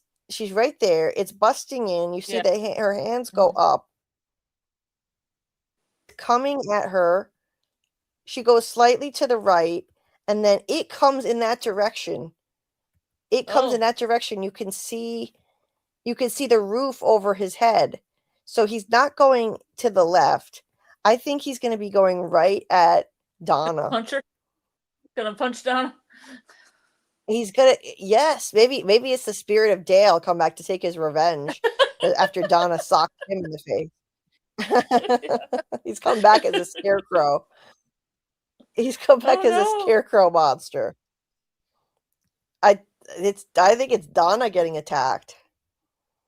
I would bet money that it's Donna getting attacked. And look how they hid it well. Look how they put it in here in a way that we could figure it out by dissecting the scene and by remembering who was in the previous teaser. Donna was at the totem in the teaser. Yeah. They know how we like to pick things apart and try to put clues together.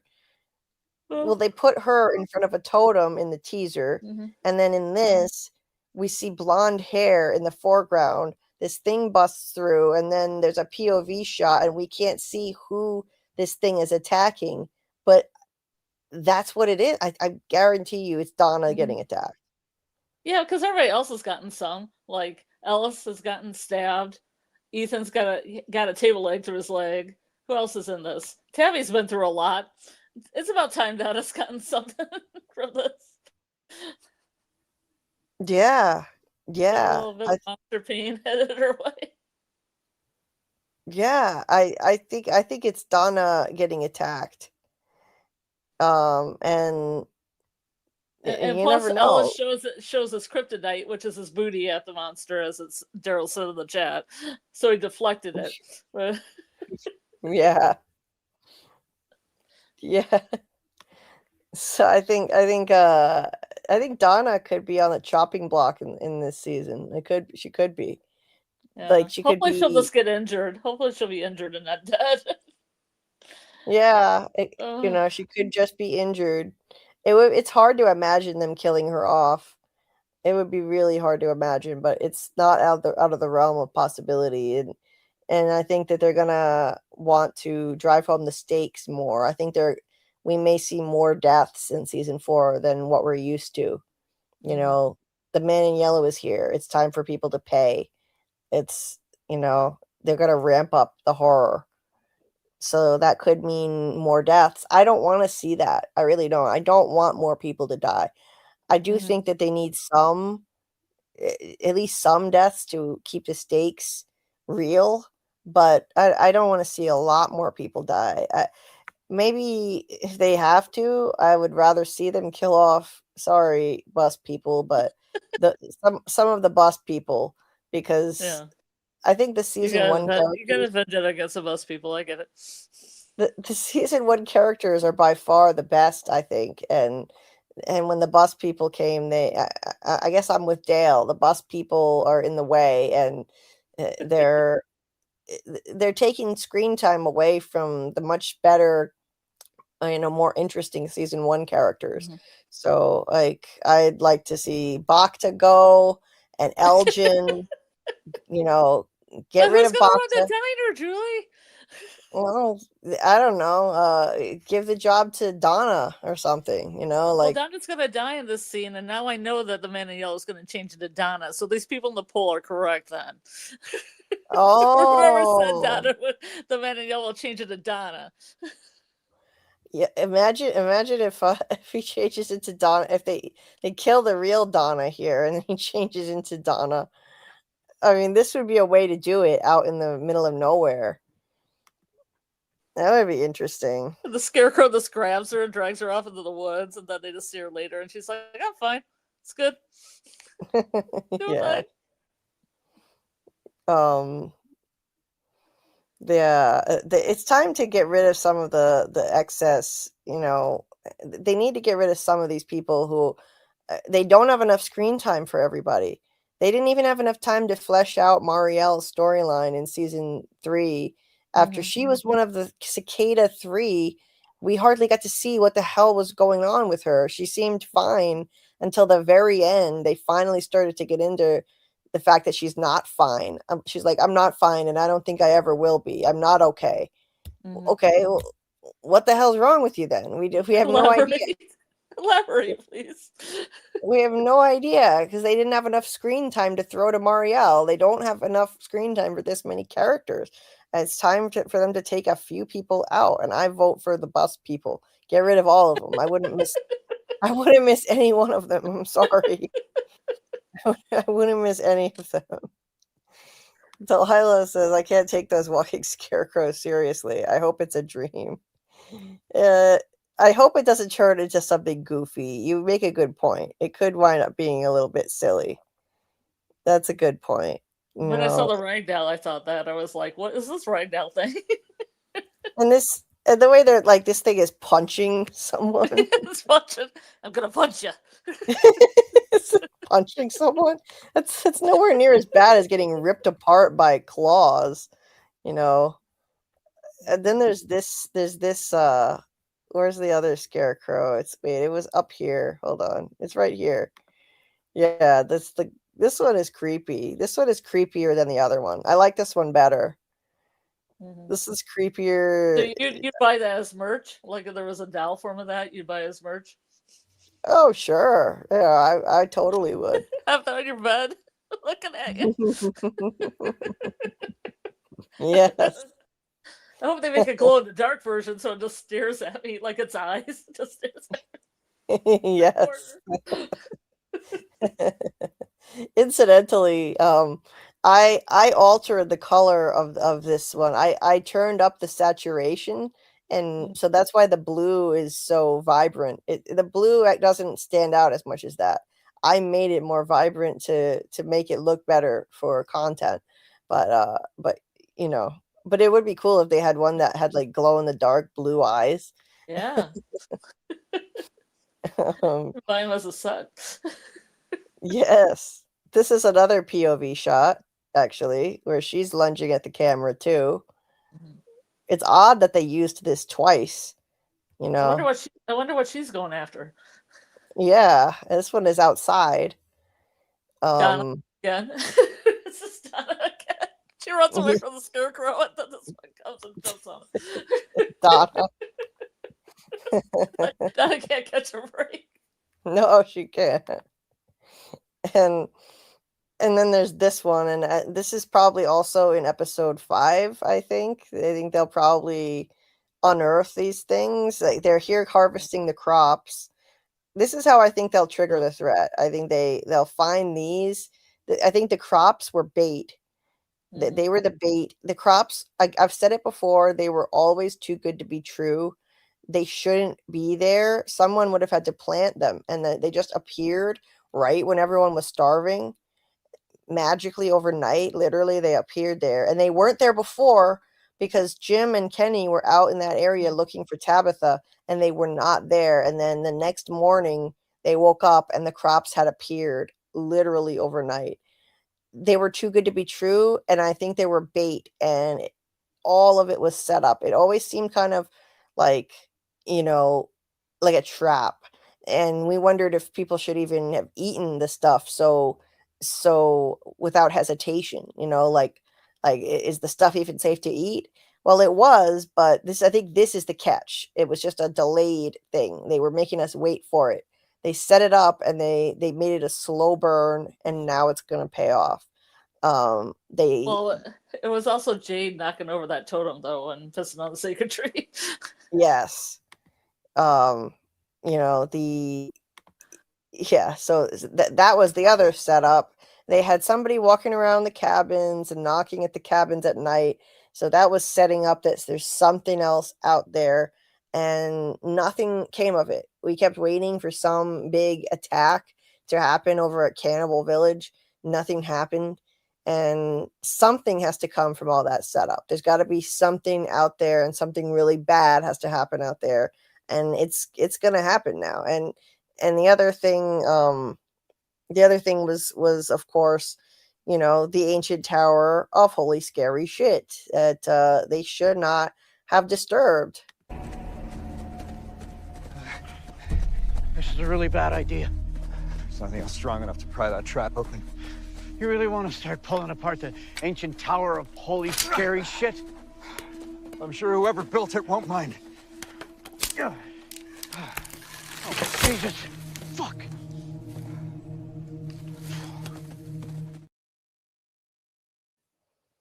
Yeah, they shouldn't have torn apart the ancient tower of holy scary shit.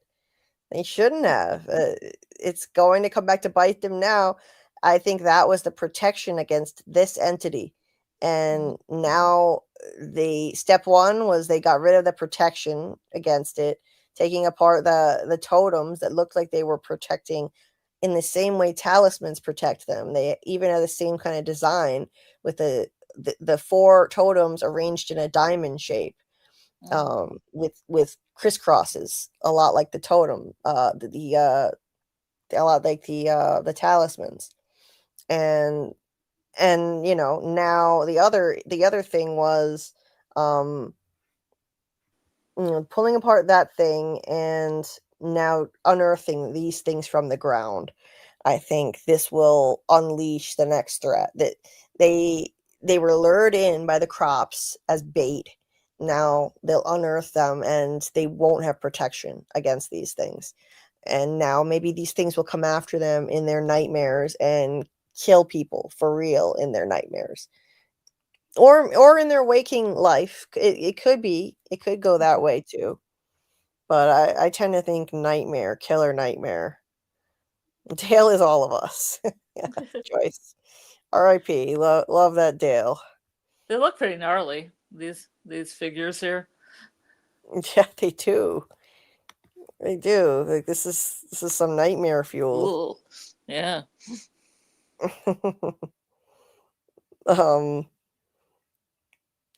Let's see. Giant Muppet. It has Julie's eyes. Which has Julie's eyes?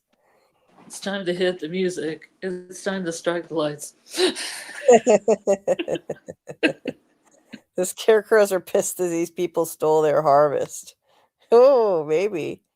Hey, you could connect the scarecrows to the harvest of crops. Yeah. That's a good point, Samuel. Yeah, the scarecrows are innocent. Points at screen. There it is. Dolls freak me out. Hey, Amy. Yeah. I love creepy dolls. I love the creepy doll trope in horror. Absolutely love it. Let's see. Fucking scarecrow. Julie is bloodthirsty. Me? Meaning me? Not Julie in the show? How am I bloodthirsty? The Cicada 3 sounds like a domestic terrorism gang. It'd be wild if they killed Donna on the Grateful Dead episode. Man. Kind of wonder if it has anything to do with why they moved it to May 15th instead of the 10th episode, like it seemed it was planned. It was probably just a wrong leak that they had the 10th episode called this. It's in this trailer. They're in Colony House. It's intense. Let's see. Julie, we don't know the time between when the scarecrow first breaks in to when the scarecrow attacks. Could not be Donna. That's true, but I think it's likely to be Donna sitting in that scene, though. I mean, well, I don't know if you're saying that's not Donna in the shot, or if you're saying that maybe it's not, it's possible that it's not her getting attacked. To me, it just looks like it's her getting attacked from the angle we're looking at.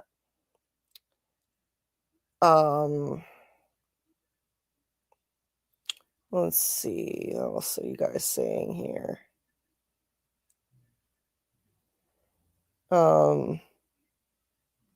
They do have to go a night and a day without sleep. Yeah, that's not much though in season 2 with the killer dreams. It's not a whole lot. Delilah said, I can't take those walking scarecrows seriously. Oh yeah, I read that one. Yeah, I know it's hard. Like it's kind of hard to take them seriously, but I mean they are creepy looking. And good night to Trace. And in the next episode, let's go down to the next episode here. The Heart is a Lonely Hunter. I think they're definitely gonna be in the aftermath of multiple killings at the cabins. Deeply troubling news from the settlement makes its way back to town.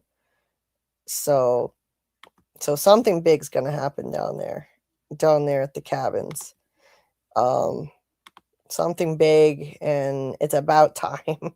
I was waiting all season for something to happen at those damn cabins, and all we got was, oh, did you hear those more footsteps outside the cabins at night? Like 3 different incidents with footsteps, knocking, and then nothing ever came of it. Neo says, if they have the man in yellow's clothes, what is he going to wear when he goes back to his original form? He's going to be mad. Oh, yeah. If he wants to, I never thought of that. If he wants to go back to his man in yellow form and he goes back for his clothes and they're gone, he might be pissed. Yeah, that's a good point. Yeah, his yellow suit, his defining characteristic, stolen. Yeah. Indeed. Let's see. The man in yellow really took everything off. No panties. The dude, he's a naturist. Incognito. Nice. Episode 5, my most hyped episode with a synopsis. Oh yeah, this one is, I think this is I'm the most excited about. Well, good night. Changing my name, be right back. Belated good night to you. But they won't be right back. And Michael is hoping for tripping balls of what a strange trip it's been to be a drug trip. He's been predicting it. That's right, he has. Foreshadowed by Randall and Julie's conversation on the way to the ruins. Susie said it's literally lyrics from the Grateful Dead song Truckin'. Let's see. Daryl says Boyd and Jade off to the tunnels they go. Yeah, they may just go down into the cave, and maybe that's where we see Jade. Maybe it's Boyd and Jade down there together. Yeah, that's a good theory. Anand says it's already scary enough. Take the antipsychotics, not the mushrooms. That's a good point. Yeah, maybe we don't need to be hallucinating stuff on top of everything else. This will be really interesting. This episode is fascinating. Like, what are they going to be doing, Boyd and Jade? Mind-bending search for answers. Michael said, sounds like they trip balls. Jade starts seeing the past and they have to figure out whether they believe it or not. Later episode description indicates they question what Jade saw. That's right. That's the next episode. Interesting. Daryl doesn't think that the scarecrows are going to be a dream. We'll see who's right. We'll see who gets the last laugh. We will see. Okay, so Susie says the Doodah Man is like this iconic figure in their logos, if you will, in Grateful Dead, and just like in Victor's drawing, he always says with one foot sticking out and wearing a bright suit. Oh, cool. Aren't they already tripping? This place looks like an ayahuasca trip. Yeah. Plus all the Yes. LSD water. They always drink that water out of the tap. Right. maybe they have LSD water. They're already tripping on. Daryl says Ellis distracting Scarecrow with the booty. Michael says gotta get actual psychedelics like Miranda's LSD trip. Very well could be, yes. To try to remember more about their past lives. But he should be doing this with Tabitha, if anything, not with Boyd. It's kind of weird. Daryl said Tony said Julie's probably going to get high, which will help her story walking. Okay. Joyce says, every time I see these images, I'm like, this is ridiculous. Has got to be a nightmare or vision. Then you all start theorizing. Yes. Michael says, Jade says he's done a lot of drugs, but I think no hard stuff. Does know what hallucinations look and feel like, though. Yes, he said that to Kenny in the root cellar in season 1. Sounds like he hasn't done the actual hard psychedelics, though. Right. Incognito said, Heavy as the Head is a book by Shakespeare, if I remember correctly. Also a song. Yeah, it's misquoted. It's Uneasy as the Head. And it's from like Henry 1.5. Oh. Don't make me do Roman numerals right now. It's Henry 1.5. Look it up. Yes, heavy is the head that wears the crown is a saying about the perils of authority. Right, Michael. So that's definitely going to be related to Boyd. We'll get to that. It's a later episode title. Anon says, I can't imagine taking acid or hallucinogens on purpose. Schizophrenia is horrifying. Why try inducing something similar? Isn't life horrifying enough as it is? Anon, you and I speak the same language. I feel the same way. Isn't life horrifying enough as it is? Why would you want to inflict something like that on yourself on purpose? I agree. Let's see.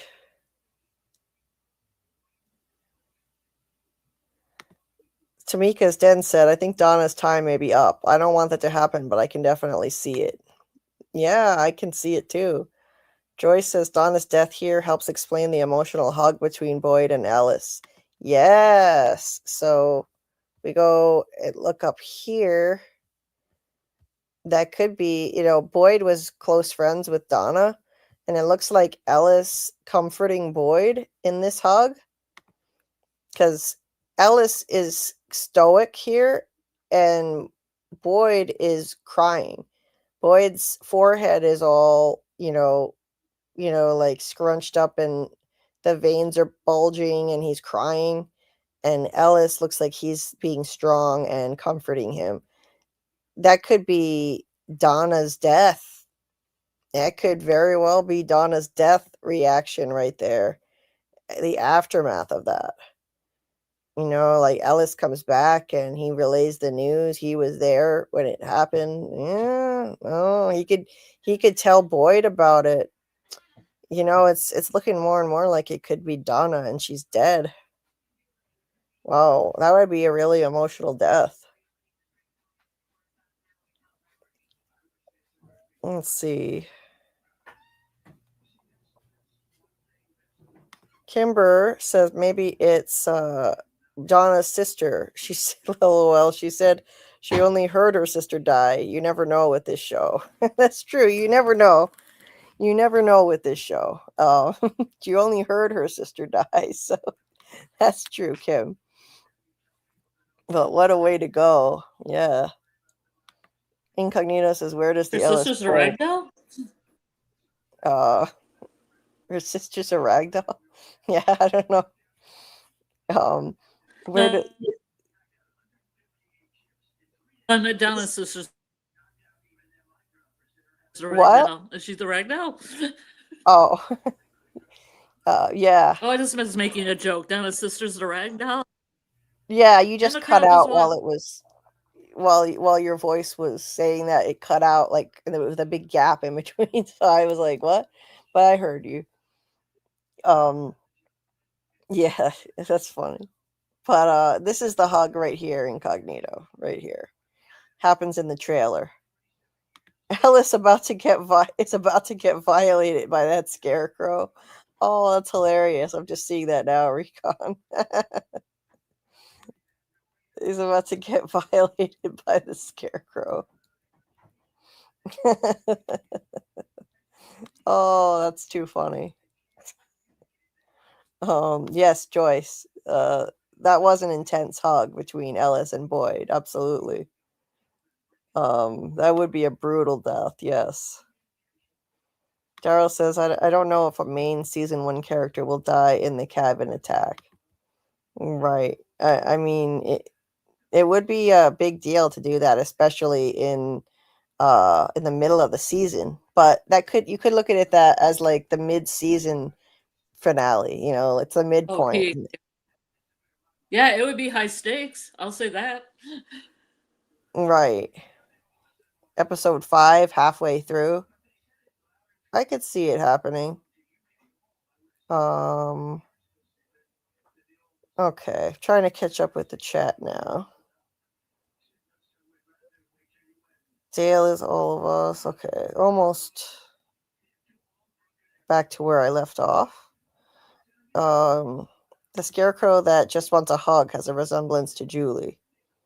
Oh, the female one. You think the female one looks like Julie? Like this one? Where is it?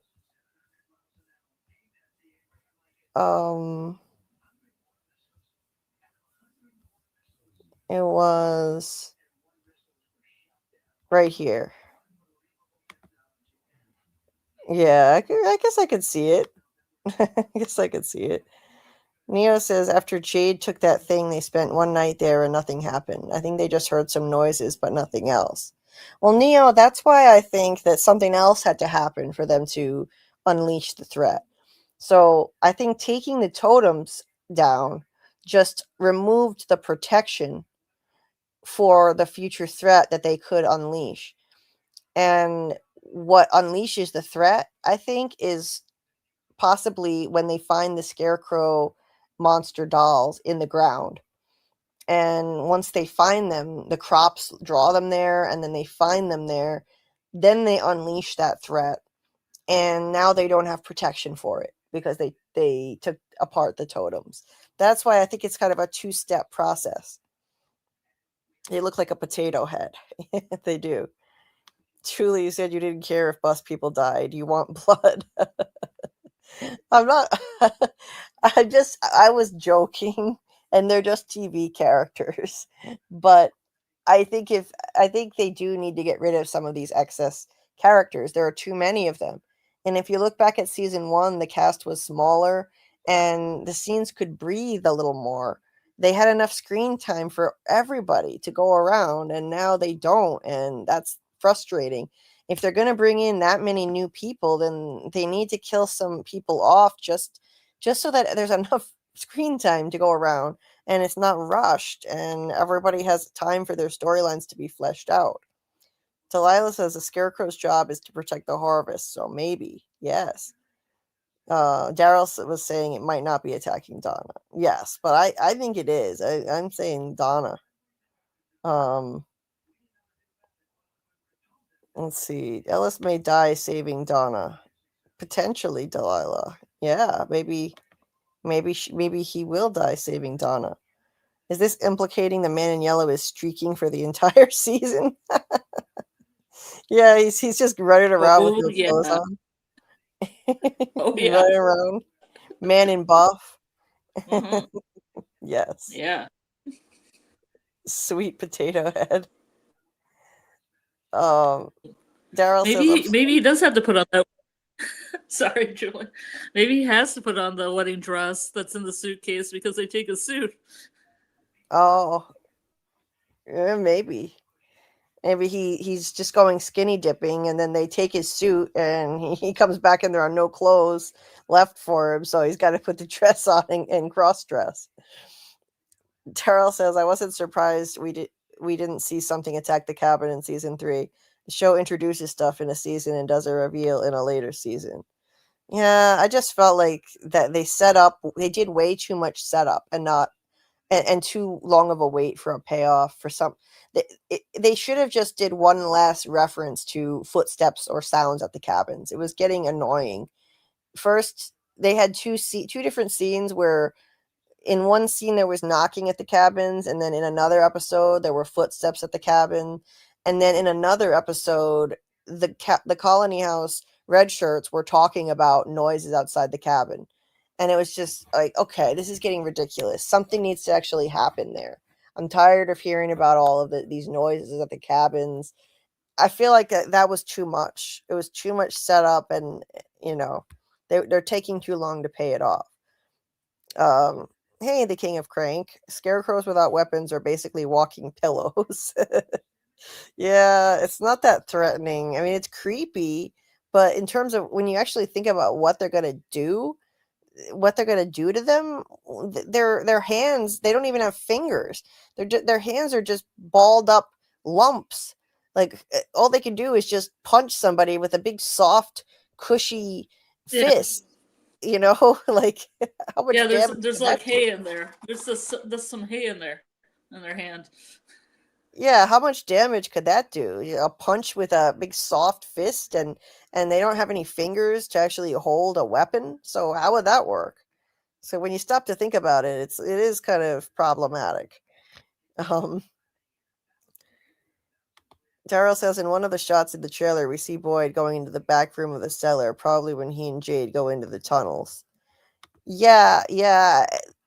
That either that or it does look like this is going to pick up, the events are going to pick up right where season 3 left off, because we also see this.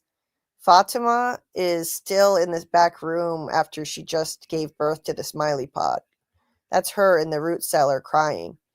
So Boyd could still be coming, so we could probably just see him, and Boyd was still down watching Smiley get reborn. So we could just see him emerging from there. And that might not be him and Jade going in the tunnels at that time. Where is that? I don't remember where I saw that, but like what part of the trailer that was in, but I know Boyd was in that secret room of the root cellar at some point. And so it could be, but I suspect that's just going to be right where season 3 left off. Fatima's still back in that room, as we can see, and here Boyd is also in there, leaving the tunnels after seeing Smiley get reborn. Can't imagine Boyd tripping balls, though. He's going to need he's going to start calling for Walt or something, right, Susie? Tabby going off to the caverns when Boyd and Jade team up. Could be, yes. Recon says maybe it's not blood that Fatima drank, or the one-eyed man drinking from the skull. Maybe ayahuasca. Is ayahuasca red? Interesting. I don't have any experience with it. Me neither.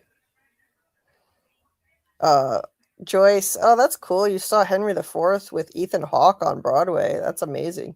He's a great actor.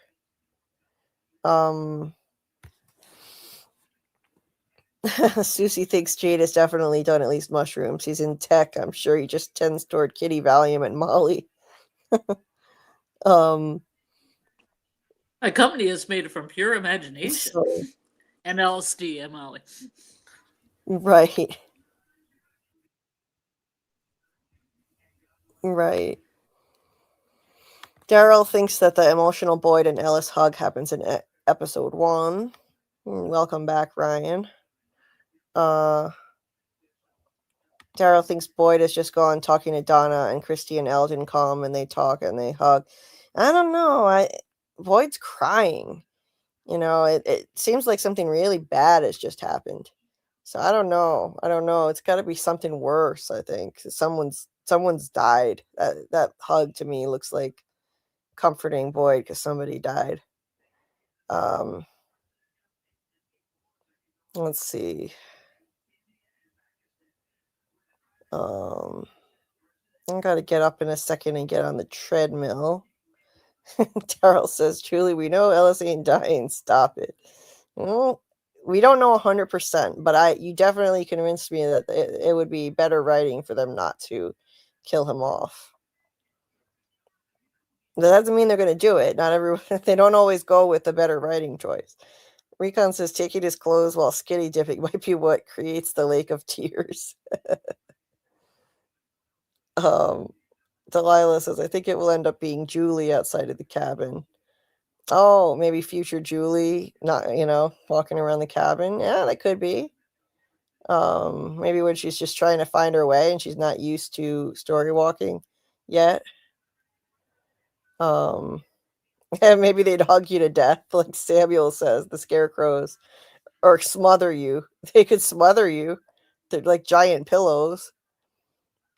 They're probably way stronger than we think. They aren't normal scarecrows. Oh, I'm sure, Daryl. Yes.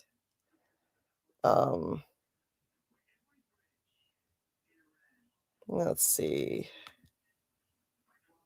Hit the like and subscribe button. Thank you, Ryan. Thank you for the support. Please hit the like and tell YouTube to show this to more people. That's what it does when you hit that like button. It supports the channel. And subscribe if you're not subscribed. Scarecrows are a vision. Why would they reveal a brand new monster like that? Well, they could. I mean, the man in yellow became kind of a brand new monster. So, the kimono lady was kind of like a brand new monster. You never know with this show. Scarecrows don't throw punches like that. LOL if they threw punches.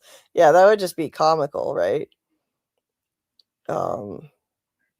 Smiley coming back is pretty bad. He knows they can't kill him now. That's a good point. Yeah, now he'll be even more pissed at them too.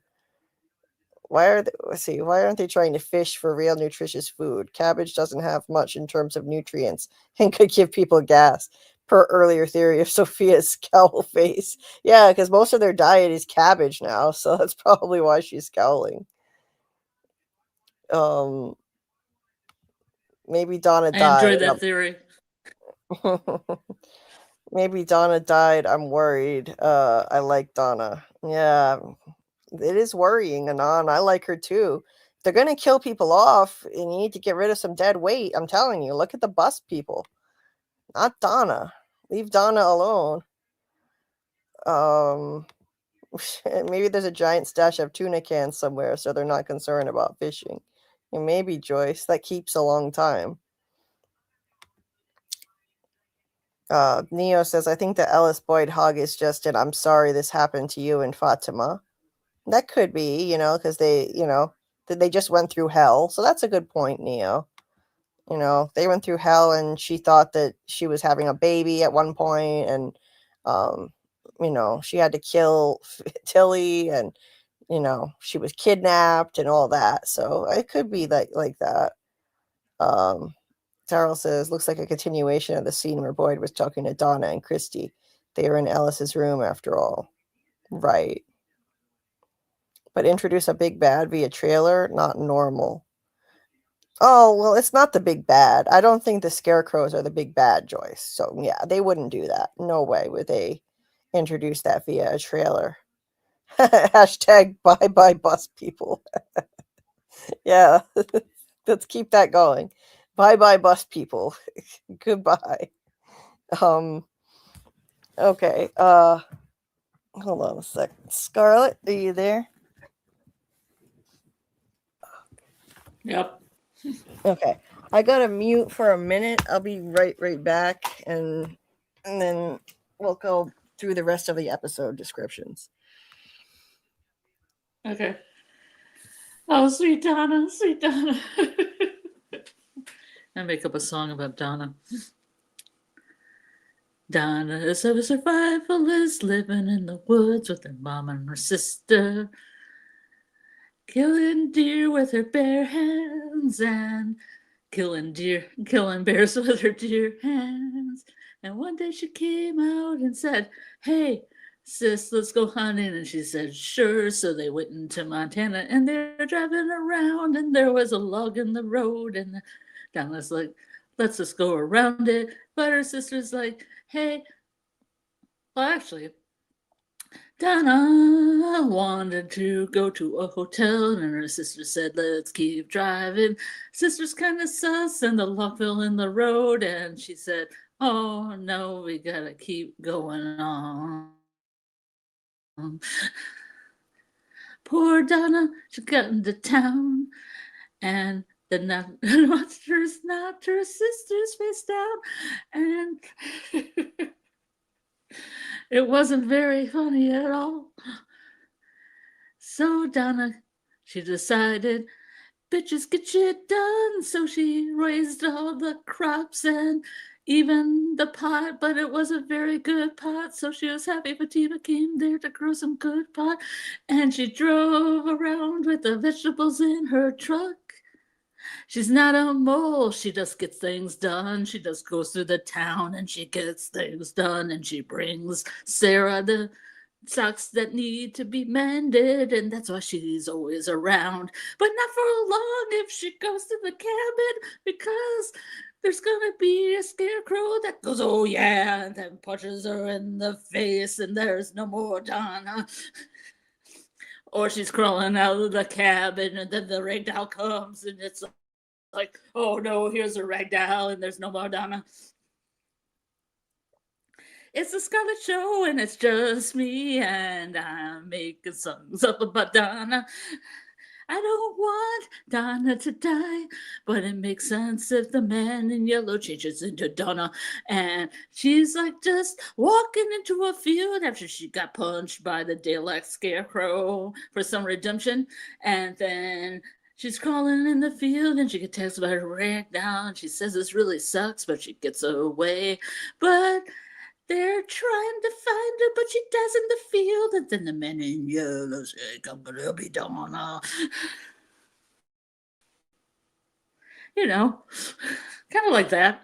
I don't want Donna to die, though. I really like Elizabeth Saunders, and Dale already, like, bit it. I don't want her to bite it, too. But I guess it could happen. I mean, I was watching the recommended episodes and I came up with kind of a kill list because I figured that the people that weren't shown were the ones that were in season 4. And every scene with Donna and Ethan is shown in those recommended episodes. So I was like, those kids are probably safe, you know, Donna and Ethan. And it was really sweet. Like all her scenes are very sweet together. So, oh well, my Doug impression. This is my favorite part. No, that sounds more like Gall. Doug, it's like man in yellows. Where's my suit? They stole my suit. I guess I'm gonna have to put this wedding dress on. But I don't got any underwear. I'm gonna have to go to the clothesline at Colony House and take some right off the line. Then Armani address. Ooh, you know what I thought once? Okay. Fatima and Julie are getting clothing out the clothing line, and they mentioned this guy who was a drag queen because there was a really nice Armani sweater. So now I kind of think that maybe the man in yellow was a crossdresser, and that's one of my long theories. It would make sense that he had a dress in the suitcase. Don't know what Julie's back. Oh, I'm back. Sorry, I not only muted myself, but I accidentally left the studio and went off stage. I don't know how that happened. Yeah, I noticed I was only there, so I entertained the masses. Okay. Yeah, I could hear a little of that in the background. And I had to leave the room. Yeah, but I forgot that I kind of had a theory in the back of my head that Man in Yellow was a cross-dresser, but he was that drag queen that had that Armani sweater that Fatima gives Julie.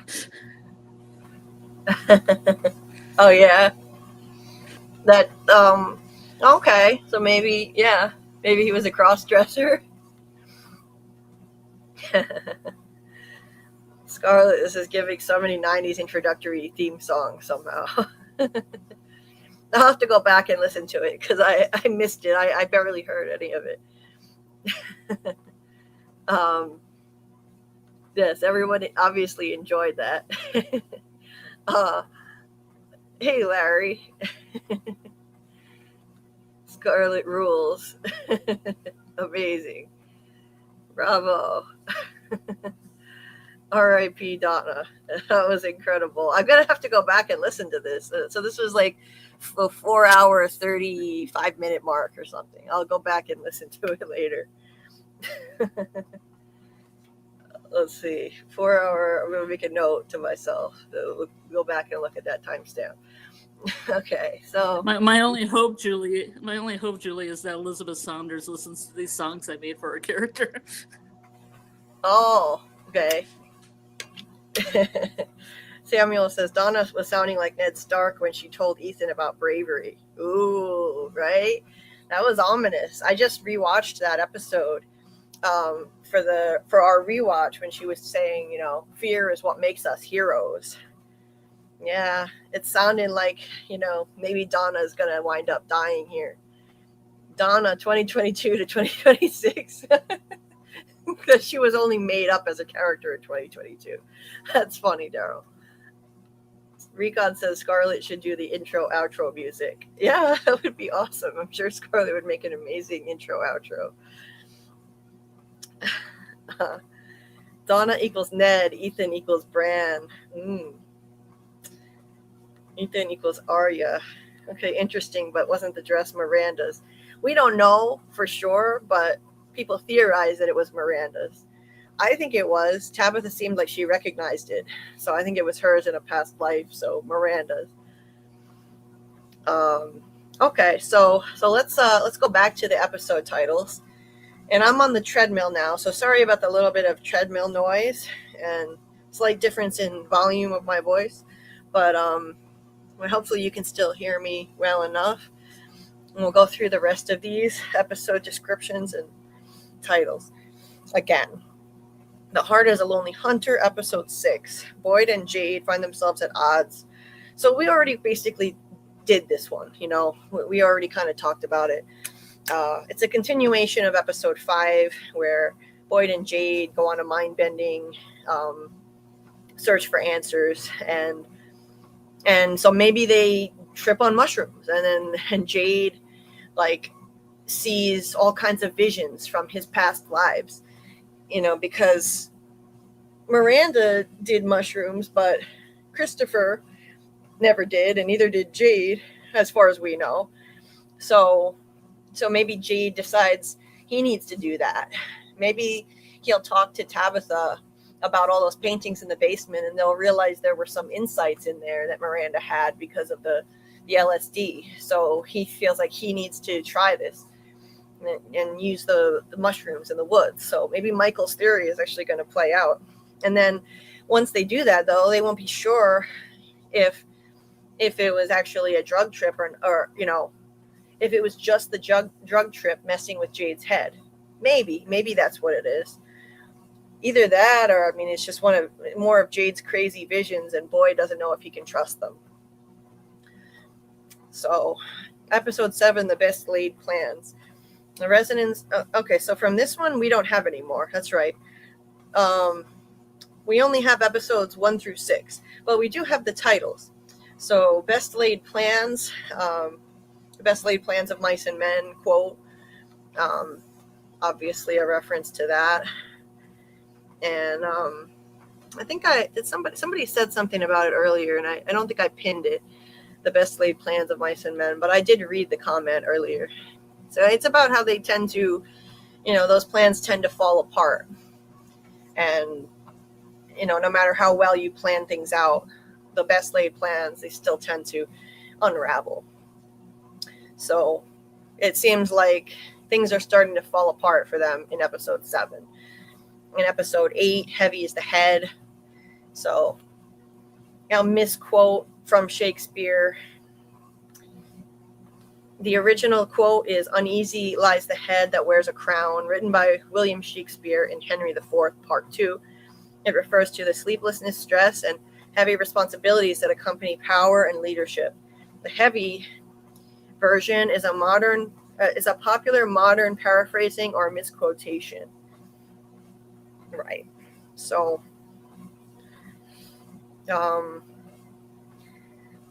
yeah, it's got to be about Boyd.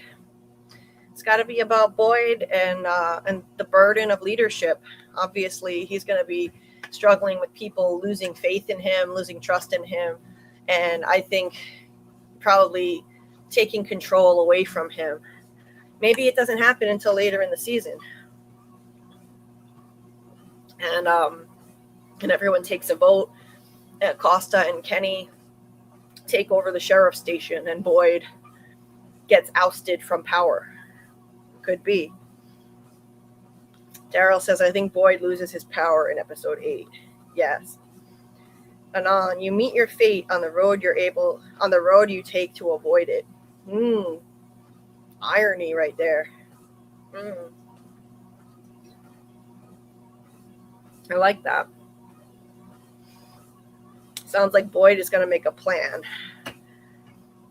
Right, in the best laid plans, yes. Sounds like Boyd is going to make a plan and then immediately abandon it again, like Michael. The fact that they disagree on what trust or not is cool. Yes, incognito. To trip or not to trip. What do you think Jade has learned that Boyd doesn't trust? I think it could be anything from his past lives. That anything at all, any information at all, I think Boyd will be wary of trusting it because it came from visions. And Boyd may not know if they can believe Jade's crazy visions. But what exactly specifically that could be, I'm not sure. Maybe I don't know. Yeah, I don't know on that one. That's a tough one. Maybe something to do with the way out, the way that they could potentially get out of there. Oh, thanks, Recon. I'm glad that the treadmill noise doesn't bother you. We're more than okay with treadmill noise. That's good. Donna, Lordess of the Colony House, Warden of the Mess, the true queen of the trippy Fukin King from. Indeed, incognito. Queen Donna.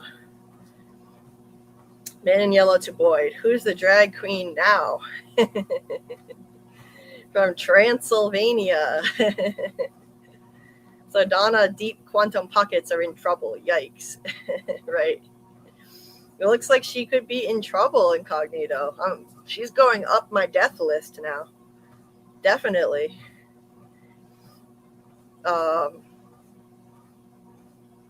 In episode 7, yeah, he's making a plan that in episode 8, his plan ends up getting him fired. Yep, definitely. Agree. Anon, a person often meets his destiny on the road he took to avoid it. Jean de La Fontaine.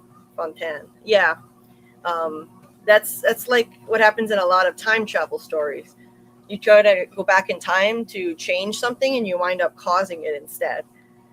Maybe that's, Julie causing Thomas to fall off the changing table, making the call. Well, Tabitha is no. I'm fed up with her shit. Me too, incognito. Me too. Enough with the no's and the oh my gods. Donna, Colony House Queen Pin. Oh, cool, Michael. There's a song right there that Michael put together about Donna on his Suno. Thanks for sharing. Daryl says season 4 is all about Boyd going even lower, and I think it builds up to episode 8 where he loses his power. Yeah. Because Incognito was saying maybe not being in charge will liberate him, kind of. But I think that'll devastate him, though, because he feels a responsibility to protect these people and lead them home. And it's going to be really bad for them not to have Boyd in power, because he keeps them alive. He really keeps them surviving. He is their Mr. Fish and Loaves. They need him. It's bad for everybody if he's not in power. Recon says, Julie, check your DMs. I will do that. I don't check them as much as I should. Especially lately, I've been overwhelmed with a lot of things. But I will absolutely take a look at the DMs. Thanks for the heads up. I'll take a look at that. Let's see. So while that's loading, leave Tabitha alone. You're just protecting all the ladies, huh, Daryl? Yeah, I love Tabitha, but no's and the oh my gods are getting to be a bit much, you know. Give her some better lines. Victor, be quiet. Be quiet. There's monsters sleeping. Victor. Oh my God, Victor. Oh my God. No. Yeah, it's getting old. Big time.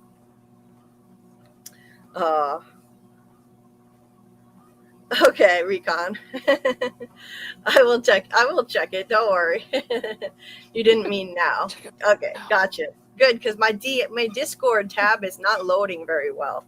It's buffering really slowly. So I will definitely check it. And I'm sorry if there's ever a time when I don't get back to somebody's message for a while. I swear it's not intentional. I'm not trying to ghost anybody or snub anybody. I promise. I get overwhelmed and then I neglect to check it, and sometimes things get buried, and I never intentionally do that. I'm just juggling a lot. You know the story. I don't have to tell you guys. You know I'm dealing with a lot. But so please never take offense. It's never intentional. There are always double meanings, says Joyce. Someone loses a head? Oh God. That's dark. Taking it literally. Someone loses a head. You never know. Incognito says also, yeah, Julie, check your DMs. Yes, you would know, because I also need to get back to you, Incognito. But I hope you guys understand. It's all good. Well, thanks for understanding, Recon. I shouldn't have defended Tabitha. It just made people make fun of her more. I hope you all feel bad. No, but other people say, like, Boyd says, okay, all the time. That's true. And nobody really calls him out for that. Repeats. Or it's okay. Yes, he does. He's like, what else did he say? What did he say in the bar? Like, I know. Fuck, motherfucker. Yes, that too. Yeah, I have from Vigo, and one of the squares is Donna or Boyd drops an F-bomb. Yes. We do have one that says, Tevi says, oh my God, or no. Yes. That is to be expected. But he also does the I know that too. He says that a lot. Yeah. I know. Yeah. It's like yeah. The goddamn motherfucker. That's his like favorite. The fuck. His favorite word. Samuel said I would have literally put a sock in Tabby's mouth. How many times I gotta tell you? Daryl loves the no. Oh wow. People have their own ways of reacting to things. I also like the thing she did with the Korean kids. Come here, I'm here, come here, I'm here. No, don't touch me. No, go away. You right? I'm like, what'd she expect? She summoned them there. She summoned them there, and then she's like, no, don't touch me. Oh my god. No. Yeah, she wanted them to come. Yeah, Pixie got my reference that I know. For like about a minute and a half. I love that song. Yeah, that's great.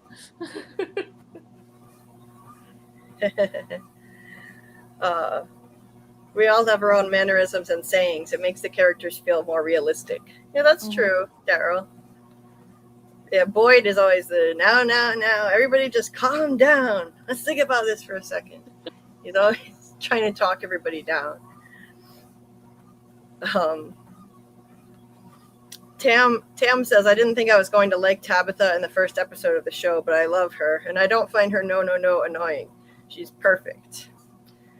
Yeah, it in the beginning it didn't really annoy me, but by season 3, I feel like it's just started happening so often that it just bugged me. But I do like Tabitha as a character a lot.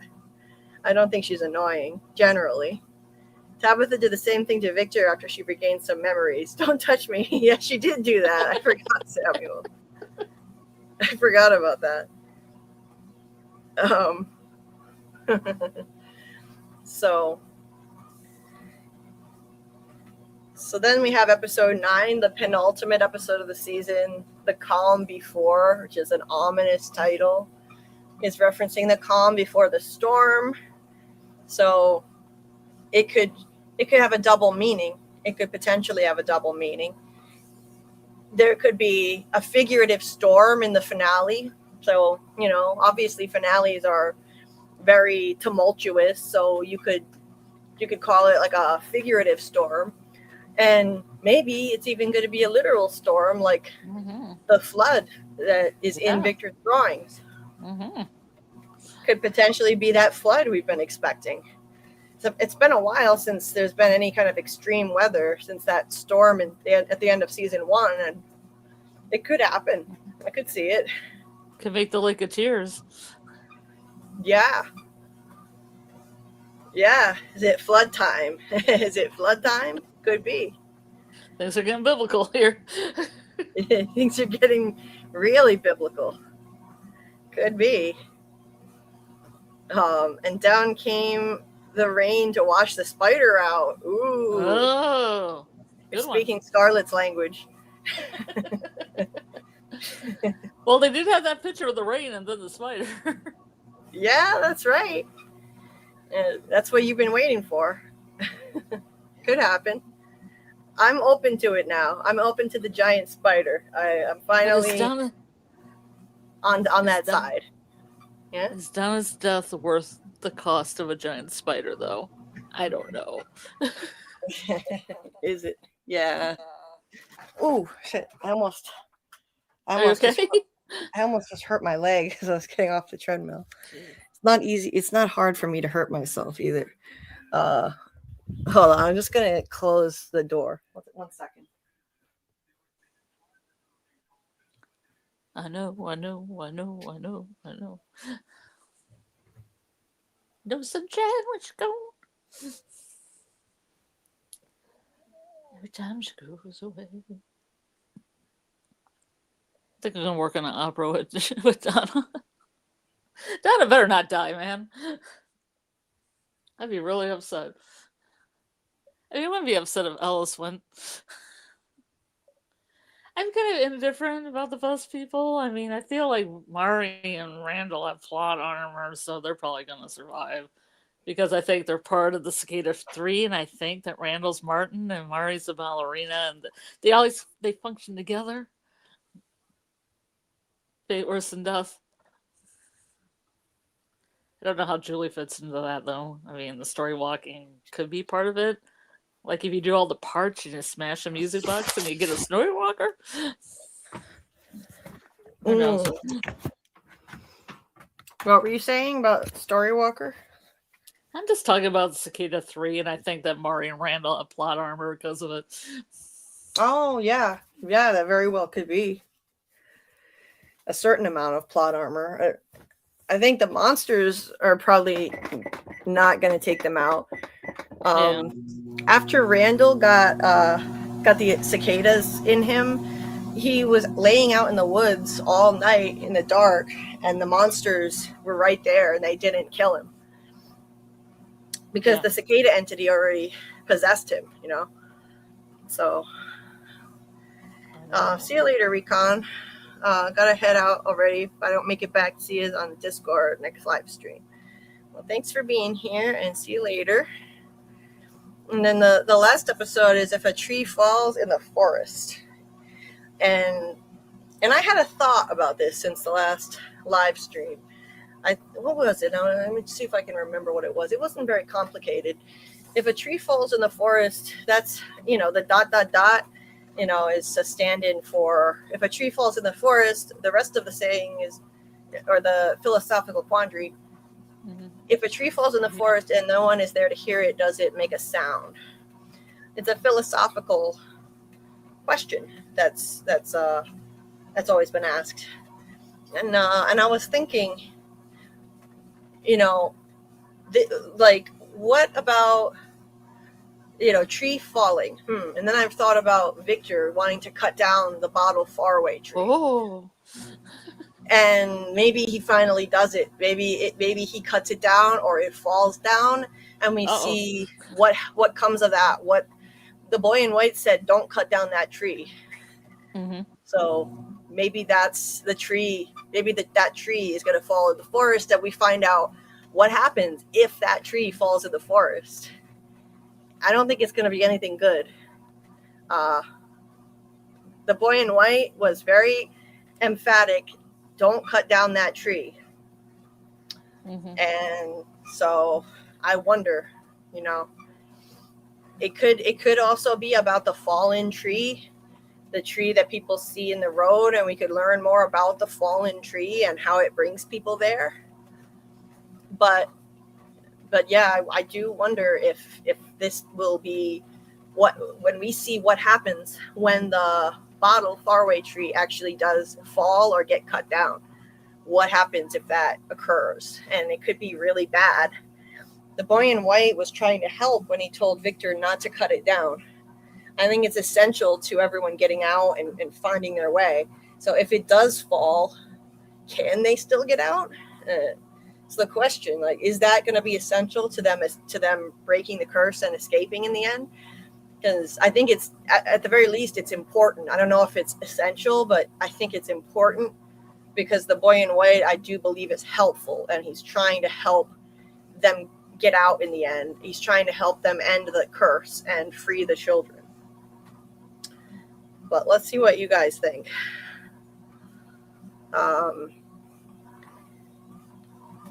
Daryl says, if a tree falls in the forest, Tony's theory that Kenny will cut down a faraway tree, because we've already seen Kenny cut down a tree after his dad died.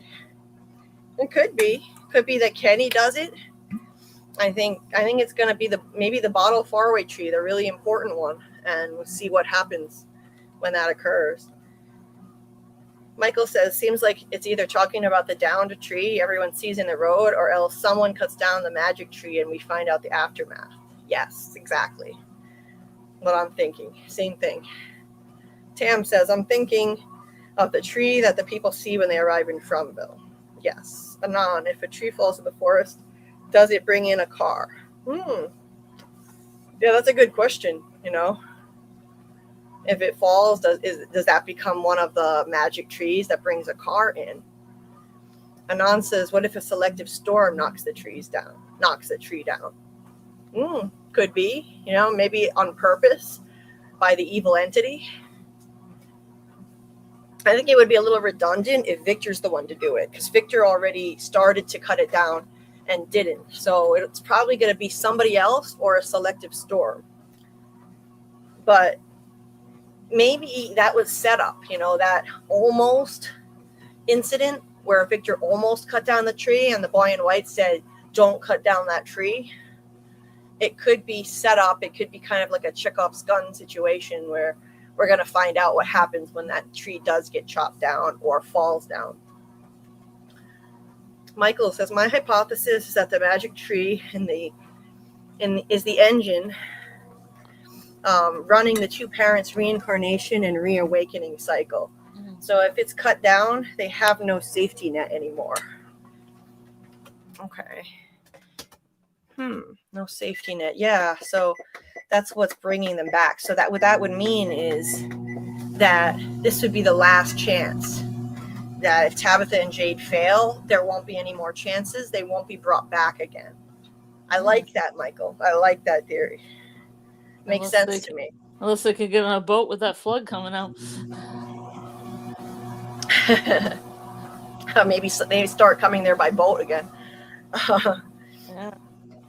No more extra lives, so it puts more emphasis on solving things this cycle.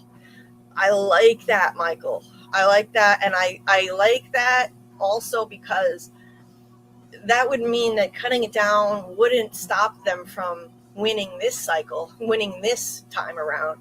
This tree being there wouldn't be essential for them to escape during this timeline, but it would stop them from having future tries, from being able to come back if they fail this time.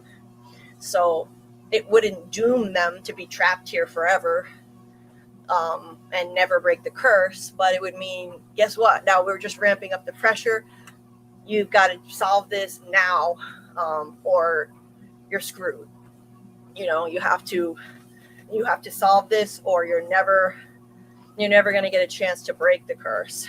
And so what would happen is that people, Tabitha and Jade in this cycle, would just die, and other people would still keep getting brought to this horror show, literally, but Tabitha and Jade wouldn't be there anymore to try and find a way out. And so there would never be a way out, that this place would keep claiming innocent lives forever.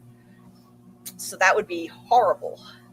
And it would really be a good way of ramping up the pressure for the final, well, what could be the final season, for season 5. It would be a great way to ramp up the pressure for the last portion of the series if they do that in the finale of season 4. So I think that would be perfect. So I'm going to go with it, that that tree is going to come down. Someone is going to cut it down, or it's going to fall down, and that will ramp up the pressure. Yeah, I like that. Daryl said, I feel like cutting down the tree won't be good. Yes, because I trust the boy in white. Michael says, if they cut down the original magic tree, this is their final life. And if they die, there's no reincarnation, no more tries, do or die, literally. Solve the mystery or lose the children forever. Yeah, and innocent people keep getting brought here forever. Yeah, I like that. Daryl says, when this title was listed as episode 6 before, I was thinking, this title sounds too important to be for episode 6, and I was right. Yeah, makes sense. Why cutting just a tree? Maybe one cut will cause the town to push even harder on them. Yeah, I don't know, incognito, but I think if it's that particular tree, it's going to be really important, and it will be a problem. Yeah, that's true. Kenny cut down a tree in season 1 after his dad died. Just when you thought the stakes weren't high enough, right, Joyce? Michael says, I think it would just be the final cycle, period. Nobody else gets brought back in. No, I don't know. I think the stakes would be higher if more people do keep getting brought in. More innocent people get brought in and killed forever, you know, and with no end to it. If this is just the end of the cycle, well, is that really the most terrible thing? At least no more innocents would be brought there ever again. And the children are already dead. I mean, I don't think there's much they can do for them. I don't think they can prevent the original sacrifice. I don't think they can do it. The most they could do is, I think, maybe free their souls who are trapped in there. That's just my opinion. This is everyone's last chance. Yeah, I think that it will be. Incognito says, or it's metaphorical. It could explain the tree that blocks the road before entering the town. Okay. Yeah, it could be something about that too. Amy says, wouldn't that trap them there too as well if there are no trees? I'm not sure. I'm not sure what you mean, Amy. Can you elaborate? Michael says, since the tree is also the transportation to Fromville, in my opinion, i.e. the boy in white as the avatar of the tree is the one who brings people to town to help the two parents. Yes, I absolutely agree with that. I think the boy in white brings some of the people to town, not all of them. I think it's the boy in white and the man in yellow selecting people. I could be wrong. I could be wrong there. You never know. Larry says, I also trust the boy in white, at least halfway. Good. It's nice to hear other people trusting him because A lot of people think that he's evil, and season 3 convinced me that he's not. So I'm definitely in that camp of he's trying to help. Yeah, he's at least halfway there. He's not all good. He's not pure. He's not a saint. But he's trying to help. He's trying to help end the curse, end the cycle. And sometimes I think he's probably had to do some messed up things for the greater good in that direction to try to make that happen. So that's why you may not always be able to fully trust him as an individual. Because he sometimes might do messed up things to an individual to serve the greater good. Michael thinks that they're trying to save the children's souls and let them move on or something. So if nobody else can come, the children are gone forever. Which, is sad. But I think the stakes would be even higher if innocent people are also still being brought there and trapped. And Tabitha and Jade will no longer be there to try to find a way out ever again. Michael says the entity would win. Who knows? There could be other consequences too. Right. Daryl says finding out why there are trees in the road would be a massive answer. It would be a massive answer. The way that works out, the way that process works. Although I doubt they're going to actually show us the mechanics of how the tree winds up in the road. I imagine it gets there through a mystical process. No one is just literally chopping down a tree and placing it in the road. So I don't know if they're ever going to actually show us how that works, because it's a mystical thing that doesn't really have a clear mechanism of how it happens. I could be wrong. Daryl says maybe too massive if there is going to be 2 more seasons after season 4, but we'll see. That would be great. I hope we get 2 more seasons. And Incognito says if we saw that as a board game, maybe cutting tree or recover items weakens the devil's entity. Interesting. Larry says he's also played by Bubbles from Trailer Park Boys' son, which makes me trust him even more. Oh, wow. No kidding? Yeah, that's cool. I didn't know that. And they're Canadian. That's a Canadian show, so that fits. We need a From board game. That would be fun. Yeah, I would like a From board game. Please hit the like button. Anybody just joining us who hasn't already done that. I have to figure out when I got on the treadmill. I didn't, let's see. When did I get on? I didn't take note of the time, and my timer, I didn't set when I started it. So now I have to figure out when exactly I started. Let's see.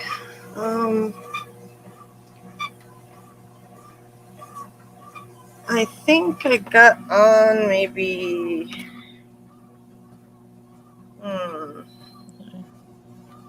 I think it was already 20 something minutes ago, I'm gonna say. I just have to figure this out so I don't overdo it on this. 49:59.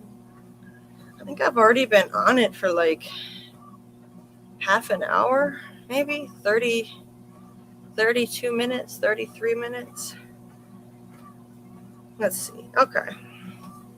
I'm just gonna guess. I think I got on and it was 4 hour 39 minute mark. Yeah, it was. So 49:59. Yeah, it's already been half an hour of walking. Okay, sorry, just my internal thought process while I figured that out. Okay, so the actor who plays Boyd said the show could be 6 seasons, and that makes sense. Oh, that would be great. I love that Harold said that. I hope so. I know the showrunners were shooting for it around 5, but I think they've said they were open to doing more. Also, the actress who plays the monster who seduced the guy to get inside is Mr. Leahy's actual daughter. Oh, wow. Interesting, Daryl. 45 minutes ago. Oh, thank you. Because I rewound it to see when Scarlet was by herself. Thank you. Okay, so 35 minutes ago, it says I've been on this for 10, 35.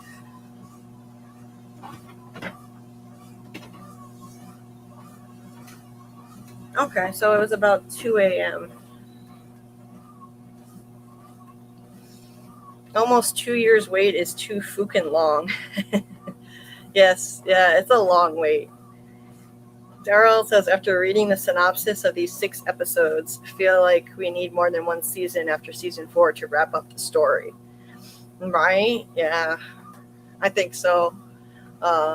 It's just, it's not going to be enough. This is a huge, complex mystery box series, and I feel like we need more to wrap up the story than that.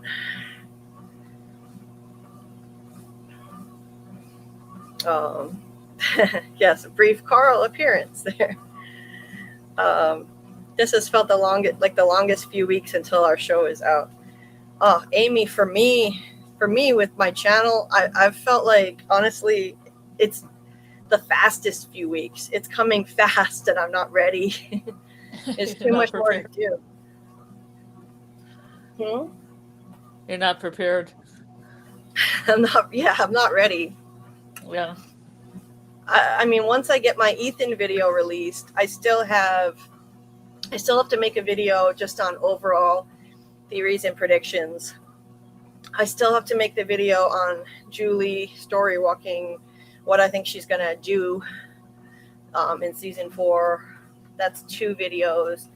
And I think there's a third one that I had been thinking about making, but I'm not sure now. But at least 2 more videos after the Ethan one, which is almost ready to record now.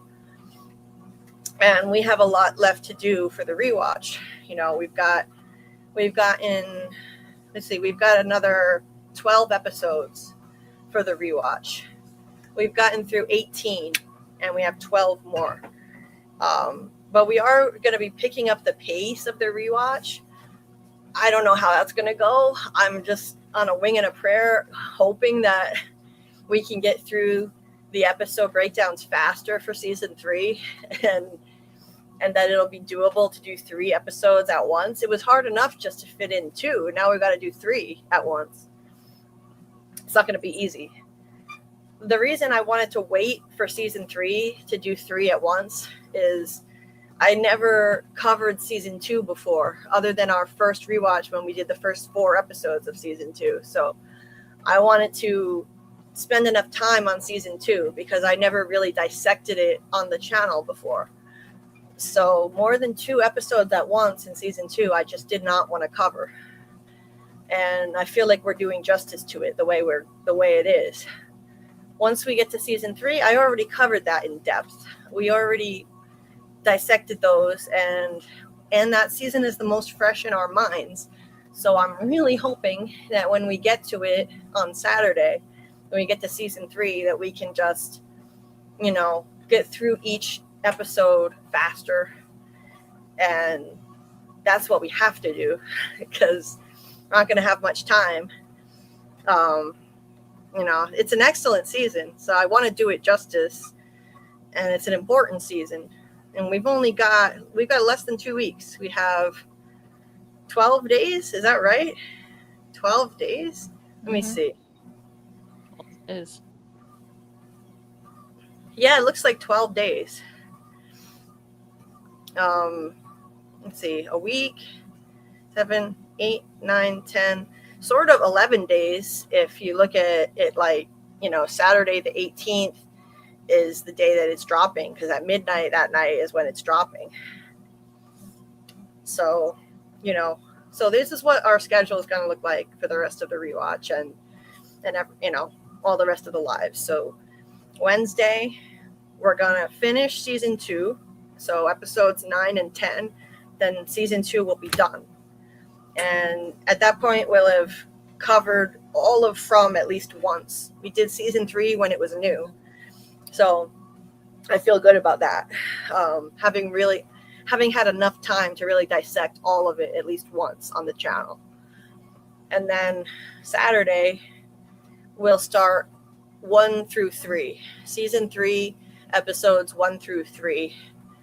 And the way that I think we're going to have to handle that, I'm going to have to just have a lot more self-control. And as much as I love reading everyone's comments and I want to read as much of the chat as possible, in order for us to be able to get through the breakdowns, we're going to have to treat it more like a podcast. Mhm. So for You're those gonna have to take less pictures, Julie. yeah. Take less pictures. Limit yourself to like 100 pictures and see what you can do. maybe that would help too. Yes. So this is the way I envision it. So I know I said we would do this for the other rewatches, but we really haven't. Treating it more like a podcast and not reading as much of the chat. We're still looking at a lot of the chat for that. But for season 3, we'll check in less. Not saying we're going to ignore the chat. That's not going to happen. Just not reading the majority of the chat like I've been doing. And just checking in for some key scenes and seeing what the chat is talking about, discuss, and then go back to the breakdown. And then, that way we can get through it in a reasonable amount of time. We can break down 3 episodes at once, Saturday night, and every now and then go check in with the chat, go back to the breakdown, but less chat messages will be read during those streams. And that's just in the interest of time. And then the Monday stream next week will be all extremely chat heavy, like tonight, because we won't have any episodes to break down. It'll just be very, very chat heavy. One last theory crafting live before the new season. I might even do something different and move it around and do a rewatch live Monday, Wednesday, and then well, you know what? We're going to have to move it around anyway because the Saturday Night Live will have to be moved to Friday because From will be dropping at midnight that Saturday on the 18th. So we'll do Monday, Wednesday, Friday lives, and we might just do the last theory crafting live Friday of that week and do the 2 rewatch lives Monday, Wednesday. And there's also one problem too that I have to figure out how to solve, and that is there's going to be 1 episode left over to break down. Because so Saturday we'll do rewatch number 1, 2, 3, and then the next rewatch live will be 4, 5, 6. The next one will be 7, 8, 9. We'll still have 1 left over. so maybe what we're going to have will know how it ends. So I thought Saturday Night Live too. I thought it was What? funny. The chat. So I said Saturday Night Live or Saturday Night Live. I think what will happen. I thought the Saturday Night Live this week was going to be weird because that's Jack Black and Jack White in it, so that's bizarre. Oh.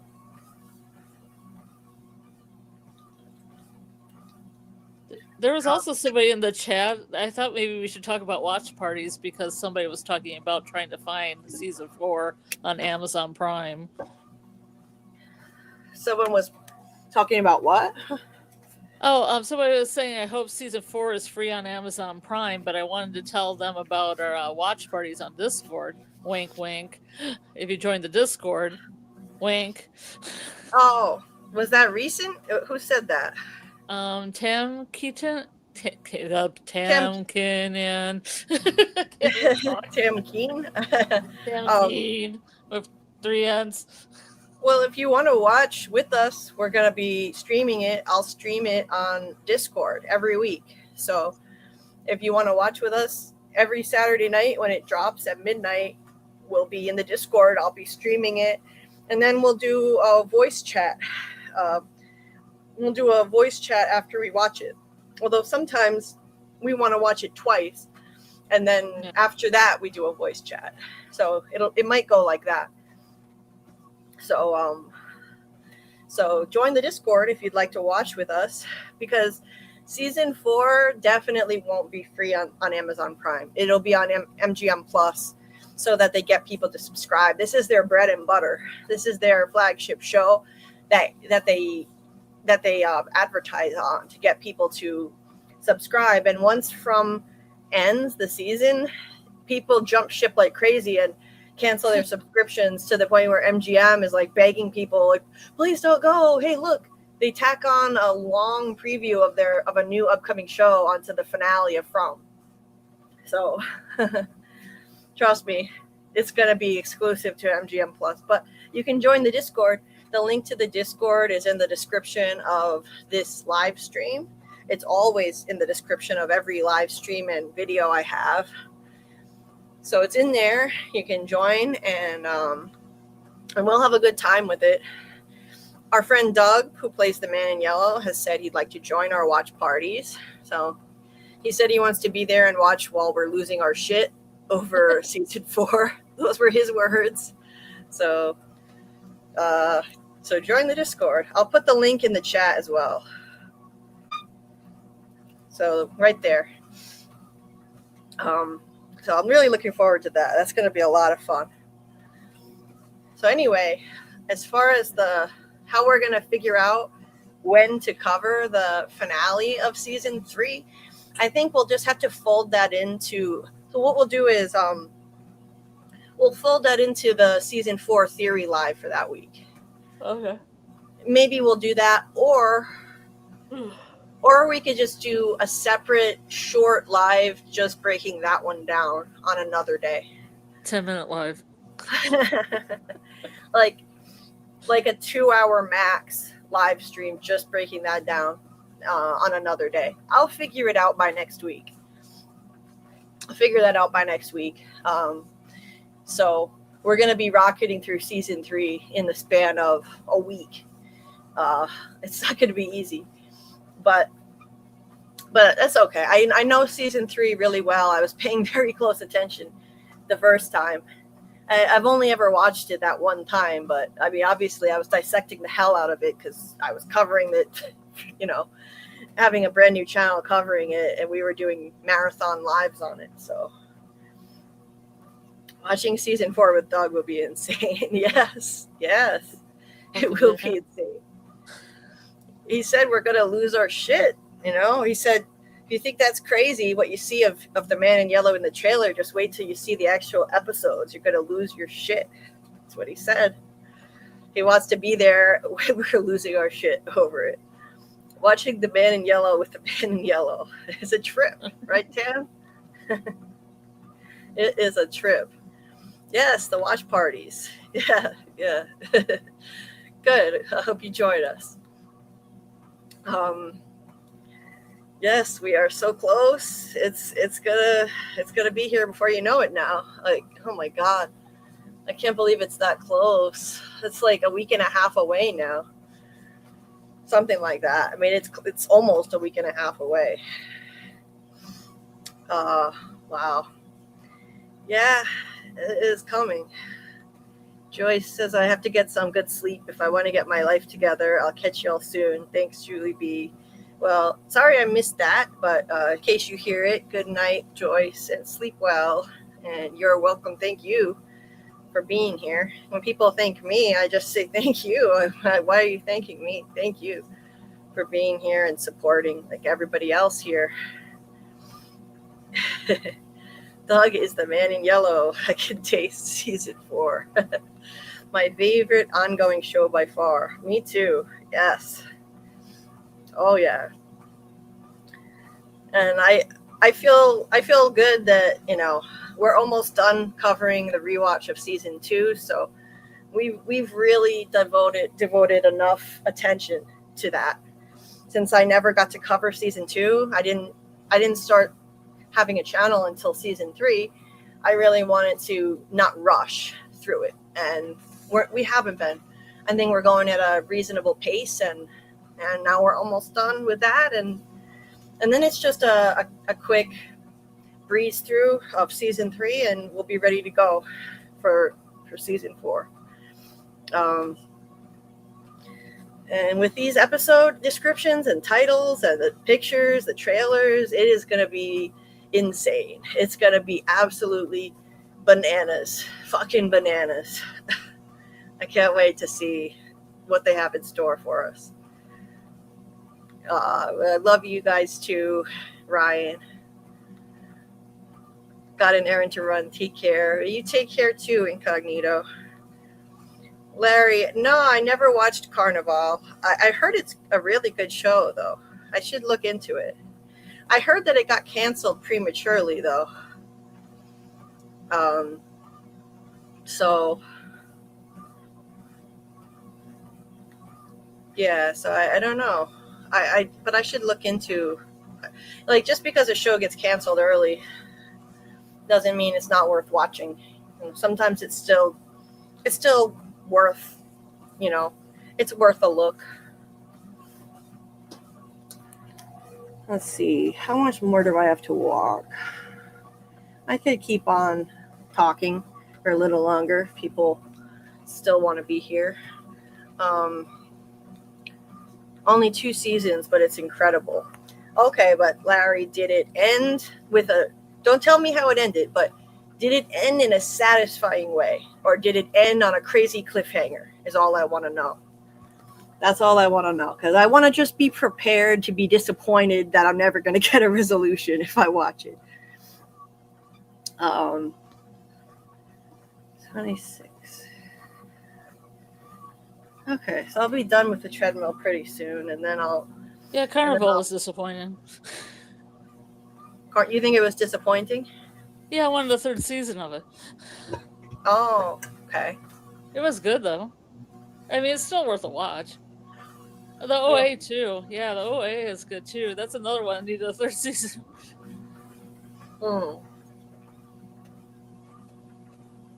Okay.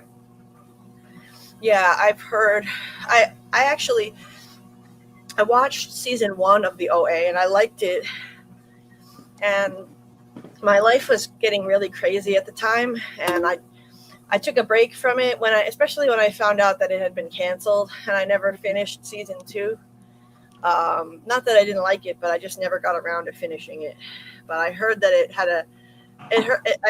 had like an unsatisfactory ending, that the OA was not resolved, which is frustrating.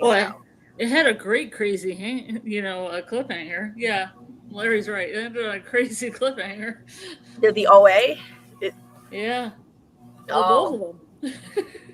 What, the OA? I think we're talking about the OA. Or maybe it's the Society. Were you talking about this? I don't know what we're talking about. The Society also ended on a crazy cliffhanger. Yes. The kids were trapped in a place that looks exactly where they live, similar vibes to From. Yes. I love that kind of stuff. People trapped in a mysterious place. I loved the Society. And it ended on a crazy cliffhanger. And I wish I had known. But back then, it hadn't been like canceled yet when I was watching it. So I wasn't able to like prepare myself before I watched it that I wasn't going to get a resolution. Oh, that makes me mad. It's like Raised by Wolves. Raised by Wolves as well. Should have a 3rd season. Well, at least now I'll be prepared. See, I'll still watch Carnival, but just to be prepared for that, frustration, at least I'll know. Same thing with Persons Unknown. That's another one. Persons Unknown and 1899 were also mystery shows that ended on crazy cliffhangers. And I will never get over those either. Makes me so mad. It's so frustrating. Yeah, there was some talk about an OA comic book or graphic novel. Because they said, like, Larry was like, I think OA has a chance to continue. Because they were going to try to continue it, like how Buffy had, like, graphic novels after it was done. They were going to try to do that with a 3rd season of OA, just make a graphic novel. Right. I would take that for 1899, too. Like, just tell me, like, what the hell they were going to do with the rest of the show, because they had the whole thing mapped out. They had the whole 3-season arc for 1899 mapped out the same way they did for Dark, the same team behind it. And I just want the answers. I just want to know where they were going with the show, and that would be better than nothing. It'll never take the place of the show, but it would be better than nothing. So maybe someday. Can't recommend it enough. Well, we'll see then. Maybe I'll take a look at it. I'll add it to my list. 71 likes. Nice. Nice. Carl, awesome. Thank you for hitting the like button and helping YouTube push this out to more people. And it's helping. I've been picking up new subscribers with each stream, bit by bit. So it does help more than you know. It's not just a, hey, thumbs up, you know, supporting me and just telling me, we like what you're doing. We like you. It's not just for me. It's for YouTube. It's for the algorithm, which I never understood or knew about till I started a channel. So the fans are pushing for the OA to continue. I'm not surprised. Yeah, I am not surprised. They knew what was happening in the society, and I want to know. Yeah, me too. That was a crazy one too. The way that ended, it was really wild. Because it was like this, it was another one of those experiences they were going through where, kind of like from where, if they're, you know, what's actually happening to them. Are they in reality? Are they dead? Are they alive? And then at the end, you find out something crazy. So, yeah, I would have really liked a resolution to that one too. And 1899, not 1899. That one too, but Archive 81, that's another one that had a crazy ass cliffhanger that will never be resolved now. And that was an excellent show too. Ryan said, I am actually still creeped out by the whole show, Carnival, not the theme, but something about the production. It seemed dark, like truly dark. Interesting. Yeah, I don't know. I might not like that kind of thing then, if it has that sort of vibe. Like dark occultic kind of thing. The society had balls. I loved it so much. It did have balls. You know, a bunch of kids plucked out of reality, plucked out of their lives, and now it was kind of like Lord of the Flies. You know, a bunch of kids having to rule themselves without any adults. And so factions form and there's infighting, and it became kind of soapy at times. I wanted a little bit less soapiness and more of the mystery. That was my only gripe about it. Some of the soapiness got me frustrated. Like, I don't know. They got really nasty. They got horrible to each other at times. The way they treated each other, it got pretty cutthroat, let's say. And I didn't like that, but it's realistic. It's a Lord of the Flies kind of scenario.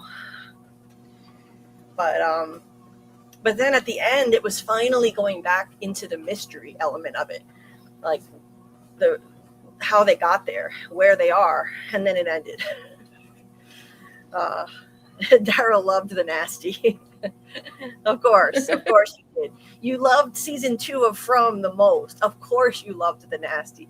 Season 2 was the soapiest season of From, and you loved that the most. I bet Daryl secretly watches soap operas too. Don't you, Daryl? Archive. Don't worry. I like soap operas too. I'm just kidding. I'm not gonna lie. I like General Hospital and The Young and the Restless too. And I love General Hospital. I'm not gonna lie. I really do. Archive 81 was so good. Yes, it sure was. Jehovah's Sins. Dark is my favorite sci-fi mystery show of all time. Yeah, it deserves that distinction. It's fantastic. It's one of the best shows I've ever seen. And it is extremely dark. Dark, you know. Dark is a fitting title for it. And also, a lot of the scenes are shot pretty dark as well. They are, yeah. Yeah, you should finally finish Dark, Scarlet. Yeah, I've only seen season 1. Because there are Vibes. There are, like, if they, especially, there are vibes of it in From. If you, you know, like, the whole story walking thing and the bootstrap paradoxes and the beginning is the end and the end is the beginning is the tagline of Dark, and in From they said the answers to the end are at the beginning. There are such strong vibes there from Dark. So yeah, I'd like to be able to talk to you about it one day, in the context of From, and compare and contrast, especially if they lean harder into it in season 4 of From. We'll see what happens if they lean harder into that direction. Yes, 1899 was such a shame. It was. A lot of people hated on 1899 because of the reveal at the end, which I won't spoil here, but I think it was a really cool reveal. I won't spoil it in case anybody wants to watch 1899. I still recommend you watch it, but I liked it. If they had the same reveal later in the series, I wouldn't have liked it, because it means that some of the stuff that's happening wasn't actually real, but that's all I'll say. Let's see. Daryl doesn't watch soaps. I'm kidding, Daryl. My teacher was telling us to watch 1899, and then shortly after it got canceled. For shame. Yeah, it was. It made no fucking sense. Netflix canceled it even though it was in the top 10 for a long time on Netflix. It was doing really well. I blame that fucking Wednesday show. I'm sorry, people who love Wednesday. But I blame fucking Wednesday. Fuck you, Wednesday. And Jesus, man, I love Wednesday. It's Wednesday's fault. It's Wednesday's fault. It came out the same month. It came out the same month as 1899. In 1899, nobody could live up to the hype, the unnecessary hype around Wednesday. And nobody could live up to that. So 1899 got the axe because everybody's attention was on Wednesday.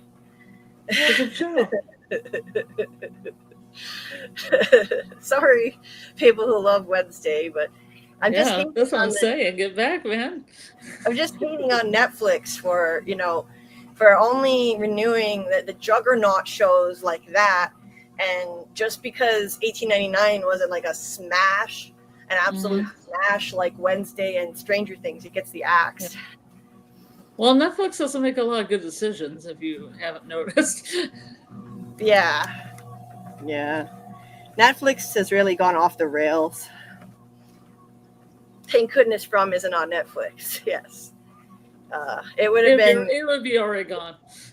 It would have been gone a long time ago, easily. Has no big stars on it. It's a smaller production. It'd be just gone. Yeah. Indeed.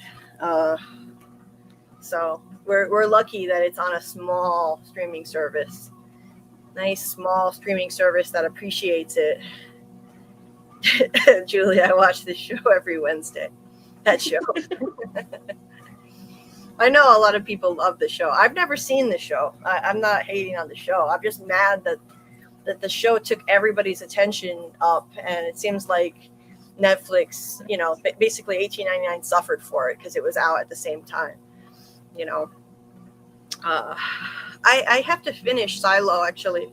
I never finished season 2 because it started off really boring, and I was really busy with my channel at the time covering From for the first time, so Silo just kind of fell by the wayside for me. I don't think I would like Wednesday because I don't like any Tim Burton stuff. I don't like that whole aesthetic. That's a shame. I doubt that I would like it. I don't like Addams Family or any of that stuff. Oh my God. It's just not my thing. Sorry. Not my thing. Different, just not my flavor that I'm into.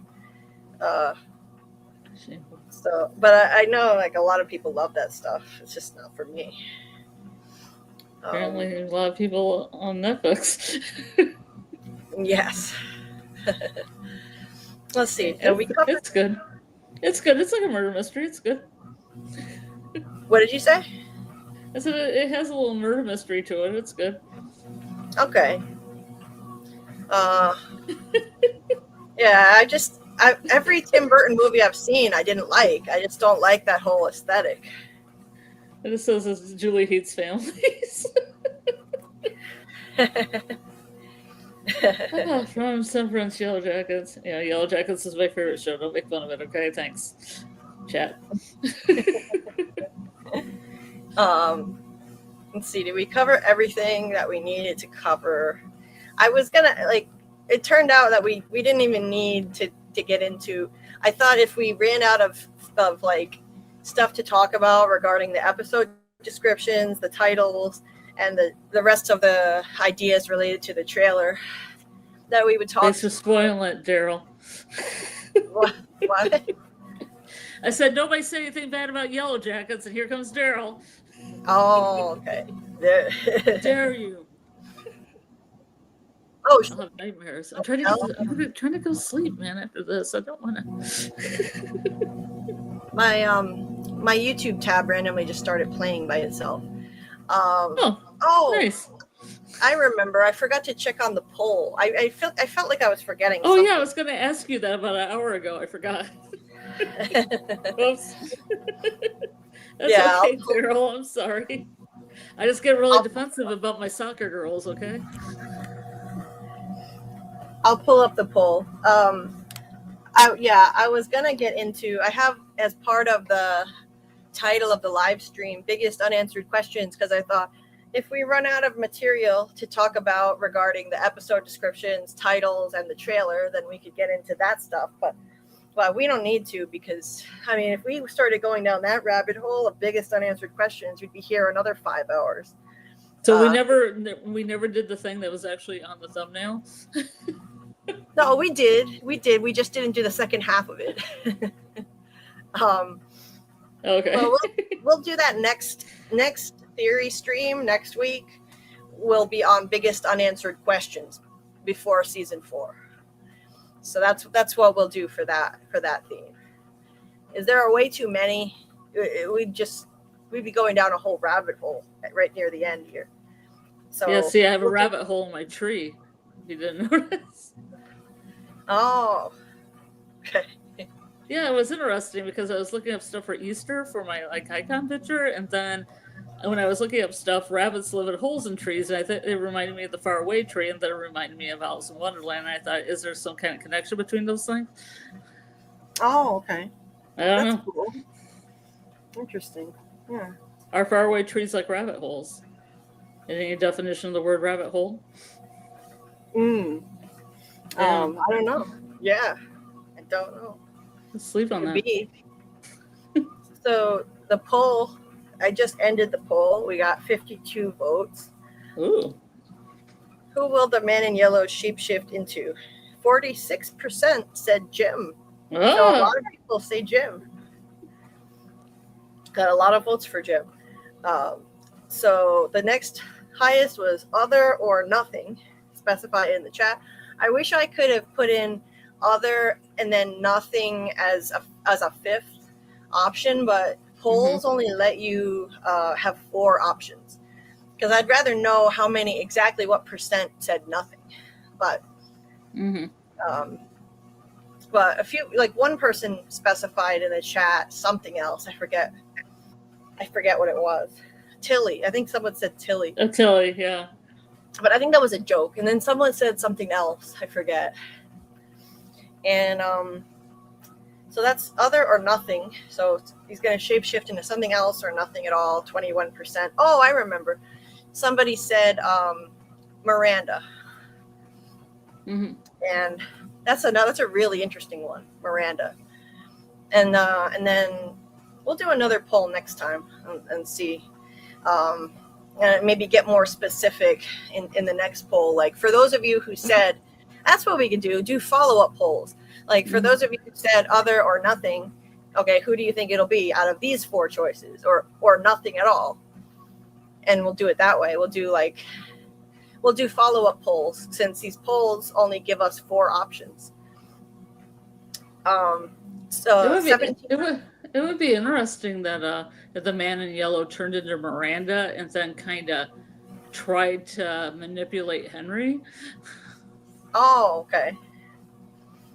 Yeah, that would be really interesting, and especially if he puts on the white dress from the suitcase, and we get and then we'd finally get the confirmation that it was Tabitha's in a past life, and that's why she looked at it and said, "What the fuck?" when she found it in the cave. Wouldn't that be cool? It would be an answer to that question finally. I want an answer to that. Why she had that reaction. It may be nothing. It may have just been her wondering what it was doing down in the cave, but I just felt like there was more to it. So 17% said he shapeshifts into Sophia, and 16% said a spider, which is higher than I would have expected. I totally expected it. That's more than I would have expected, say that he's going to turn into a spider. He did have an awful lot of bumps under his skin on his back. So eyes. Or Maybe he turned into a dragon. That's when I said he was going to be turning into a dragon. Yeah. Doug in the white dress, like I'm just a sweet transvestite from Transylvania. Henry, you look so sexy in that dress. Doug, I know. Give me some.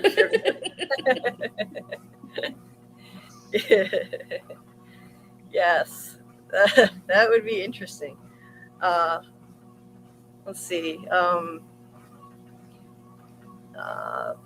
Let me see. I'm just scrolling up to see what else you guys were saying about that.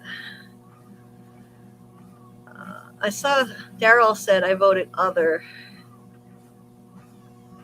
but I don't see it. I could have sworn I said that. I saw that in the YouTube. Oh yeah, here it is. I voted other. So what did you think it's going to be, Daryl? Something else, and you just don't know what? Because I'm kind of on the fence.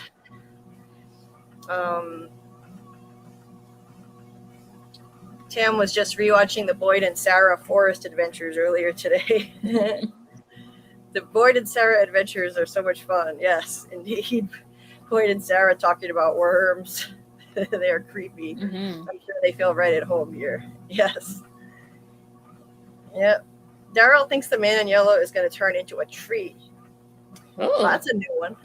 A tree. I was not expecting that. Okay. That'd be kind of cool. That'd be a kind of cool metamorphosis to watch. That's interesting. Yeah. And then people would have to go inside of him to go places.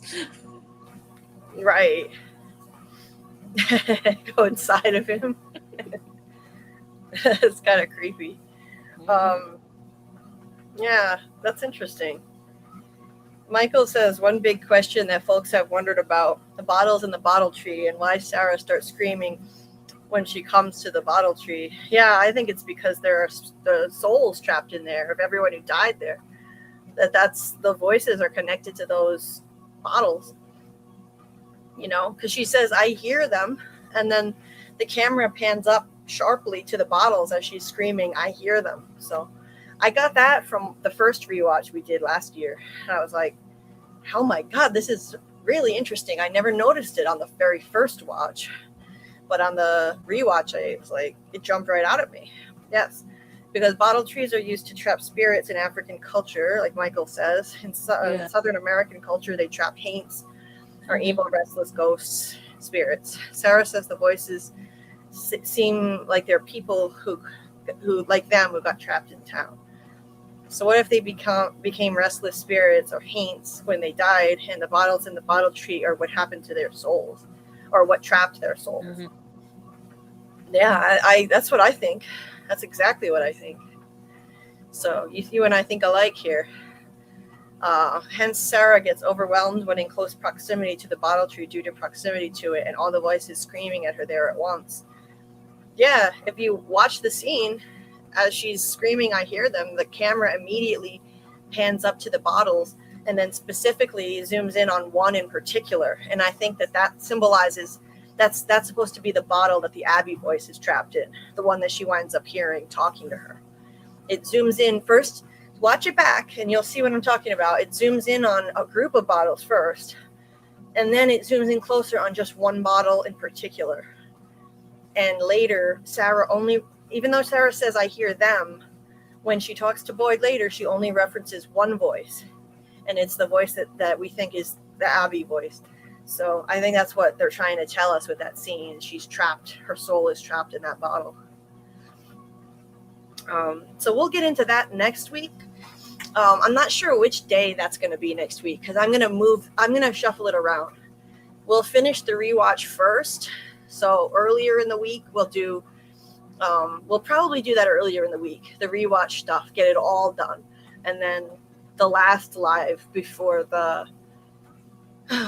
new season will be on biggest unanswered questions and more theories and predictions next week. And it'll be Monday, Wednesday, Friday lives next week. And this week, our next one will be Wednesday. Tam says, what if the man in yellow's favorite part is people entering the town? So he shifts into the tree and blocks the road for Sophia and her dad. Oh, that's an interesting idea. What if the man in yellow is the tree in the road? Oh, that's really creative. I like that idea. That's interesting. Yeah, really interesting. I like that. LOL, Scarlet, go inside. You guys are sick. Yes, Amy. I just hope we get plenty of screen time for Doug, too. I really hope so. I hope they don't just have him transform in the first episode and that we never see him again. He's gone off the show. Well, that's what Samuel said, 3 minutes. What? That's what he said? Well, Pixie says, hope we get plenty of screen time with Doug. And then Samuel says 3 minutes. Oh, no. When was this? I don't see it. Oh, it's down further. It's right after. I hope we do get plenty of screen time. 3 minutes.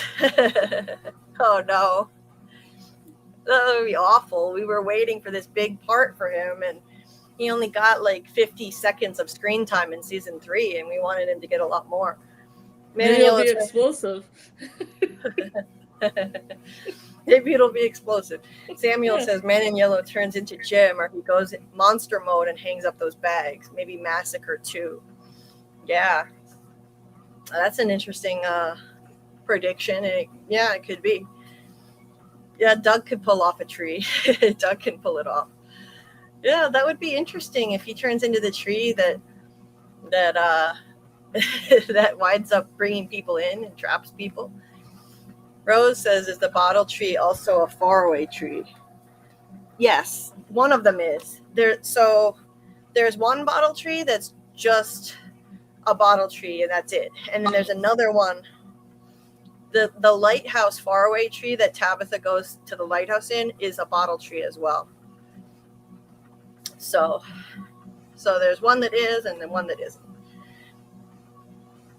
Yep, that's right. So next week, when we do our last theory and prediction stream before the new episode, we'll get into more of the biggest unanswered questions. So have your biggest unanswered questions ready to discuss and bring into the chat, and we'll dive into those. I have a nice long list. I have a very long list. It could cover multiple streams if I wanted, if we had the time. So, Doug says, I think the faraway bottle tree is the original, and the others are duplicates that Jade or whoever else made later. Yeah, that very well could be. So our next stream, I think we're ready to shut it down now. Our next stream is going to be Wednesday night. At least that's the plan. Hopefully nothing goes wrong and makes me delay it at all. If there's a delay, it would only be until Thursday. But the plan is Wednesday night for the rewatch stream. It'll be season 2, episodes 9 and 10. We'll dive into those and wrap up season 2. And then Saturday will be season 3, episodes 1 through 3. So I've got a lot of homework to do to prepare for all of that. And I have a theory video to finish. So keep an eye out for my Ethan theory video. I'm going to hopefully have that released before the next live. So that will be coming out, all about Ethan's role in all this and why he's special, how he knows so much, and that his knowledge is the key. It's key to understanding this place.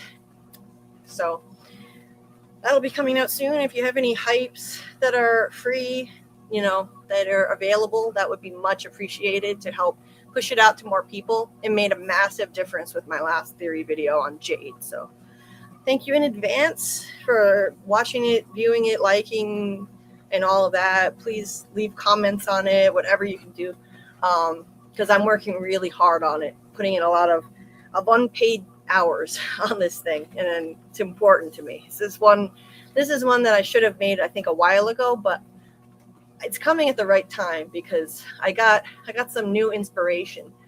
I've always known Ethan is important, but I got some new inspiration that I think is key to making the video what it is. So it needed to come now instead of earlier. And that's coming soon. And thank you guys so much for the awesome discussion as always. And Scarlet, thanks for being here. And love your avatar with the faraway tree. Where'd you get that from anyway?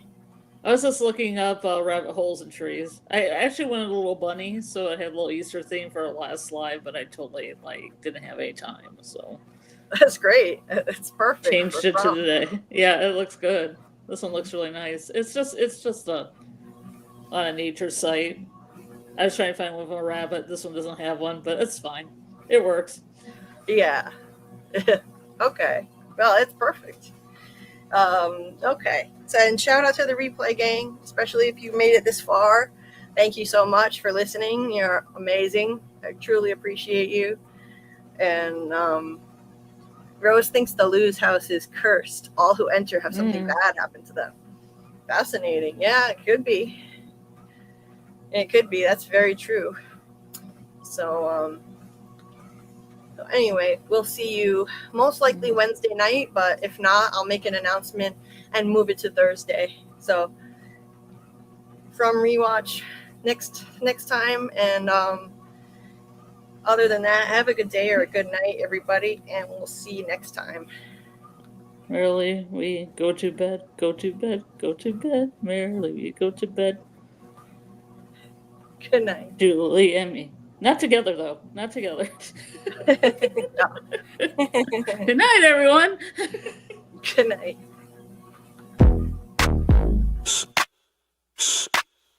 Yeah. That's a theory creaking open, baby.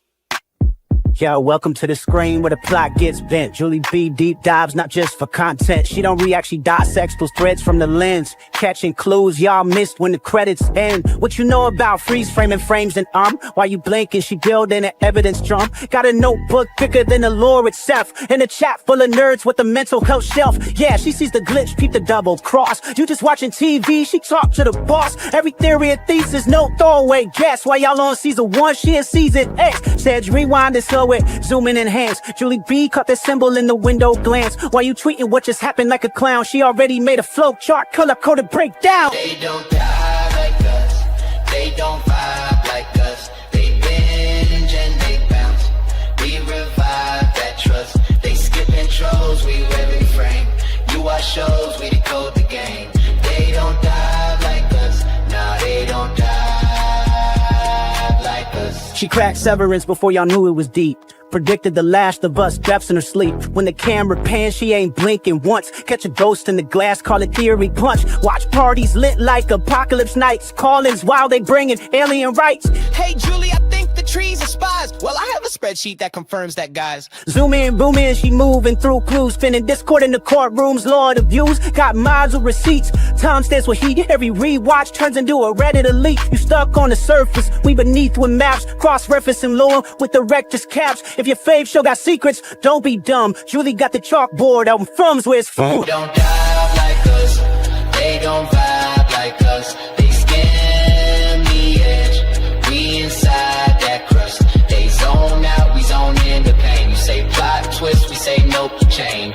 They don't dive like us, nah, they don't dive like us. What's that? That ain't a blooper, that's a plot thread. You thought it was a shadow? She thought it was a coded message from season 3. And she's probably right. Step this way if your mind's unbent. Step that way if your theories pay rent. Say Julie B. deep dive queen. Now zoom, scroll, theorize, pull. Ain't no rabbit hole safe once she got the clout.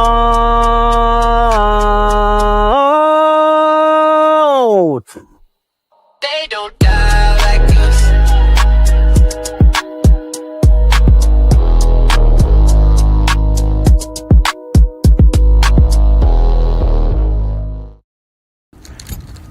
Julie, hi. It's me. Why am I screaming? It's me, David Alpay. Hey Julie, it is also Julie here, name twin. Hi, JulieBDeepDives. It is Avery who plays Sarah on From. I just want to say thank you so much for watching and supporting the show, and I also want to give a shout out to your co-host, Scarlet of Many Names. Hey Julie. Hi Julie B. Julie B, Scotty McCord here. How are you? Hi.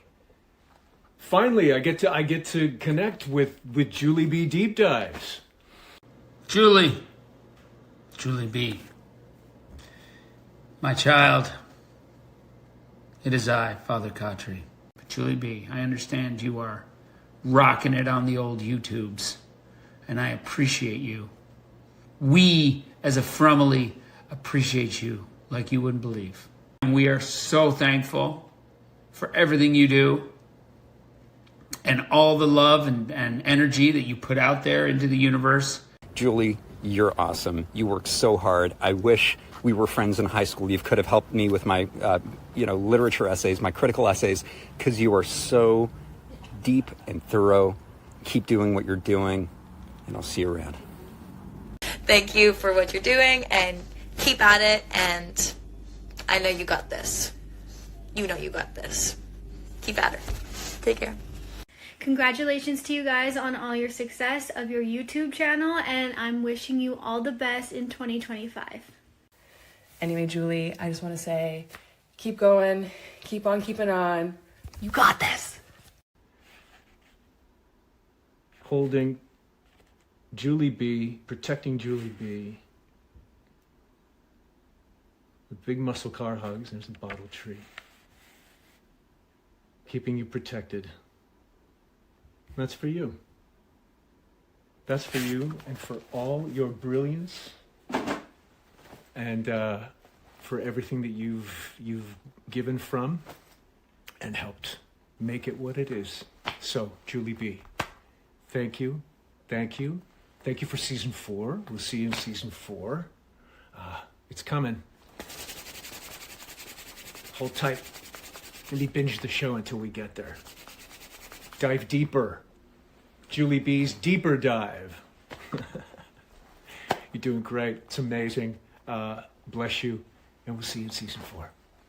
Don't stream and drive. Father Khatri thanks you for watching. Sean Majumder, the actor, who couldn't be here right now, but he wanted to let you know he's very thankful. And I hope you feel better. I know you will. Keep your chin up. And I wish you all the best. Take care. Season 4 is going to be fucking bananas. Be well.